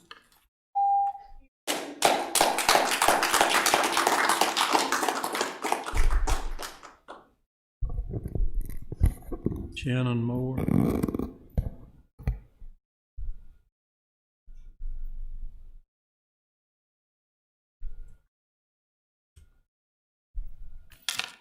Good evening. My name is Shannon Moore. I live in Rocky Mount, and I'm going to do a continuation of those gentlemen. Local history. Mr. Carter, you mentioned history, so I'm going to give you some local history. Gentlemen who left Franklin County voluntarily to go fight for the right side of history so that I could have the opportunity today to stand in front of you. Your sign here says Franklin County, a natural setting for opportunity.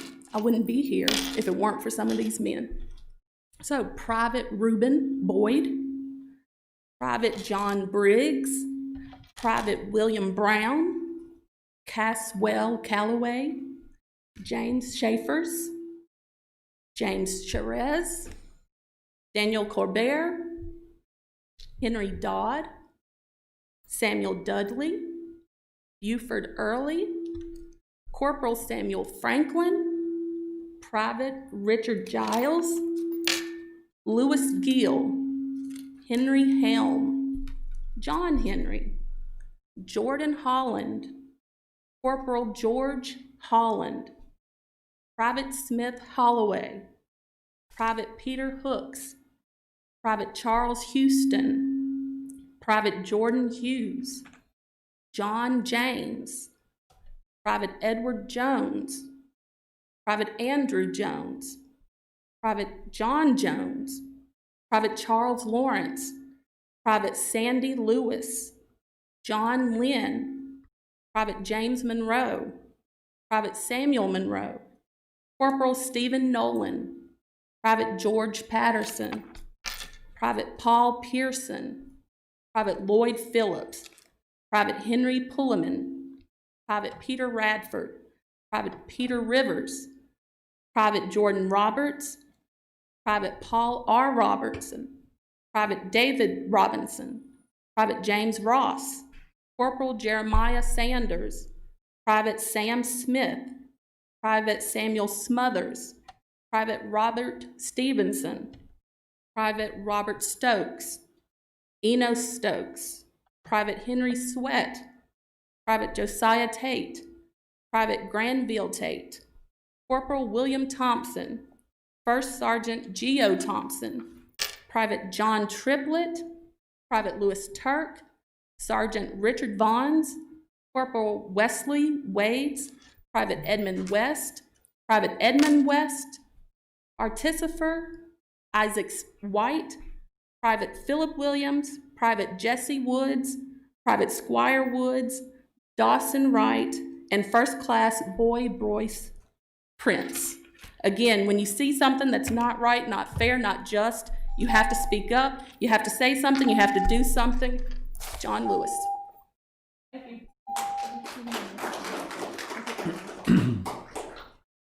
Mariah Moore.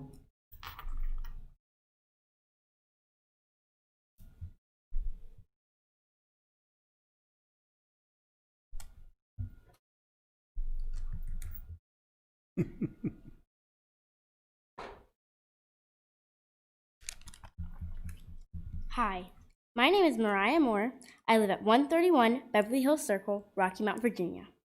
I am 10 years old and I will be 11 in 2 weeks. I am older than the statue. It isn't history and it needs to be moved. I am 10 years old and like many people of your generation, I don't agree with participation trophies. So let's move that big one from in front of our courthouse. Thank you for your time. Thank you.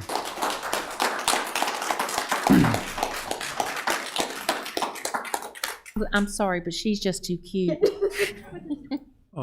Lynn Harris.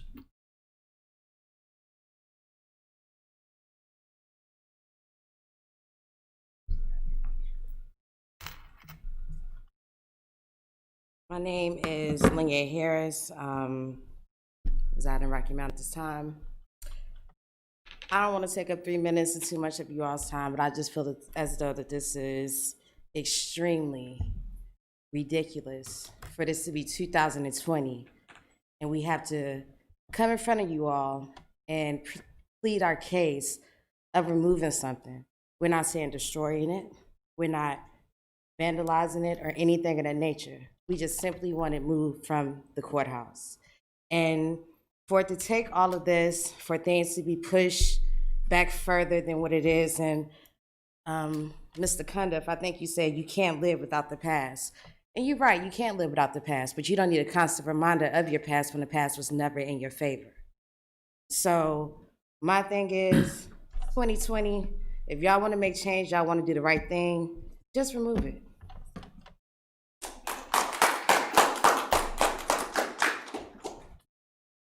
John Collins.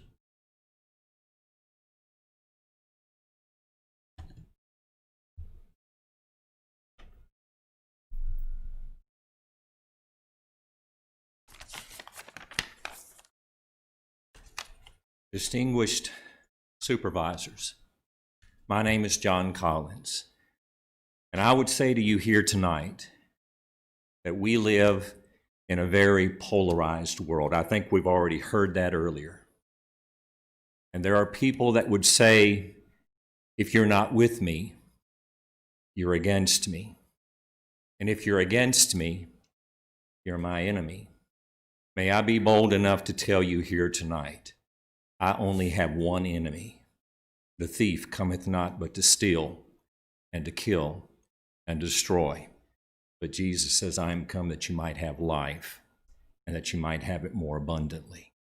So I have no enemy in this room, but I would like to share my opinion. I have been a citizen of Franklin County for over 14 years now, and employed in Rocky Mount for the same period. I'm a proud voting and tax-paying citizen of this town and county, not someone who comes into our fair community to cause strife or division and then simply go home to their various places other than Franklin County. I am not in favor at all of removing the monument to Franklin County's Confederate dead. I personally believe it is not a monument to the Confederacy. I personally believe it is not a monument to Jim Crow South, as I've heard some claim. Even northern cities have monuments to their Civil War dead who died in battle. It is an essential part of Franklin County history, whether we like it or not. It's been said, history is not there for you to like or dislike. It is there for you to learn from. And if it offends you, even better, because then you are less likely to repeat it. It is not yours to erase. It belongs to us all. I would be very much in agreement to the referendum so that the people of Franklin County, not the people from here, there, and everywhere, but the people of Franklin County make the choice. Thank you very much for your time. Thank you.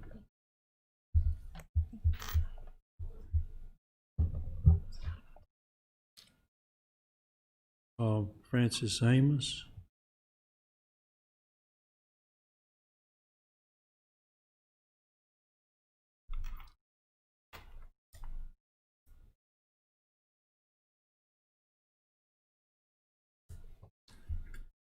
I am Dr. Francis Amos, a Franklin County native and a concerned Franklin County citizen.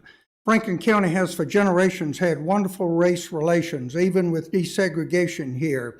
Because of this, I hate the subject of removing the Confederate statue has come up for fear that it will engender enmity on both sides and create animosity, discord, and dividedness, as well as racial backlash in our community. First of all, let me correct a misconception about this statue. To justify the removal of Confederate statues, it's claimed they represent hate and an attempt to foster white supremacy. This statue does not represent either. It was erected solely for the purpose of memorializing the memory of family members who served in the Confederacy. Yes, slavery, which we regret, was a prominent issue in the Civil War, but that issue was settled by the war. These are indisputable parts of our history that none of us can change. The best documentation of our true relationship in Franklin County is to be found in the papers of Booker T. Washington. Born in Franklin County and America's foremost black leader in the early Jim Crow era, he wrote in 1905 that he was deeply interested in the erection of this monument and wished to personally contribute to this Confederate statue in memory of the Burroughs boys, sons of his slave master when a child, who had favored him, then went off to war as Confederate soldiers, and some never returned. He had kept contact with the Burroughs family. This is 1905, during the Jim Crow era, the renowned leader of blacks in all America speaking. Does this sound like hate or concern for white supremacy at that time? Hopefully such a reinterpretation of this statue may help ameliorate bad feelings about it. I feel it is in the best interest of Franklin County to retain the statue where it is. I do not feel that the majority of Franklin County citizens, black, white, and Hispanics, really feel that they are offended by this. Taxpayers of Franklin County will not be eager to underwrite the tremendous cost of relocating it. It's best protected here on Main Street by our county and town police. An executive order June 26, 2020 by President Trump states that not only statues on federal properties, which must be protected by prison terms of 10 years for any attempt to deface or destroy such statues, but statues on public properties such as this must in like manner be protected by municipalities and local police, and not enforcing this is subject to the loss of federal funds. Removing this statue does nothing to address systemic racial inequality issues. These issues are best addressed by legislative means. Sterilizing history by monument removal is not the way to enlightenment. Purification of history has no end.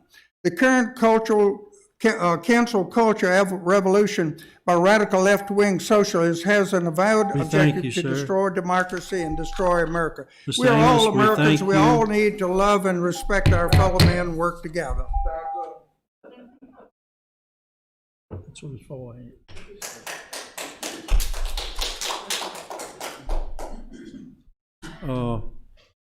Sir, if you will forgive me, John Ashew, I hope I pronounced that correct.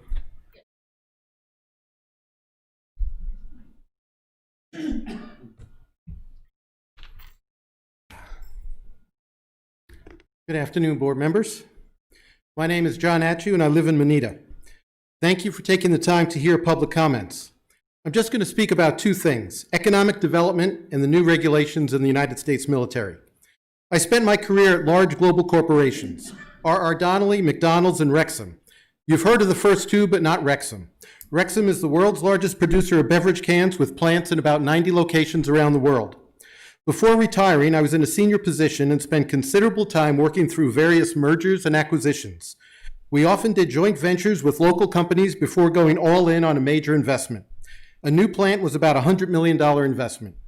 We would look at local communities and ask ourselves, is this the type of community that is aligned with our inclusive values? Is this the type of community that can support our growth and contribute to our innovation? Is this the type of community that can provide a pipeline of talented people? What would today's local and national news tell us about Franklin County? The school district did not originally ban the Confederate flag. Thankfully, that's been corrected. There are currently protests about a Confederate statue in the courthouse. A much-needed career and technical education center for the high school has not been funded, though I am optimistic that through collaboration of the two boards, that too will be rectified. And Franklin County is the moonshine capital of the world. These facts do not portray a community that is forward-thinking or future-oriented. They do not portray a community that values innovation or inclusion. They do not portray a community that says, invest your money here, and together we will meet the challenges of tomorrow. Now, shifting to the military. Over the past several months, you have seen institutions ban the Confederate flag and take down Confederate statues. People talk about NASCAR. But for me, the one that caught my attention was when the United States Navy banned the rebel flag on June 9th. Subsequently, just last week, in announcements on July 15th and July 17th, Mark Esper, Secretary of Defense, a Republican appointed by President Trump, issued orders that prohibit the Confederate flag from all military installations in all branches around the world. He also launched an initiative, Actions for Improving Diversity and Inclusion in the Department of Defense. His various letters are lengthy, but I'd like to share 2 quotes. "We are not immune to the forces of bias and prejudice, whether visible or invisible, conscious or unconscious. We know this bias burdens many of our service members and has direct and high impact on experiences of our minority members." He goes on, "Leaders across the department and services are determined to make a difference on this front," referring to inclusion, "and we take this responsibility seriously. It is now time for us to lead once again, as we have done many times in the past. It's consistent with our values and with our legacy. It is the right thing to do. Members of the board, this is your time to lead. This is your time to do the right thing. Remove the statue from public grounds and move it to an appropriate museum. Thank you for your time." Thank you, sir. Ronnie Hale.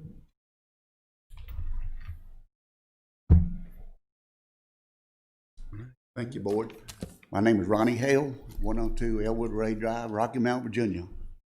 I'm here to speak to you about my 2 Franklin County ancestors who were Sinks, S-A-N-K.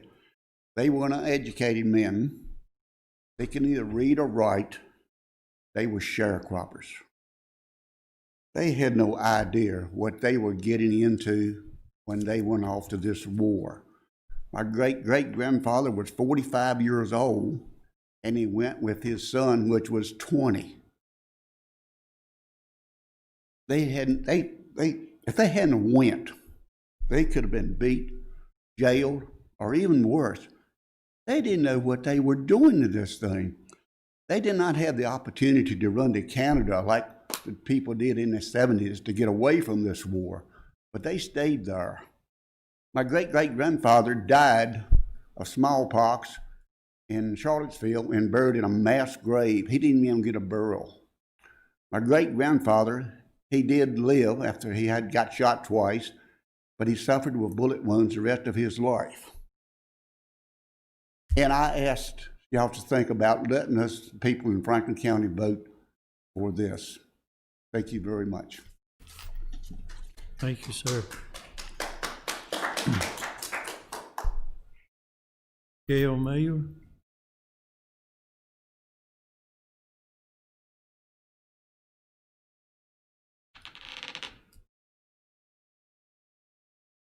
Gail Mayer. Gregory Maxwell.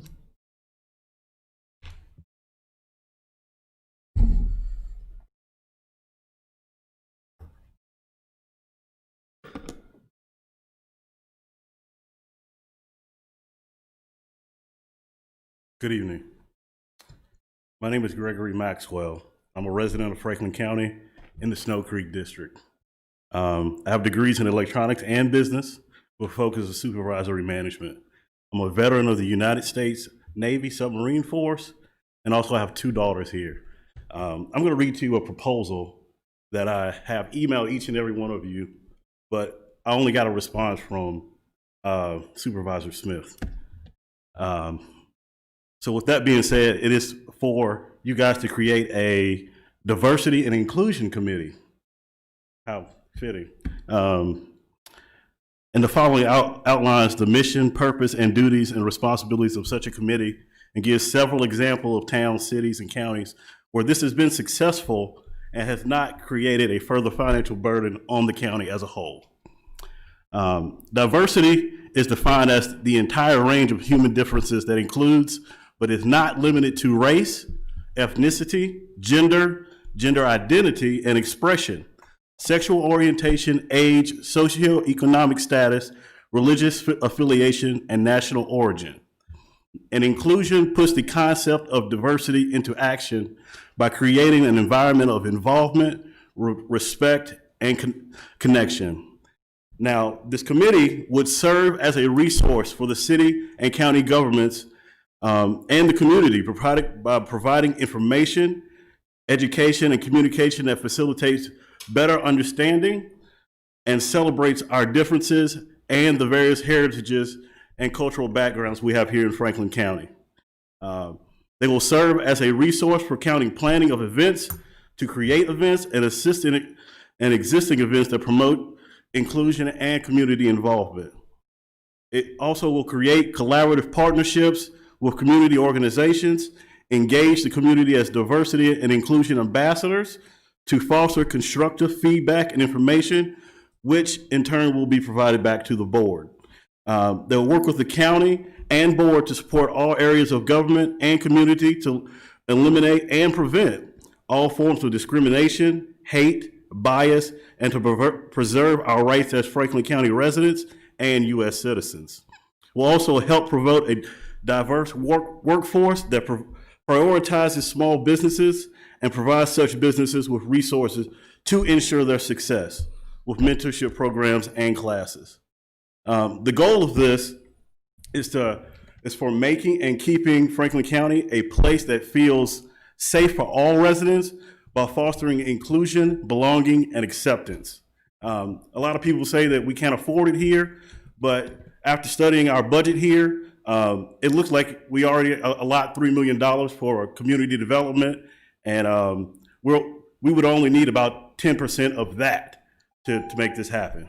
Thank you for your time. Thank you.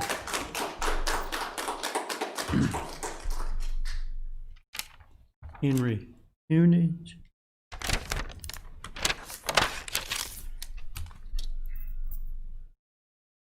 Henry Turnage, Franklin County resident, as well as an outsider.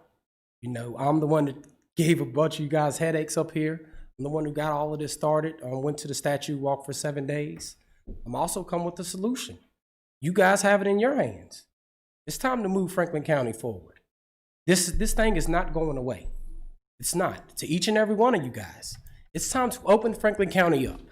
I heard Mr. Amos come up here and talk about race relations. What a privilege it is to say that we have good race relations. 8% of your population is terrorized on a daily basis. They are under a thumb. They can't go to the courtroom without looking at these things. You guys represented it. You guys in 2010 put that statue up there. Time for y'all. Now it's a hot potato. You don't want it. Time for y'all to step up. We can all come together. Those people outside think they're losing something. I want to make this clear. That gentleman that just spoke about his ancestors during the Civil War, I respect that. I respect that statue. Those people represent me as well. I want these people to realize they're not losing anything. We want the statue relocated. It is in a bad place. All of us know this. All of us, we may not agree on it, but all of us know that that's a bad place for that statue. Me and my wife, we've traveled. You see that American flag right there? Anytime that flag has called, every 3 or 4 years, we have picked up and went to where that flag took us. I have taken my kids out of schools. I have taken them away from their friends. And now I get to come home and be called an outsider because I followed that flag. That's what you guys have done. In 2010, I was in Okinawa, Japan, while y'all were making a decision to put that statue back up there. It is time to open Franklin County up. As soon as you hit that county line right there, you are smacked with racism. So what a privilege it is to say we have good race relations. This is not going to stop. I'm going to tell you now, if that statue is not removed from that courthouse, things are going to get we're not going to become violent. I want to let y'all know that we have done everything correctly. I want that these people outside are looking at outside forces and people tearing down statues. That is not the Franklin County way. That is not my way. I'm not violent, but I will jump through every hoop y'all give me. My people have done it for 400 years. It is time to move Franklin County forward. We are losing businesses left and right in Franklin County. What a privilege it would be to get on front of the news and say, look at all of this inclusiveness. We're removing this statue and we're putting it in a great place with respect. No one is losing. Is there any historical value being lost by the statue being removed? Any? Can anyone tell me any historical value? History is not being erased. No disrespect, but white people have already whitewashed the crap out of it. It's already been erased. You guys have kept the good parts, got rid of the bad. Thank you.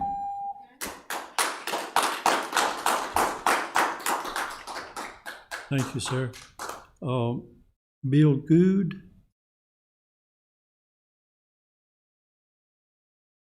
Good evening. And I'm kind of a newcomer to Franklin County, like 5 years, but somebody's doing something right because we've got very strong differing opinions, and it's not a deal where people are coming to blows. It's not a deal where there's even any hostility.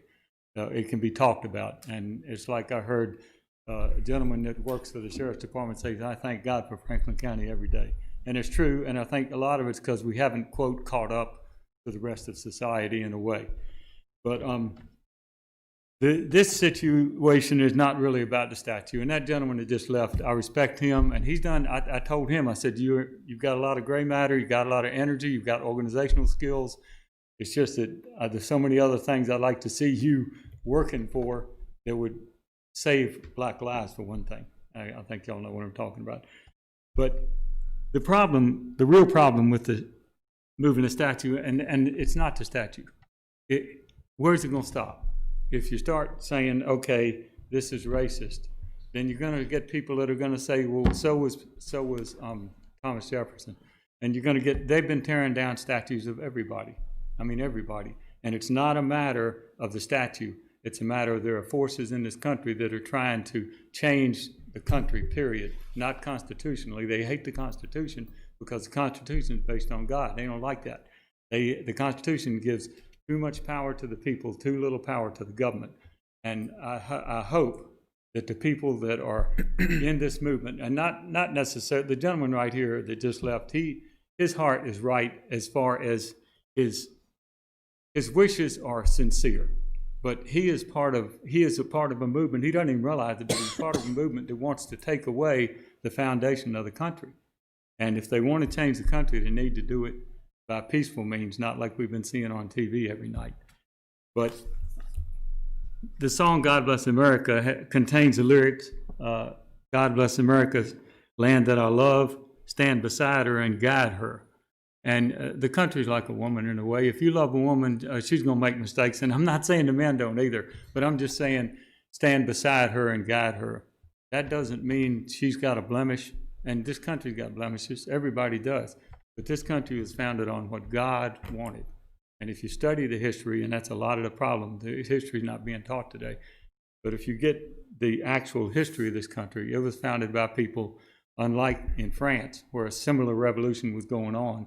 It was based on man, not based on God. And they had so many people to execute, they had to invent the guillotine because nobody's arm was strong enough to swing that axe that often.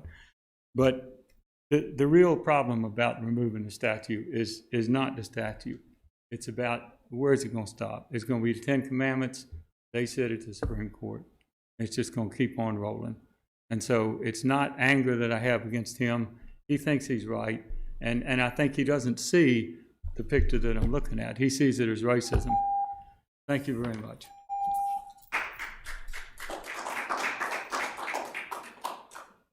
Thank you, Mr. Good. Susan Mead.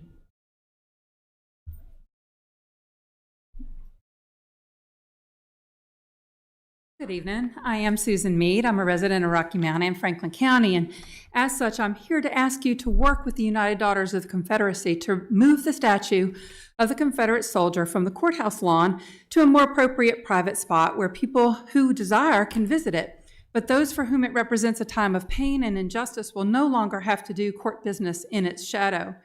I'm a native of Lexington, Virginia, born at Stonewall Jackson Hospital, was baptized, confirmed, married in R.E. Lee Memorial Episcopal Church, worked as a guide at the Stonewall Jackson House, and my mother is buried in Stonewall Jackson Cemetery. So, I used to play Confederates and Yankees rather than Cowboys and Indians, and we did not like the Yankees. So I definitely understand the heritage and states' rights arguments.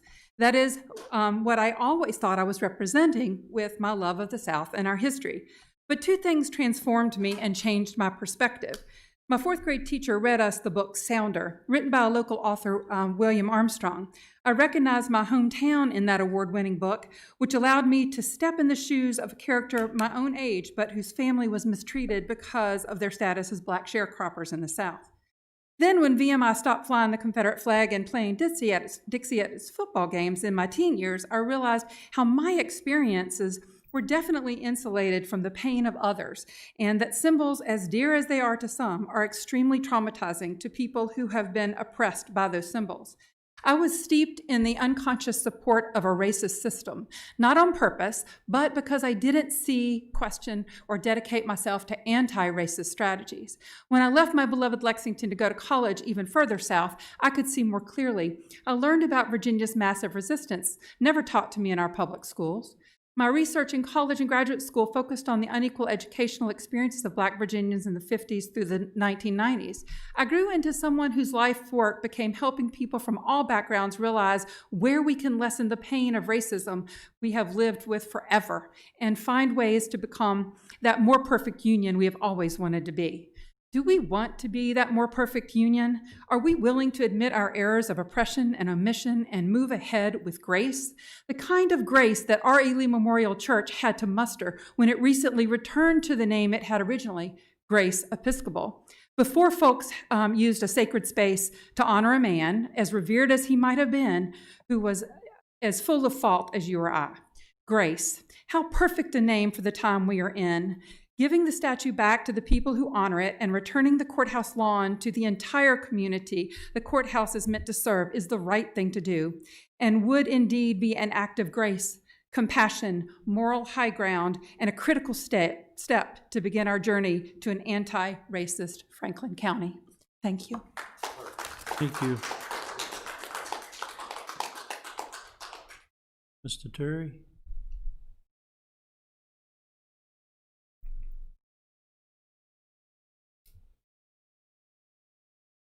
My name is Milton Terry, and I was born in Franklin County, down next to Booker T. Washington's birthplace.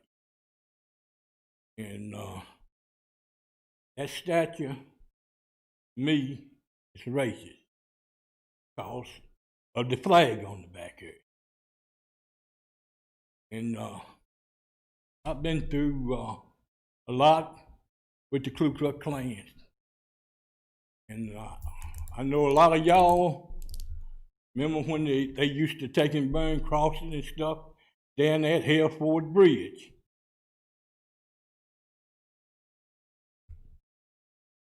And, you know, like I said, then a lot of these Klansmen, you know, they put masks and stuff on and come out at night. If they so brave, why they didn't do it in the daytime? And then, you know, they use that flag as a symbol. And it's not right for y'all to have that at the courthouse. Y'all need to take and move it. And you said that it don't defend me. It defends me, my grandkids, my son. It defends all Black people. Would y'all want Hitler to put a statue of Hitler at the courthouse? If somebody would take and put Hitler at the courthouse with his symbol on there, would y'all let his stay? Now think about that. It's in y'all's hands. My son, like I said, he don't want to take and destroy the statue. He just want it moved. Because that is not a place for that statue. And y'all know it. Every one of you know it. And y'all know that it shouldn't have been put back up there with that symbol. That symbol on the back with that flag, that's what ruined it. Because that symbol, what does it mean?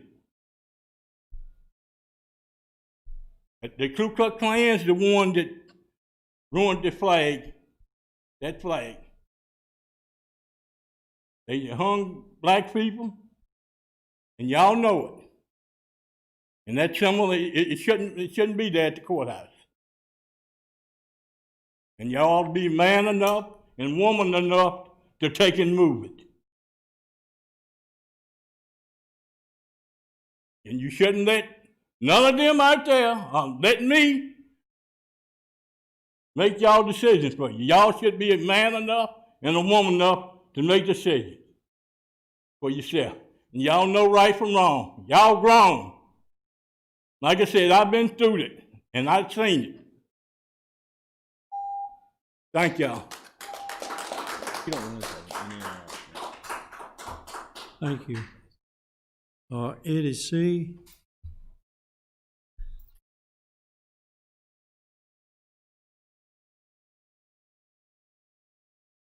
Hello, Board. Thank you so much for letting us speak tonight. And I'm honored to speak after Mr. Terry there. But I want to just say, you know, I was born here in Franklin County. I continue to live here at least half of the year. I'm in the Henry, Virginia area. It's a beautiful, peaceful area, and I call it home. But I love Franklin County. I love its peacefulness. I love the education that I received from the school system in this county. I'm here tonight to speak in favor of removing a statue in front of the courthouse that has always bothered me. And it's always frustrated me as a citizen of this county. I'm frustrated and I'm concerned about this statue because of two reasons. Number one, I was lucky to have been taught by Franklin County teachers, some of whom were white, some of whom were black, about the real history of Virginia and the real history of the Civil War. You know, we hear this a lot, that our schools didn't teach the right story. But in Franklin County, I was lucky to have teachers that did that. So no, we're not about erasing the history of this county, the state, or the country, but we are not memorializing and glorifying something that was not right, a history that is not true. Yes, unfortunately, Confederate soldiers died, and I'm really sad about that, and I honestly am. I don't know how much I could convince you of that. But they fought for a cause that tore this country apart.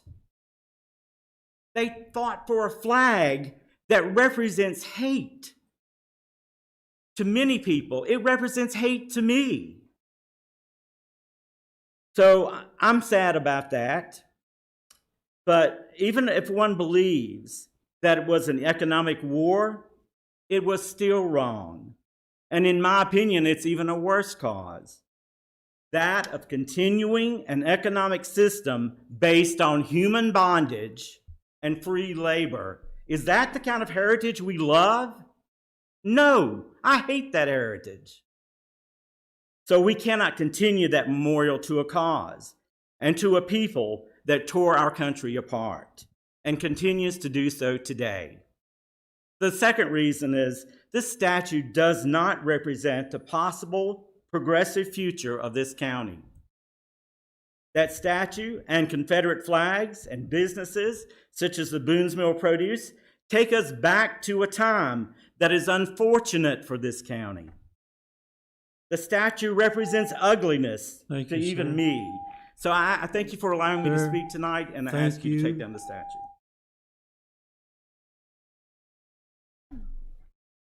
Bridget Craighead.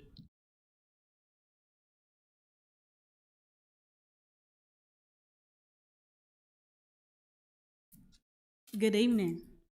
I am Bridget Craighead, and I am a resident of Rocky Mount, Virginia.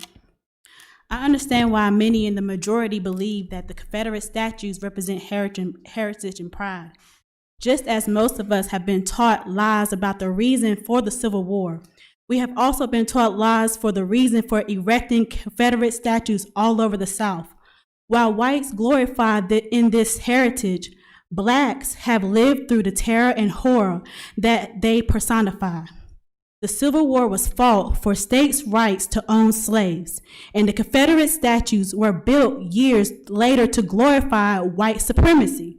Many people make themselves feel better about glorifying and admiring these statues by saying the statues stand for the pride in their heritage, but that does not change their true meaning. Anyone that really wants to know their true meaning can read it in the dedication ceremonies of these statues where they were built, where it plainly states their goal. The statues were built during the Jim Crow era and the Civil Rights era to keep African Americans in their place. They are statues of people that fought on the behalf of those people that wanted to dissolve the Union. This weekend, a true United States hero died. Representative John Lewis was a congressman that gave his life trying to get America to live up to its creed that all men are created equal. He fought for justice for all people, black, white, poor, rich, gay, and straight. He felt that everyone deserves justice and died hopeful that we could not give up. During his last battle, Congressman Lewis asked young people to carry the torch. The statue on the courthouse lawn in Rocky Mount seems huge to us, but it's only a dot in history when comparing it to the suffering that Black people have endured in America. However, large or small, it is a dot that is a constant reminder of brutality and pain. The Board of Supervisors has a chance to make Rocky Mount more inclusive for all its citizens and more inviting for new businesses that might be interested in moving here. Businesses of today know the importance of diversity. The statute makes a statement, and that statement definitely is not diversity. So if you can't vote to do the right thing for African American citizens in this community, then considering voting for your own pocketbooks that might be affected when businesses decide to go elsewhere because Rocky Mount chooses to stay behind the times and wants to continue to cling to our sordid past. In honor of Congressman Lewis, Dr. C.T. Vivian, Dr. Martin Luther King, Frederick Douglass, Harriet Tubman, and our own Booker T. Washington, and many others that fought the good fight, I carry the torch, and I will not rest until the statue is removed and Rocky Mount steps into the future, a future that includes equal justice and opportunities for all its citizens, not just the majority.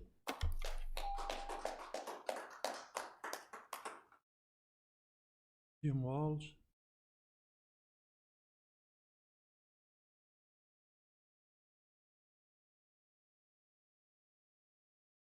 All right, my name is Reverend Jim Walls. I've been living in this county for 15 years. I think the statue needs to stay. In this country, we have freedoms. Not all our history is glorious. We have spots and blemishes on history. That's to be acknowledged. However, that doesn't mean that every vestige of our history should be done away with. Now, I am thankful that we live in Franklin County where there's a lot of peaceful disagreement. A lot of other parts of the country don't have that blessing. But make no mistake what the greater goal is with many of these radical anarchist organizations. It's not just statues of Confederate soldiers that are being taken down, statues of Columbus, Frederick Douglass of all people, his statue has been taken down. The 54th Massachusetts Regiment that fought for the Union, their monument has been destroyed and defaced. Every time we turn around, I talked to a politician in Richmond yesterday that says as of yesterday, 65 monuments across the United States have been destroyed or defaced. Now, I have preached peace through Jesus Christ for a lot of years. And I believe that ultimately he's the only answer to this solution. All right, ultimately the problem's sin. But we have to deal with these issues with facts and not emotions. However emotional we may be on this topic, I think the statue needs to stay. I don't think it glorifies race or hatred or anything else. If we have rights, the people down at Boone's Mill Produce have a right to fly a Confederate flag as much as anything else. That's part of, we have a right to, as Judge Andrew Napolitano said, in the United States, we have a right to be offended, right? With rights comes offense. And the word tolerance means that we have to have some differences. Tolerance doesn't mean that we whitewash history. It means we acknowledge our differences, we stand in our individual corners, and we love and respect one another, and we do it so peacefully. That's all I have. Thank you.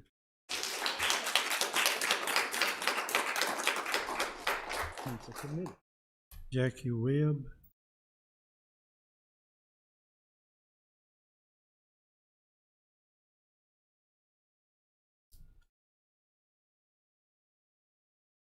Speak. Got much to say. I'm forward saving it. It's history, and we have good or bad, and taking it down, you ain't going to change anything. And all I'd ask for is these people want to take it down. After you get it down, what comes next? you want to do like Hitler did, start burning books and taking books away from the kids and away from the people. That'd be the next thing. That's all I got to say. Thank you. Thank you.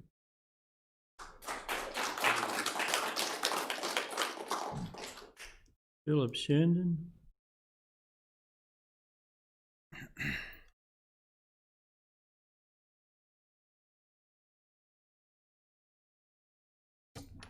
Good evening. My name is Philip Sheridan, and I'm a transplant from New Jersey. I've been here about 20 years, and I speak for the veterans. That monument is a monument to veterans, and my own kin were at Saratoga, and I'm in the Sons of the Union Vets of the Civil War. I'm associate member of the Sons of the Confederate Vet for the Civil War. I'm a Vietnam Navy vet myself. My father was in World War I.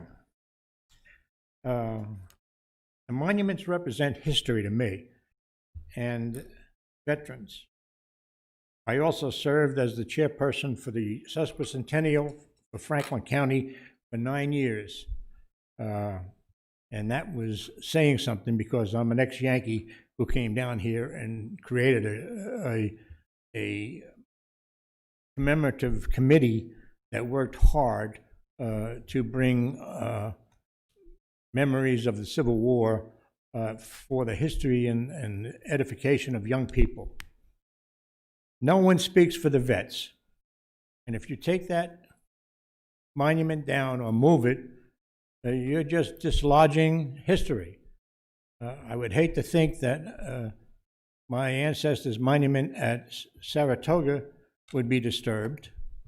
And I would hope that you would see that as something that you just shouldn't be disturbing history. If you cannot make up your own mind, I would suggest you put it to a vote. And there is ample time to put a question on a ballot, and practically everybody's going to vote this November. So if you can't make up your minds within the next couple of months, and you want the people of Franklin County to decide, I would suggest you put it to a vote with the referendum in November. Leave the monument alone. No one speaks for the vets, and I would urge you to vote not to move the monument. Thank you very much.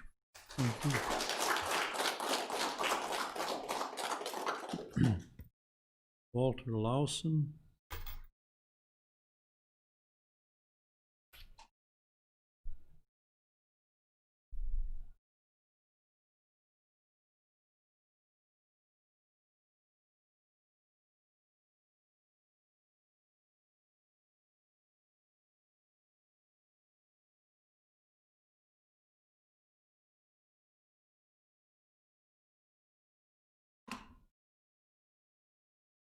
Good afternoon. My name is Walter Lawson. I'm a veteran of Vietnam. I served in the 101st Airborne Infantry. I speak Black veteran. We swore an oath to defend and uphold. Unfortunately, Confederate soldiers neglected that oath. Robert E. Lee graduated from West Point. Served in the Spanish-American War, highly decorated. But he reneged on his oath. Now, if things were handled the way they should have been handled, he would have been shot. Along with Jeb, Stonewall Jackson, and some of the others. Lincoln had mercy. Innocent. A lawyer in Giles County recently said, I find it hard for a Black defendant justice in the shadow of a Confederate statue at the courthouse. And I agree with him. Because when I walk in that courthouse and I look up at that statue, I see implicit bias. We all have them, things we just don't like. I'm not saying destroy the statue, but move it to somewhere where it can be respected. That's what you choose to do, where you can honor it with do so, but it does not belong public square in front of the court. We have tried for many years to live peacefully. I'm talking about T. Vivian. I knew him personally. I worked with him. Never had the opportunity to work with John Luke. But it's time for Franklin County to move into the 21st century. There's no such thing as a war of northern aggression. It never happened. First shots of the war were fired at Fort Sumter, South Carolina. War was fought to preserve the Union. Lincoln said, if I can preserve the Union without freeing the slaves, that's what I'll do. If it's necessary for me to free the slaves, that's what I'll do. So the Emancipation Proclamation happened. We've been fighting for our freedom. I thank you. Thank you.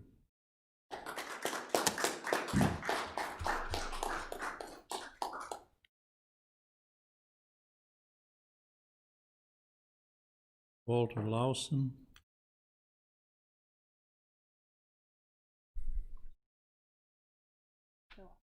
All right.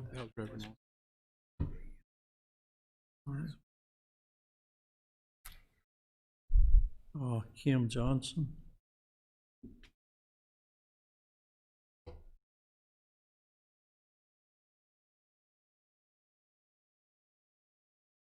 Oh.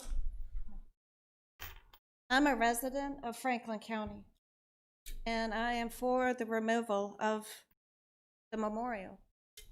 And I would like to say, I don't want to hear any more about how outside agitators are here and starting all this, and that Franklin County was just fine before the outside agitators, because they're not here. It's us, residents of Franklin County, who went to Franklin County High School. And let me tell you, in '86, some major problems with racism in that school. And I think we still have problems in our community. And I think that Franklin County got very comfortable in its racism. That's what I think.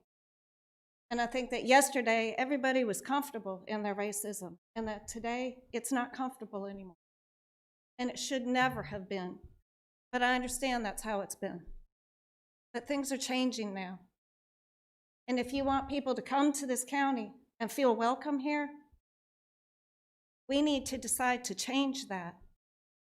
You cannot call chalk art graffiti and vandalism. Please go and look up the definitions for those terms, because you obviously don't understand them. The legal term for vandalism, the legal term for graffiti, has nothing to do with the chalk art that happened on that bridge. And we were okayed to do it, and the police were there watching us. There is only one reason I can think of that Rocky Mount got so upset about that. And it's sad, because it's called racism. Like I said, it was comfortable, it was normal.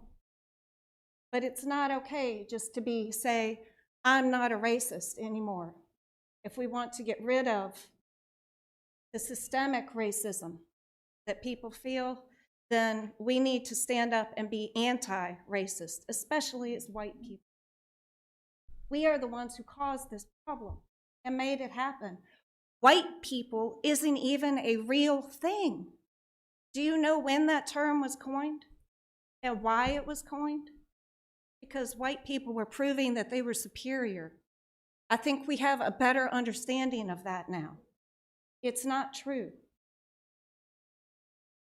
And if you think that it is true that white people are superior, you are just plain wrong. So please consider, is our courthouse a Confederate courthouse, or is it a courthouse for everybody? I haven't had to spend too much time there. But I could tell you that if I had to go there and I wasn't in the skin that I was born in, that I was lucky enough to be born in, then I would not feel comfortable. Thank you. Thank you.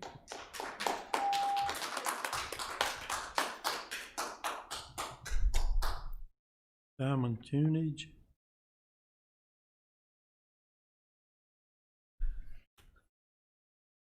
What was the name, Chair? What was the name? My name is Donna Turnage. I'm a resident of Hardy, Virginia. I'm not here to say much, but I just want to say that you as the people that I'm standing in front of were voted to stick up for something. You can vote for everything else, but you can't vote on something that matters to me, that matters to everybody.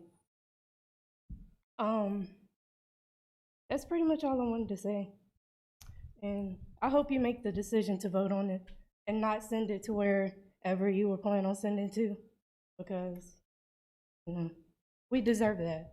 Everybody in your district deserves that. And I hope you make the right decision.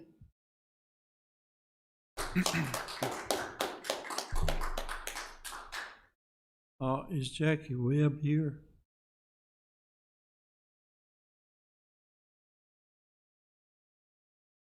Okay. Is there anyone else that would like to speak?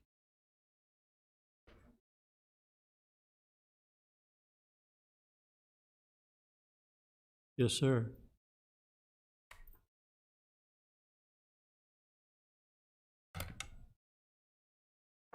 Ladies and gentlemen, the worst thing that I've heard tonight is about a committee. A committee, a camel is a horse designed by a committee.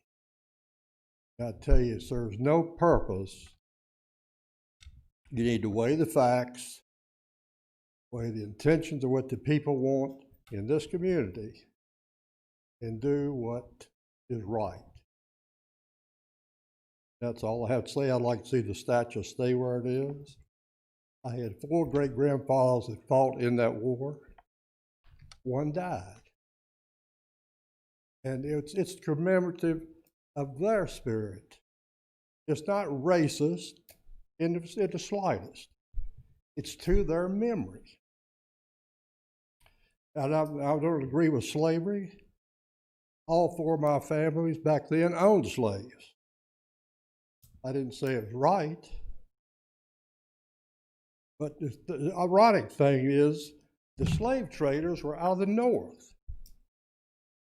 Many of them. But yet, the South bears the burden. The Northerners called the Civil War a rebellion. We don't. But I would just like to repeat, your committee cannot solve this situation. It is one intent, that's to move the statue. There's no other answer that's going to be acceptable to Black Lives Matter or some of the other factions. You can say what you want to say. But gentlemen, that's what I think, and I thank you all for letting me speak. Could you identify yourself, please? Ben Pinkert, 125 Riverview Street, Rocky Mount. Thank you.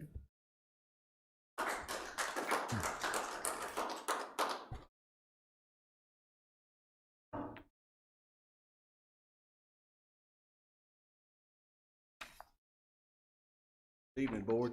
My name is Anthony Smithers. I guess 50-year native of Franklin County, 4th generation. I'm for the statute to stay. I had a great-great-grandfather that fought in the Civil War on the Confederate side and one that fought on the Union side. I think the statute should stay. The way this world is sad. If the statue goes and we cave in on that, what's next? Like someone else said, the 10 Commandments and then whatever. I was standing out in line this evening about an hour and a half before I got to come in, and I was just looking around, I seen shirts, move the statue to the courthouse. I mean, it comes to you with a threat. On the back of it says Black Lives Matter. Jesus says all lives matter. It doesn't matter if you're a Gentile or a Jew, that all matters. Didn't say anything about color. It's not about racism. I don't have a racist bone in my body. Just like Martin Luther King, I told a guy out there, said I judge a man or a woman by his character. I don't care what color you are. You treat me bad, I judge you by that. I think the statue needs to stay, and I think we need to keep our Franklin County.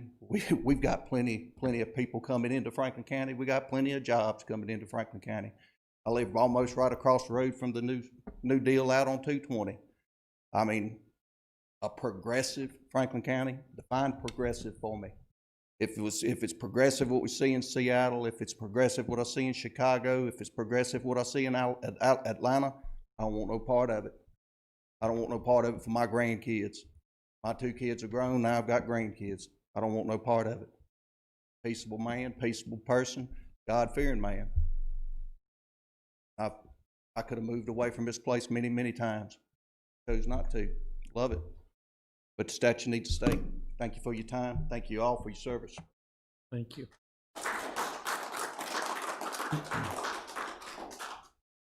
Anyone else wish to speak?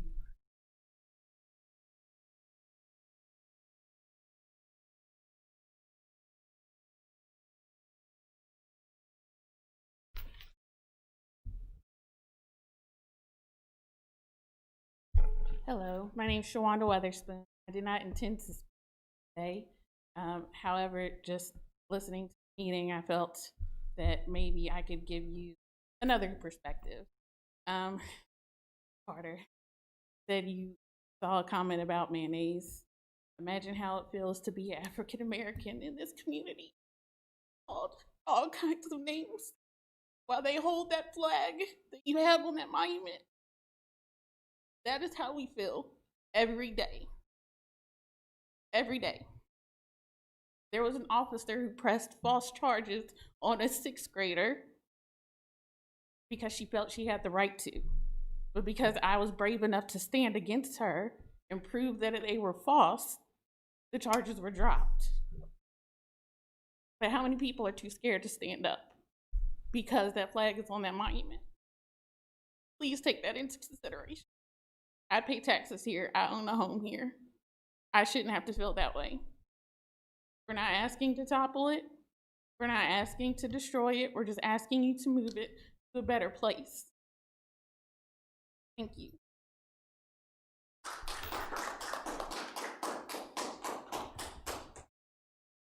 Anyone else?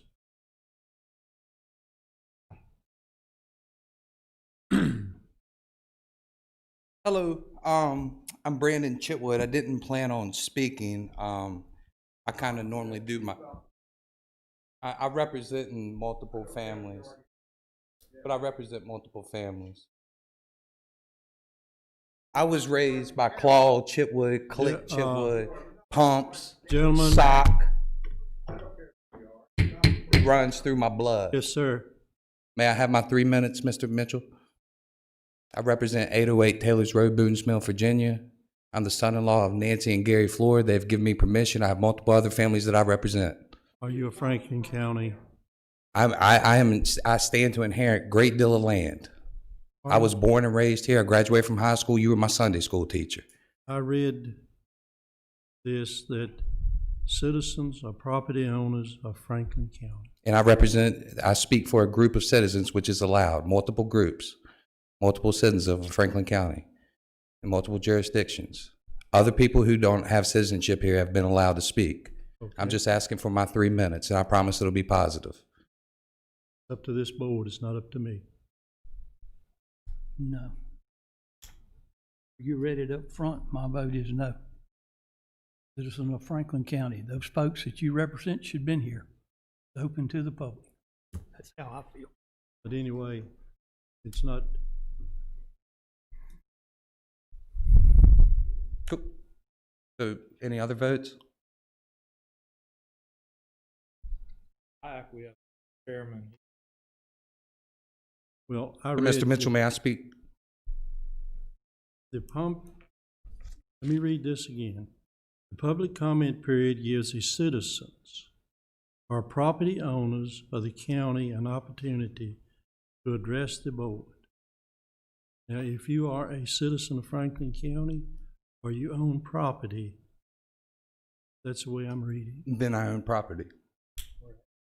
808 Taylor's Road, Boonesville, Virginia. Okay, go ahead. Thank you, sir. I did not plan on speaking today, but I feel compelled to. I am Brandon Chitwood. I was born and raised in Franklin County. I was compelled by Henry Turnage to join this cause. To be honest, growing up in this place, I never paid attention much to the statute, but I did some homework. I learned about the UDC. If you look on the front plaque of the statute, it clearly says UDC presented the statute to the county, and it stands for United Daughters of the Confederacy. And you can look up plenty of text, primary sources that will tell you that the UDC, well after the Civil War, instituted a campaign to put up statues all across the South, and they were symbols to express white supremacy. And I think we've gotten that point to you guys. The point that I wanted to step up here and make is I do think that you guys have made a step in the right direction by hearing this and understanding this. I think where you're making a mistake is putting this to a public referendum. And I understand that it is non-binding, but the problem with that is revolves around minorities. Minorities barely represent themselves in a public referendum when they don't make up a majority of the population. They're minorities. So this is why it's up on you as elected officials to be the leaders to recognize that they don't have a fair voice, the people that support the relocation of the statue. They do not have a fair voice. That is what you were there for. And so a lot of people have asked, what's coming next? We're not radicals. We're not outsiders. I may pay taxes in Roanoke, but I'll pay a ton more taxes in Franklin County when it's all said and done. I promise you that. I want to come home. But that statue is a representation of me that you guys do not deserve my hard-earned tax dollars. I would rather spend that money in Roanoke where they support things like Chalk Up the City, all right? And they put monuments on Campbell Avenue. That's what I want to support. So you guys, as leaders, as elected officials, you guys have to do the soul searching. You guys have to put this to a vote. I understand, put it to a public referendum. You'll be surprised. We'll get voters out. That's not a problem. In a month and a half, look how we've organized. You guys need to be the leaders. We're not going away. What's coming next? After this, the statue is symbolic. It doesn't solve everything. We're going to your kids, right? And we're going to educate them. And we're going to make sure that they have resources. We're going to make sure that they have events, like you said, that bring the community together. Now, I see a couple of you, your body language say that what I'm going in is going in one ear and out the other. And I can tell you this, that come election time, you will be heard, all right? There's a new party in town, and it is some outsiders. It's called the Chalk Party, and we will see you guys come election. Thank you guys for your time. I appreciate you. Love you. God bless. Just a moment, please. What property do you own in Franklin County? 808 Taylor's Road, Boonesville, Virginia. I'm the son-in-law of Gary and Nancy Floor. I'm not interested in your family. I just want to know what property you own. 808? Yes, sir. Why was not everybody else asked?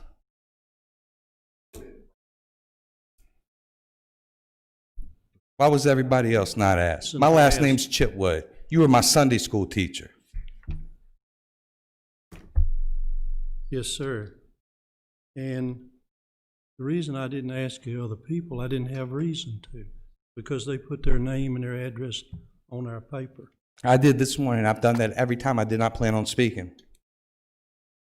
But it's not. And you have to understand, my family would have came out in droves, but we're in a COVID situation.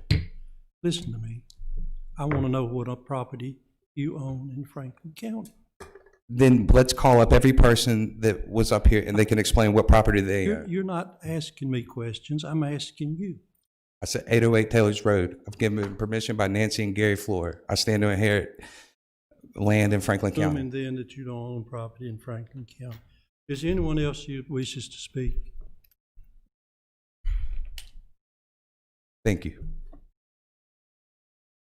If not, I'll close this and I'll open the board back up for some business we need to do. Mr. Chairman, I have a comment, if I may. The idea of my committee, I want to make sure I was clear, was not to move the statute. And if people misunderstood that, I apologize. My idea of a committee is to bring our communities together to see what we can do for the other side of the argument and preserve what so many people are passionate about. I do not want to move the statute. What I want is for us to have good dialogue. That's why I'm against the referendum. Statute stays right where it's at. Okay? I want to make sure I'm clear on that. But I've heard everyone that has spoken tonight. Their voices deserve to be heard on what we can do for equality. A referendum does not give us equality in Franklin County. What gives us equality is to go to the communities, ask them, what can we do in Franklin County that sets us apart from the rest of this country? Mr. Chilla, do you understand what I'm saying?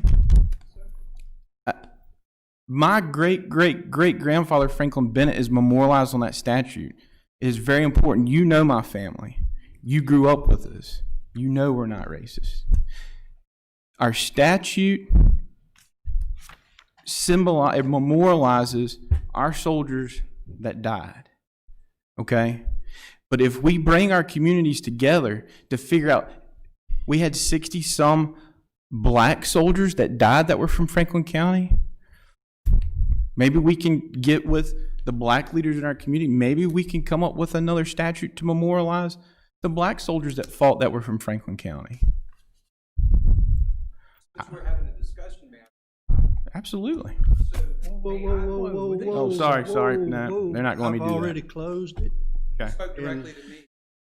No, And I apologize for that. And I'll go ahead and close, Mr. Chitwood. Sir, would you? No.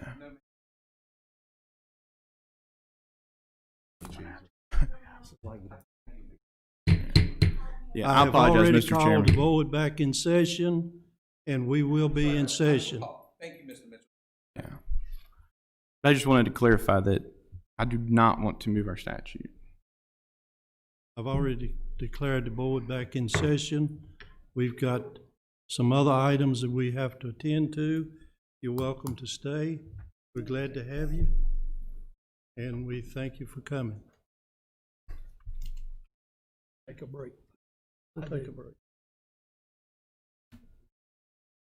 So I'll take any comments of what do you think you want to do? Chairman, there was a motion on the floor, as I recall. Did you withdraw it, or? It was I made the motion and I rescinded it when they said they wanted to wait.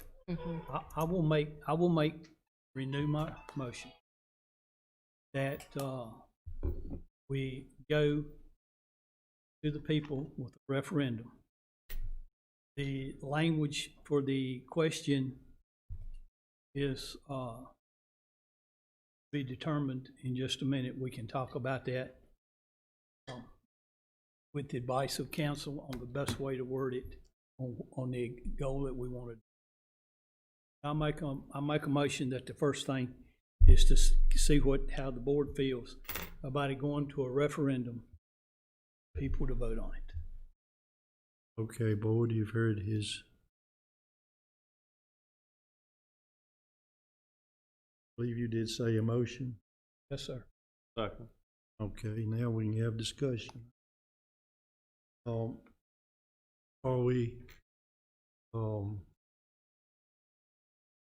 guess the first thing we'll do is we'll vote on the motion, and then we will do the particulars later.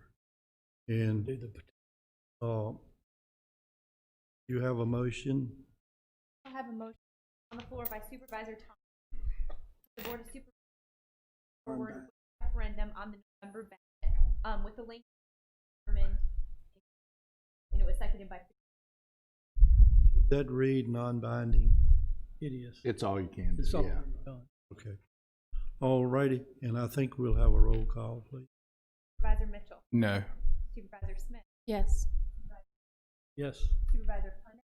Yes. Supervisor Carter. Yes. Supervisor Tate. Yes. Chairman Mitchell. Yes.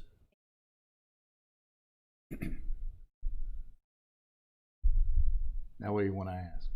Okay, now, how do we want the referendum to read on the ballot?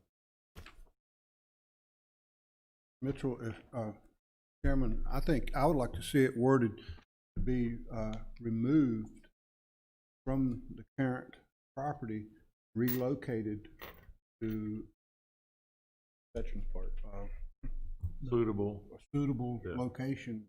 I don't want to see it removed and trashed. I want to see it worded and it removed to a suitable location. So I guess move it instead of taking it down and getting rid of it. We want to move it from its current location to a more suitable location.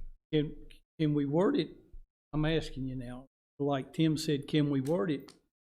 Or do we have to say whether it to be left up or to be moved somewhere else? How? Well, that's, statute doesn't tell us what our question on the referendum is to say. I had an interesting discussion with my partners because this may be the first one of these, not the last one. So we're trying to figure out and one of the questions was, how many questions do you have? Because there are 4 things in the statute: remove, relocate, contextualize, or cover. You ask a separate question for each of them. You ask, and if you do, what do those results mean if you've got 4 different questions? Have you really gotten a mandate? And to be honest with you, it was easy for us to sort of pick at any way we decided to do it. Well, would this create the better, and that's why we wanted to make sure that the board, what we didn't want to have is, okay, go figure out the question, you and the judge, and then put it on the ballot. We wanted to make sure the board's input was there. In thinking about it and listening tonight, it seems to me that based on what was said and based on the T-shirts, that it's a moving question, which I think is more relocate than it is remove. What if we said something to the effect, removal of the Confederate statue off of county courthouse property to a location of appropriate historical significance? That's what I was thinking. The only thing I would suggest, though, Mike, is that it probably relocated is better than remove it. Okay. Yeah. It's more simple it is, the better people come. Yeah, that's the other thing is you want to make sure that what you get is it's clear. Yeah. Well, people understand. What was your statement, Mike? Relocate the Confederate statue from county courthouse property to a location of appropriate historical significance. So then the question would be, do we relocate it or do we leave it where it's at? Well, if they vote that's no, the then way- it that's stays the- where it Huh? is. If they vote no, that they don't want to do that, then it stays where it it's is. Is that correct, Jim? Yeah, it is, but it doesn't answer the other questions. What's the other question? Whether maybe people would want it contextualized or whether they would want it covered. See, that's why this is where you can imagine, 4 lawyers sitting around. This is where y'all play devil's advocate. I mean, 4 lawyers sitting around trying to figure out what this means and what that means and where we go. And it Well, could you it wasn't easy. I mean, and I think you're as close to it as you can get. The only thing we've been asked to do at this point is relocate. So I would suggest that if that's what we're asked to do, that's what the referendum ought to say. Well, it's our statute. If we put it up, do you want to leave it at the courthouse or take it down? It's up to us to where we want to put it. If they say take it down, then we'll put it where we want to put it. That's not what I'm saying. What I'm saying is you have other options under the statute. You can contextualize it. I mean, you could, one of the things that they talked about in Richmond was to put up some sort of sign or plaque that explained all about the particular statues that were there. And there may be some some way that could be done, but that's not what's being asked. If we if we word it like I said, Mhm. and it comes back just hypothetically to leave it alone, at that time, it's still up to this board to decide what to do. And at Absolutely. that time, we could decide as a board to erect a plaque talking about the statue or offer something else, you know. Or, you know, if you are gonna take some action on it, you're gonna have a public hearing. So it Right. may be that something will come up then. At the public hearing, it'd come up then on what to do with it. I think the referendum is going to be instructive. I think that's the action. I do too. Of how we would receive it as instructive to us as a board. And Yeah. then beyond that, you know, how we want to, you know, whatever we want to do. I just think the referendum is a good way to hear the voice of all the citizens of Franklin County. And if you look at how many speakers we had tonight, that's probably less than 1% of the population. And I know one lady said there's a lot of people that are afraid to come out because of COVID That's and right. so forth and so on. And I know me personally, I've had a lot of phone calls. A lot of people have stopped by my place of business, you know, and voiced their opinion that weren't here tonight. So relocate the Confederate statue from county courthouse grounds to a more suitably historical location? That's a yes or no, right? Shall we, or Yeah. shall the county? That's as simple as it gets, gentlemen. The only word that bothers me is suitable. That's saying where it's at is not suitable. How about just to another location of historical significance or Appropriate historical Preference. significance.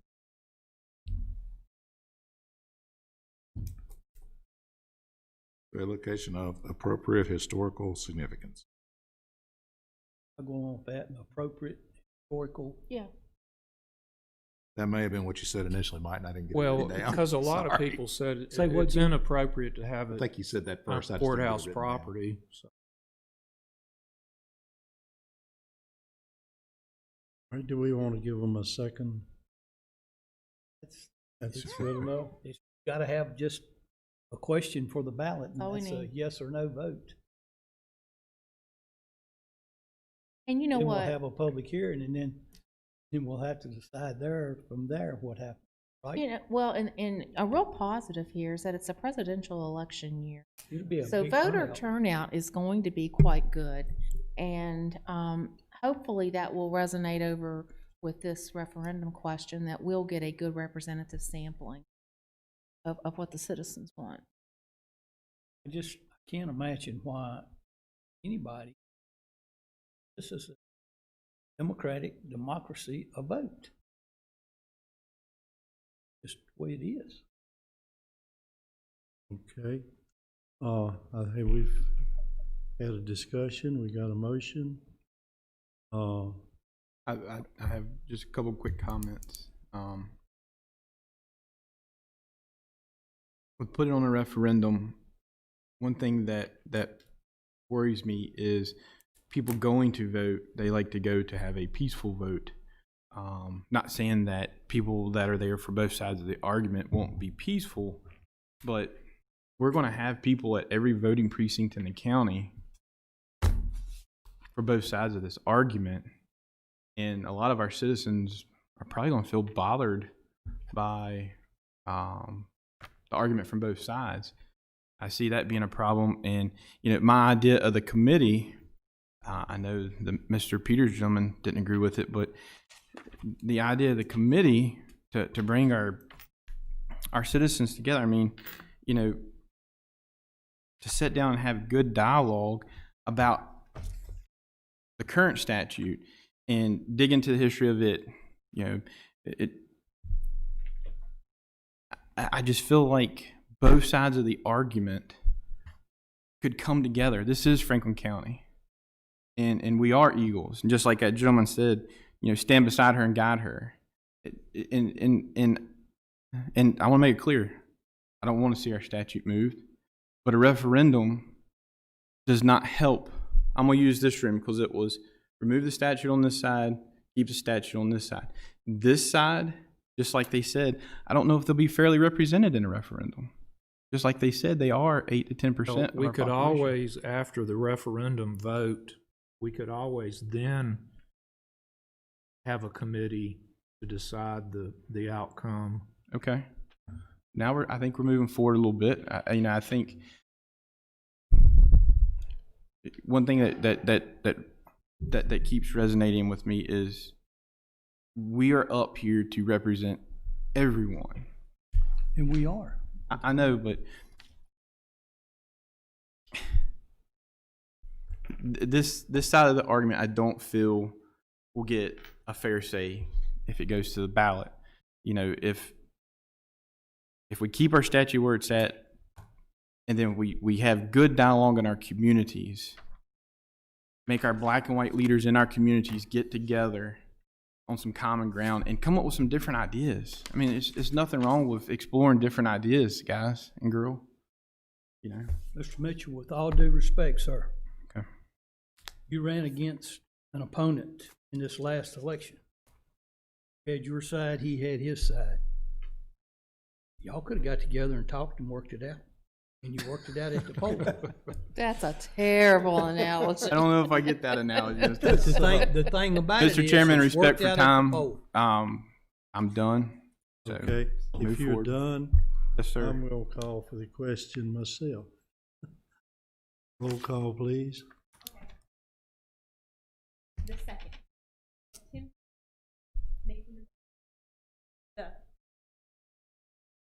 Can you repeat the language for me, please? will. Repeat it, but reference that's saying talk to Mr. I'm listening. Okay, thank you. On a motion made by supervisor for the Board of Supervisors referendum on the ballot to current county property south. What I have is to relocate the Confederate statue from county courthouse grounds to a location of appropriate historical significance. I'll give that to you. And we have from now until November to think about. I actually wrote down a couple names tonight I thought would be good people on a committee. Yeah, I kept good notes. Thank as you, well. Leland. I really appreciate that. So, I did too. when, I got a good list. you know, and this is a small group to pick out the people that you would want. But, you know, if we have a committee, we can't have a committee for all one side. Right.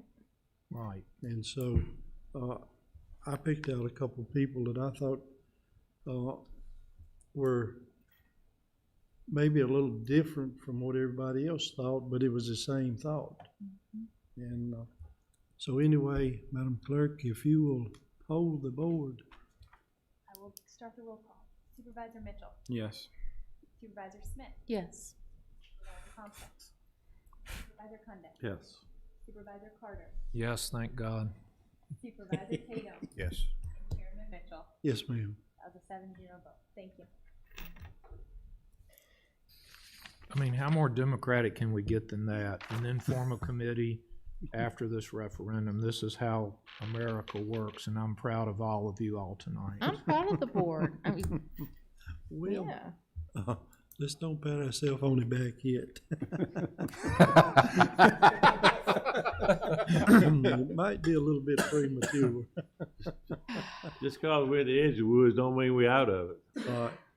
But anyway, we will, these people want a few comments before they go home. Can y'all, Ronnie, will you go with, We can finish these items, Mr. Chairman, then we'll break and go into closed session, maybe at the break. okay, all righty. And, okay, Mr. Whitlow, our county administrator, we're gonna give you an opportunity to speak. Sure, Mr. Chairman, I'll be brief. First of all, I'd like to thank our public safety and sheriff's department staff today for just a yeoman's job, really, all day long, in managing and making people, our citizens, feel welcome and giving them the opportunity to speak in an orderly fashion. And certainly, this ties in well to my next topic on COVID. I appreciate our public safety staff from the standpoint of temperature checks and trying to keep us safe and so forth. And in terms of upcoming events, Mr. Chairman, I'll just remind the board on August 20th, VACO is having their annual virtual summit. And it will be virtually online, more details to follow.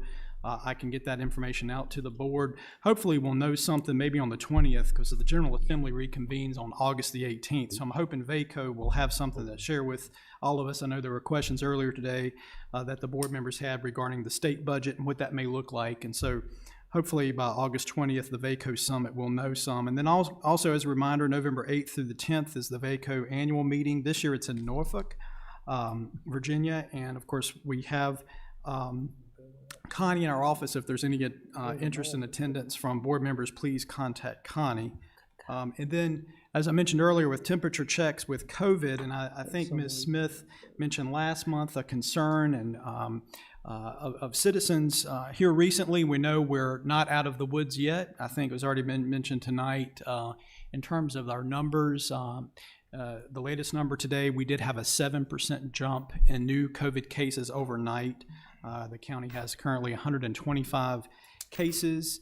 At this time, of course, our neighbors to our south, significantly higher. Henry County has about triple our number in positive cases, and I know they're dealing with that in Henry County. And I just wanted to point out, I was reading earlier in the paper, it kind of got my attention in Central Virginia, and I think where Virginia is relatively managed the COVID crisis in a fair manner.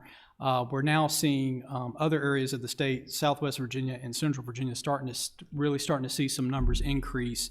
And I read with interest in the Lynchburg hospitals alone, a couple of dozen hospitalizations with COVID, 9 of those which got my attention on ventilators. So this is something I think the community and certainly as staff that we're trying to take as serious as we can.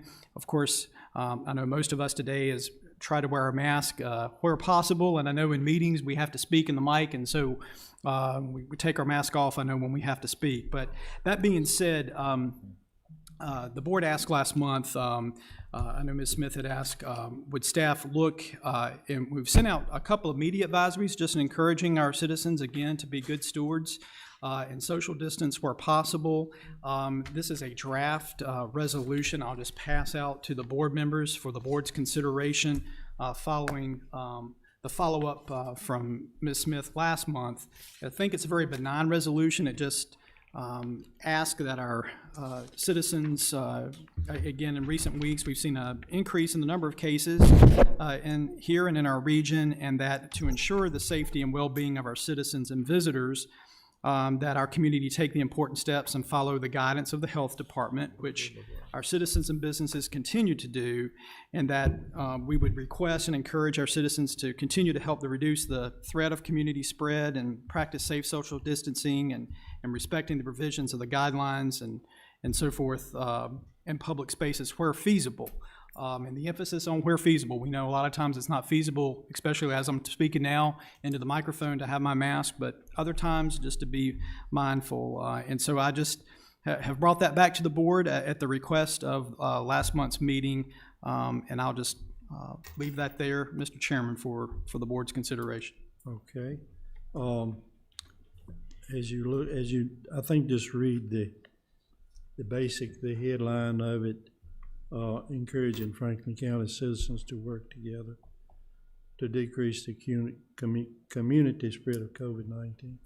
I think that, do you want a motion that we do this, or is consensus good? Mr. Chairman, it's the pleasure of the board, but the board, if the board wants to pass a resolution, you would take a vote on a resolution. Okay. I guess if we'll need a motion and a second. Mr. Chairman, I would like to make a motion that the board make a comprehensive resolution statement with respect to decreasing the spread of COVID-19 by adopting this resolution and as stated. Okay. Second, or we don't need one? I second. Okay. And I guess you've had time to pretty well go over this. I read it. All in favor of a resolution? Aye. Aye. Opposed? Aye. Okay. Can I do a roll call? Probably be the best. Yes, I missed that. I can't tell the boys apart. Yes. I was just reading, I missed it the first time. We're requesting people to wear face masks. I like the word encourages, but never mind. Sorry, go ahead. Okay, so the motion on the floor is for the Board of Supervisors to adopt the resolution which is in front of you in regards to COVID-19. It's made by Supervisor Smith and seconded by Supervisor Thompson. Supervisor Mitchell. No. Supervisor Smith. Yes. Supervisor Thompson. Yes. Okay. Supervisor Kunde. No. Supervisor Carter. No. Supervisor Tatum. Yes. Chairman Mitchell. Yes. Thank you. Passes 4-3. Okay. I voted for this, yes, because it was a request. It wasn't, they didn't make Not it. a requirement. Didn't. I do have one question though, Mr. Whitlow. I don't like Is the Franklin County Beach down there, is it still open or is it closed?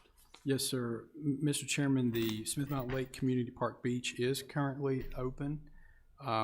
It's on restricted hours. It's open Thursday through Sundays at half capacity with social distancing in place following state guidelines. Okay. Any of the, I don't know, Mr. Ferguson, if he can help us or not, do we have any kind of data or anybody that has gotten COVID or been sick has visited down there? Right. I guess what I'm saying is it concerns me that, you know, all the problems that they've had at the beaches, if people start coming here, Sure. and then, I don't know, maybe I'm just running my mouth when I shouldn't, but just a thought. That's what the rest of y'all think about. Mr. Thompson, Mr. Chairman, if I may, yeah, to answer that, and I will double check with our Parks and Recreation Director, but they are being very strict in terms of limiting, again, the amount of folks attending or visiting the beach. And in addition, those who are attending, they are, to my knowledge, and like I said, we'll follow up, making sure they have a information sheet from those who are attending for contact tracing should an infection occur. And to my knowledge, none has occurred to date. Thank you. Okay. Does that cover you, Mr. Whitlow? Yes, it's on my items, Mr. Chairman. Okay. Any items with supervisors? Mr. Chairman, I have one. This past weekend, had a thunderstorm up at the Henry area, and the generator at the Henry Fire Department went on to fritz, and at a time that we needed. Mr. Thurman has informed me that he has an older generator that he was getting ready to surplus that is owned by the county, and he was going to sell it on Gov Deals. He said that since it will not bring anything on Gov Deals, he would recommend sending that generator to the fire department to be used. And I asked Mr. Gwynn if I need to make that as a form of a motion. He said it would probably be wise. And so I know it's not on the agenda, but with your permission, Mr. Chairman, I would like to make that in the form of a motion that we allow Mr. Thurman to take that generator to the Henry Fire Department to be used. I second. Okay. Any more discussion? Okay. We have a motion and a second. Sorry. And all in favor of the motion, aye? Aye. Opposed? Motion passes, and hope it'll last a while. Hope so. Mr. Chairman, if I may, are you done, Tim? John? I have a few and other matters as well. Mr. Whitlow, I'm sorry, I got a lot, so I hope you're ready. I got my pen ready. I would like for a representative from Mountain Valley Pipeline to come before our board and give us an update on what's going on. From what I understand, there's still citizens in this county that have not been settled up with. Am I correct in that, Mr. Carter? I didn't hear what you have not been what. They have, from what I understand, there's citizens in our county that have not been settled up with their land deals. That's correct.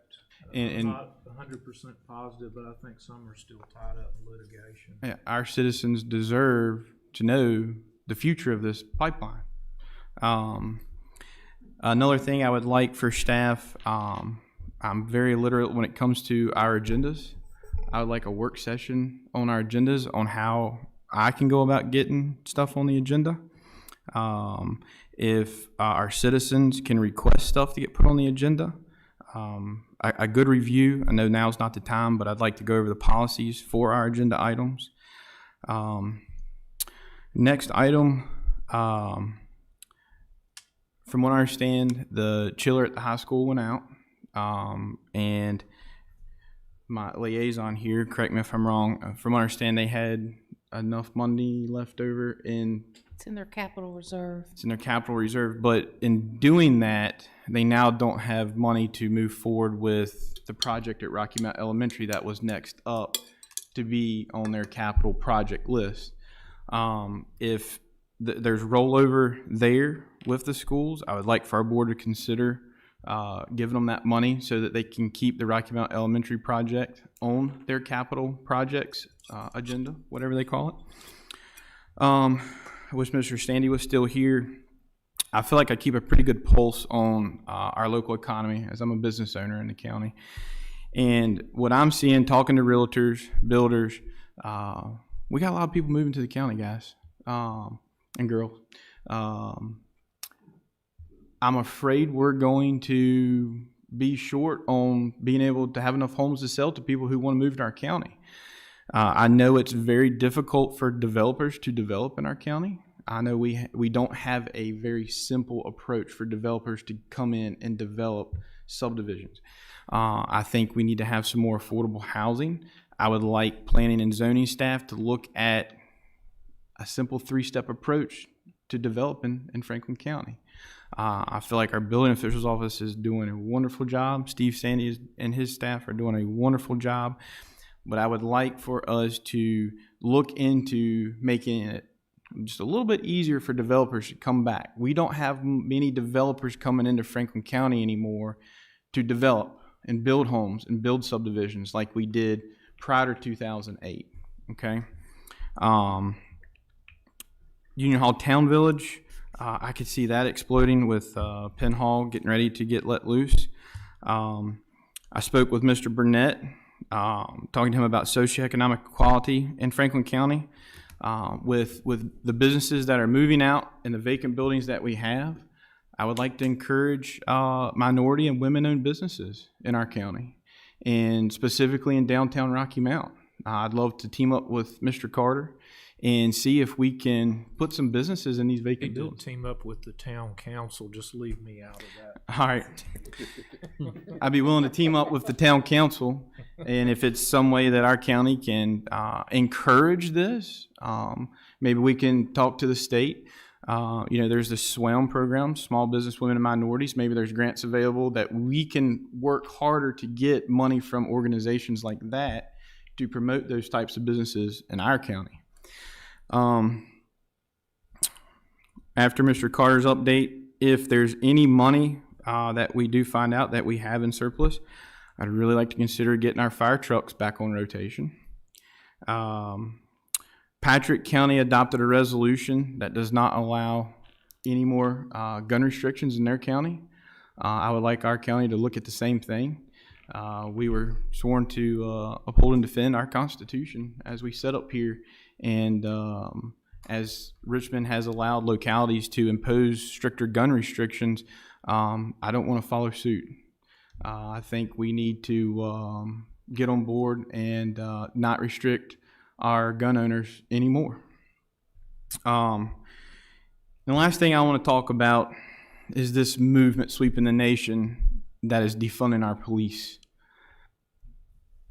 Those men in the back there, and the women that work for Franklin County Sheriff's Office, they get up every day and put that uniform on. If you see any law enforcement out, please take the time to stop and thank them. Stop and take time to thank our public safety as they go out and tend to people during this pandemic. Talking with some of the deputies in the county, I would like the sheriff's office to maybe look at maybe doing a block party when maybe the pandemic slows down and the spread slows down. And I'd like for this to be in the form of our officers that are in the county coming and getting together. Maybe we can have a concert, have our officers in plain clothes to mingle with our citizens. I think it'd be great to show what relationships we have with our law enforcement and citizens in this county. And I can't thank you guys enough for what you're doing. Whatever Richmond decides to do, we as a board have got to have their back. If we have to look at having an insurance policy, because from what I understand, what they're going to talk about is going to make them, when I say them, I'm talking about all law enforcement, more vulnerable to losing their home, losing everything they have. If the state's not going to back them, I would like our staff to look in and see what we can do as Franklin County to back our deputies, our Rocky Mount Town Police, our Ferrum College Police, our game wardens, our ATF agents, everybody that wears a badge in this county. I want them to know that we have their back. When people call 911, they don't ask questions. They just go. And that's all I have, Mr. Chairman. Mr. Chairman, I just have 2 items. On the agenda, we used to, under the public speakers, we would put the topic beside their name, whatever it is. And I think that's a good policy, because then when we get the agenda packet, if it's a topic we want to look up and know a little something about before they get here, we sort of have a heads up. And as a follow-up to something I mentioned earlier today when the sheriff was here, I would like for the county to send a strong worded resolution to the governor concerning all these laws that are going to affect police officers moving forward. If staff can work on that. And that party Mr. Mitchell's talking about will have donuts. I'll be there. That's just wrong. They like donuts, yes. That's just wrong. Jim, one thought on the gun control issue. If we don't do anything, it doesn't change. Am I right? Correct. In fact, if you pass the ordinance, it doesn't change. That's what I because was it's not thinking. binding. So it's, as long as we don't pass anything, we are not joining in with what Richmond is sending out. Right. I mean, you've been given the authority, and you either exercise it or you don't. Mm-hmm. But so we don't need to exercise any authority on it. If we just leave it like it is, it'll stay like it is today. correct. Okay, thank you.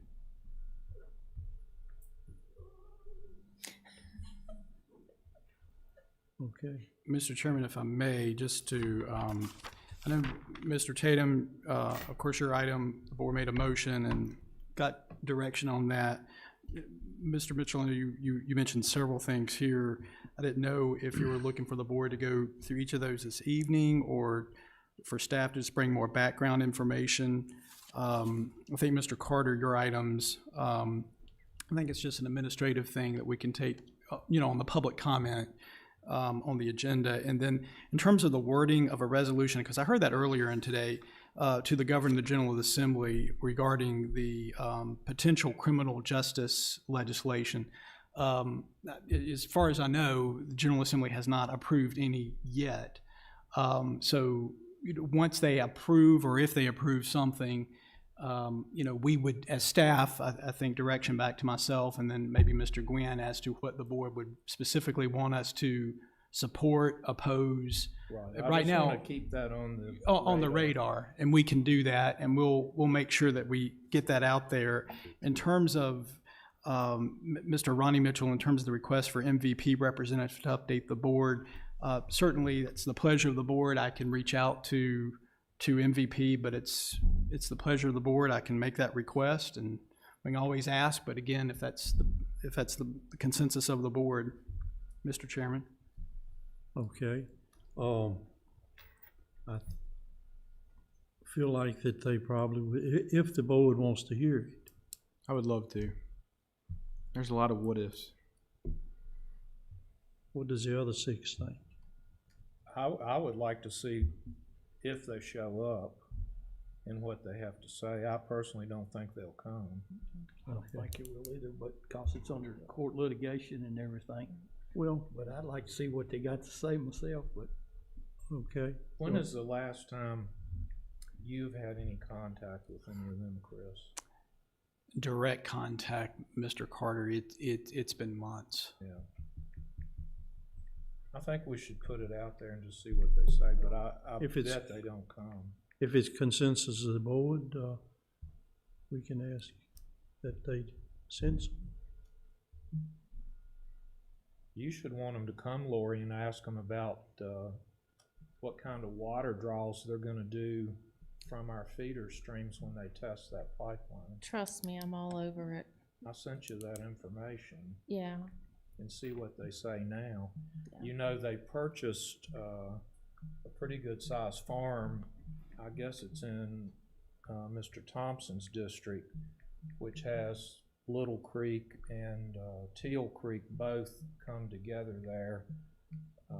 It's very secluded, so I would assume they purchased that probably so they can draw water out of those streams, which is going to affect the Blackwater River.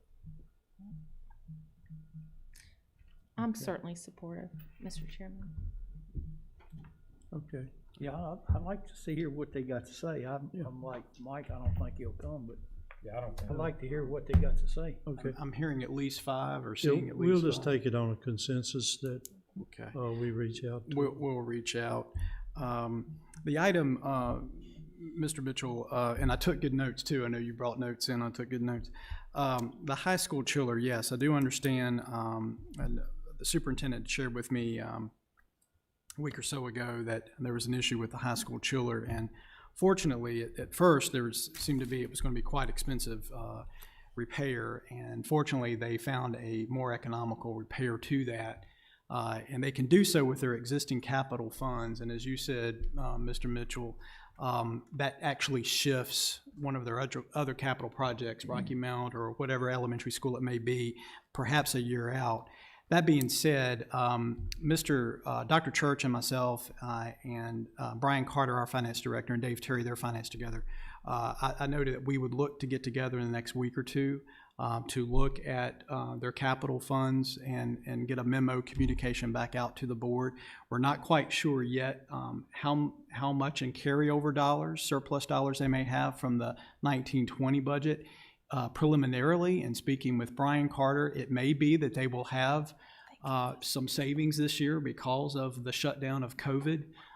And so perhaps some of those dollars could be carried forward, to supplant, if you will, those capital dollars. So if it's the pleasure of the board, I will get a memorandum back out to the board here in the next couple of weeks as to the status of that. Yeah, and I just, they had no control over that. Right. And I don't think we should hold it against them. And I'll if that's a pleasure of the board, I'll get a communication out, and then at a future meeting, we'll know more on the carryover.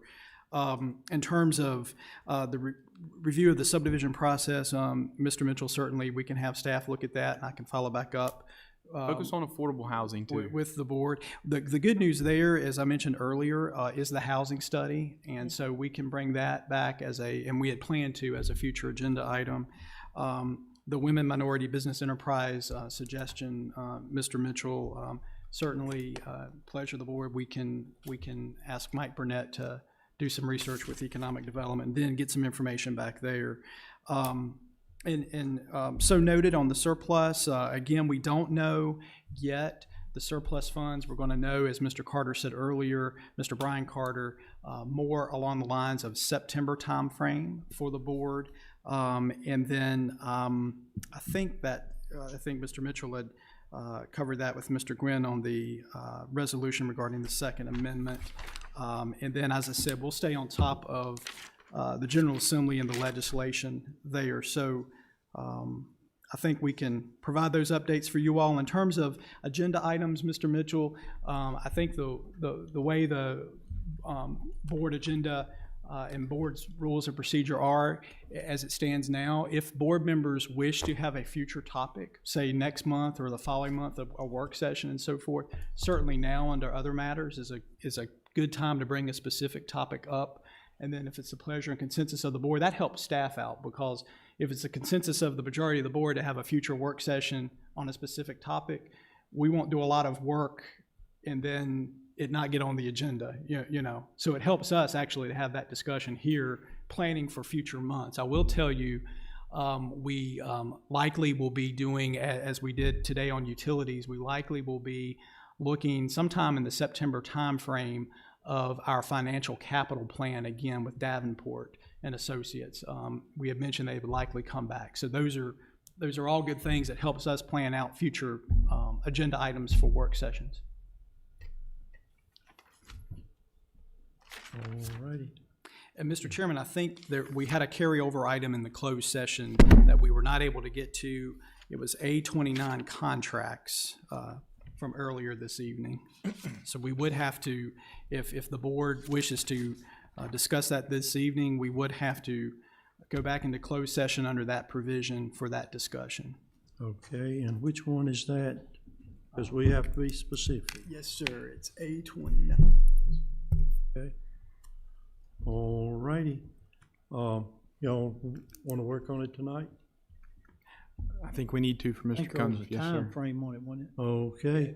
It is time sensitive. Yeah, we need to. The Franklin County Board of Supervisors will motion to enter into a closed meeting in accordance with A29, discussion of the award of a public contract of the Code of Virginia as amended.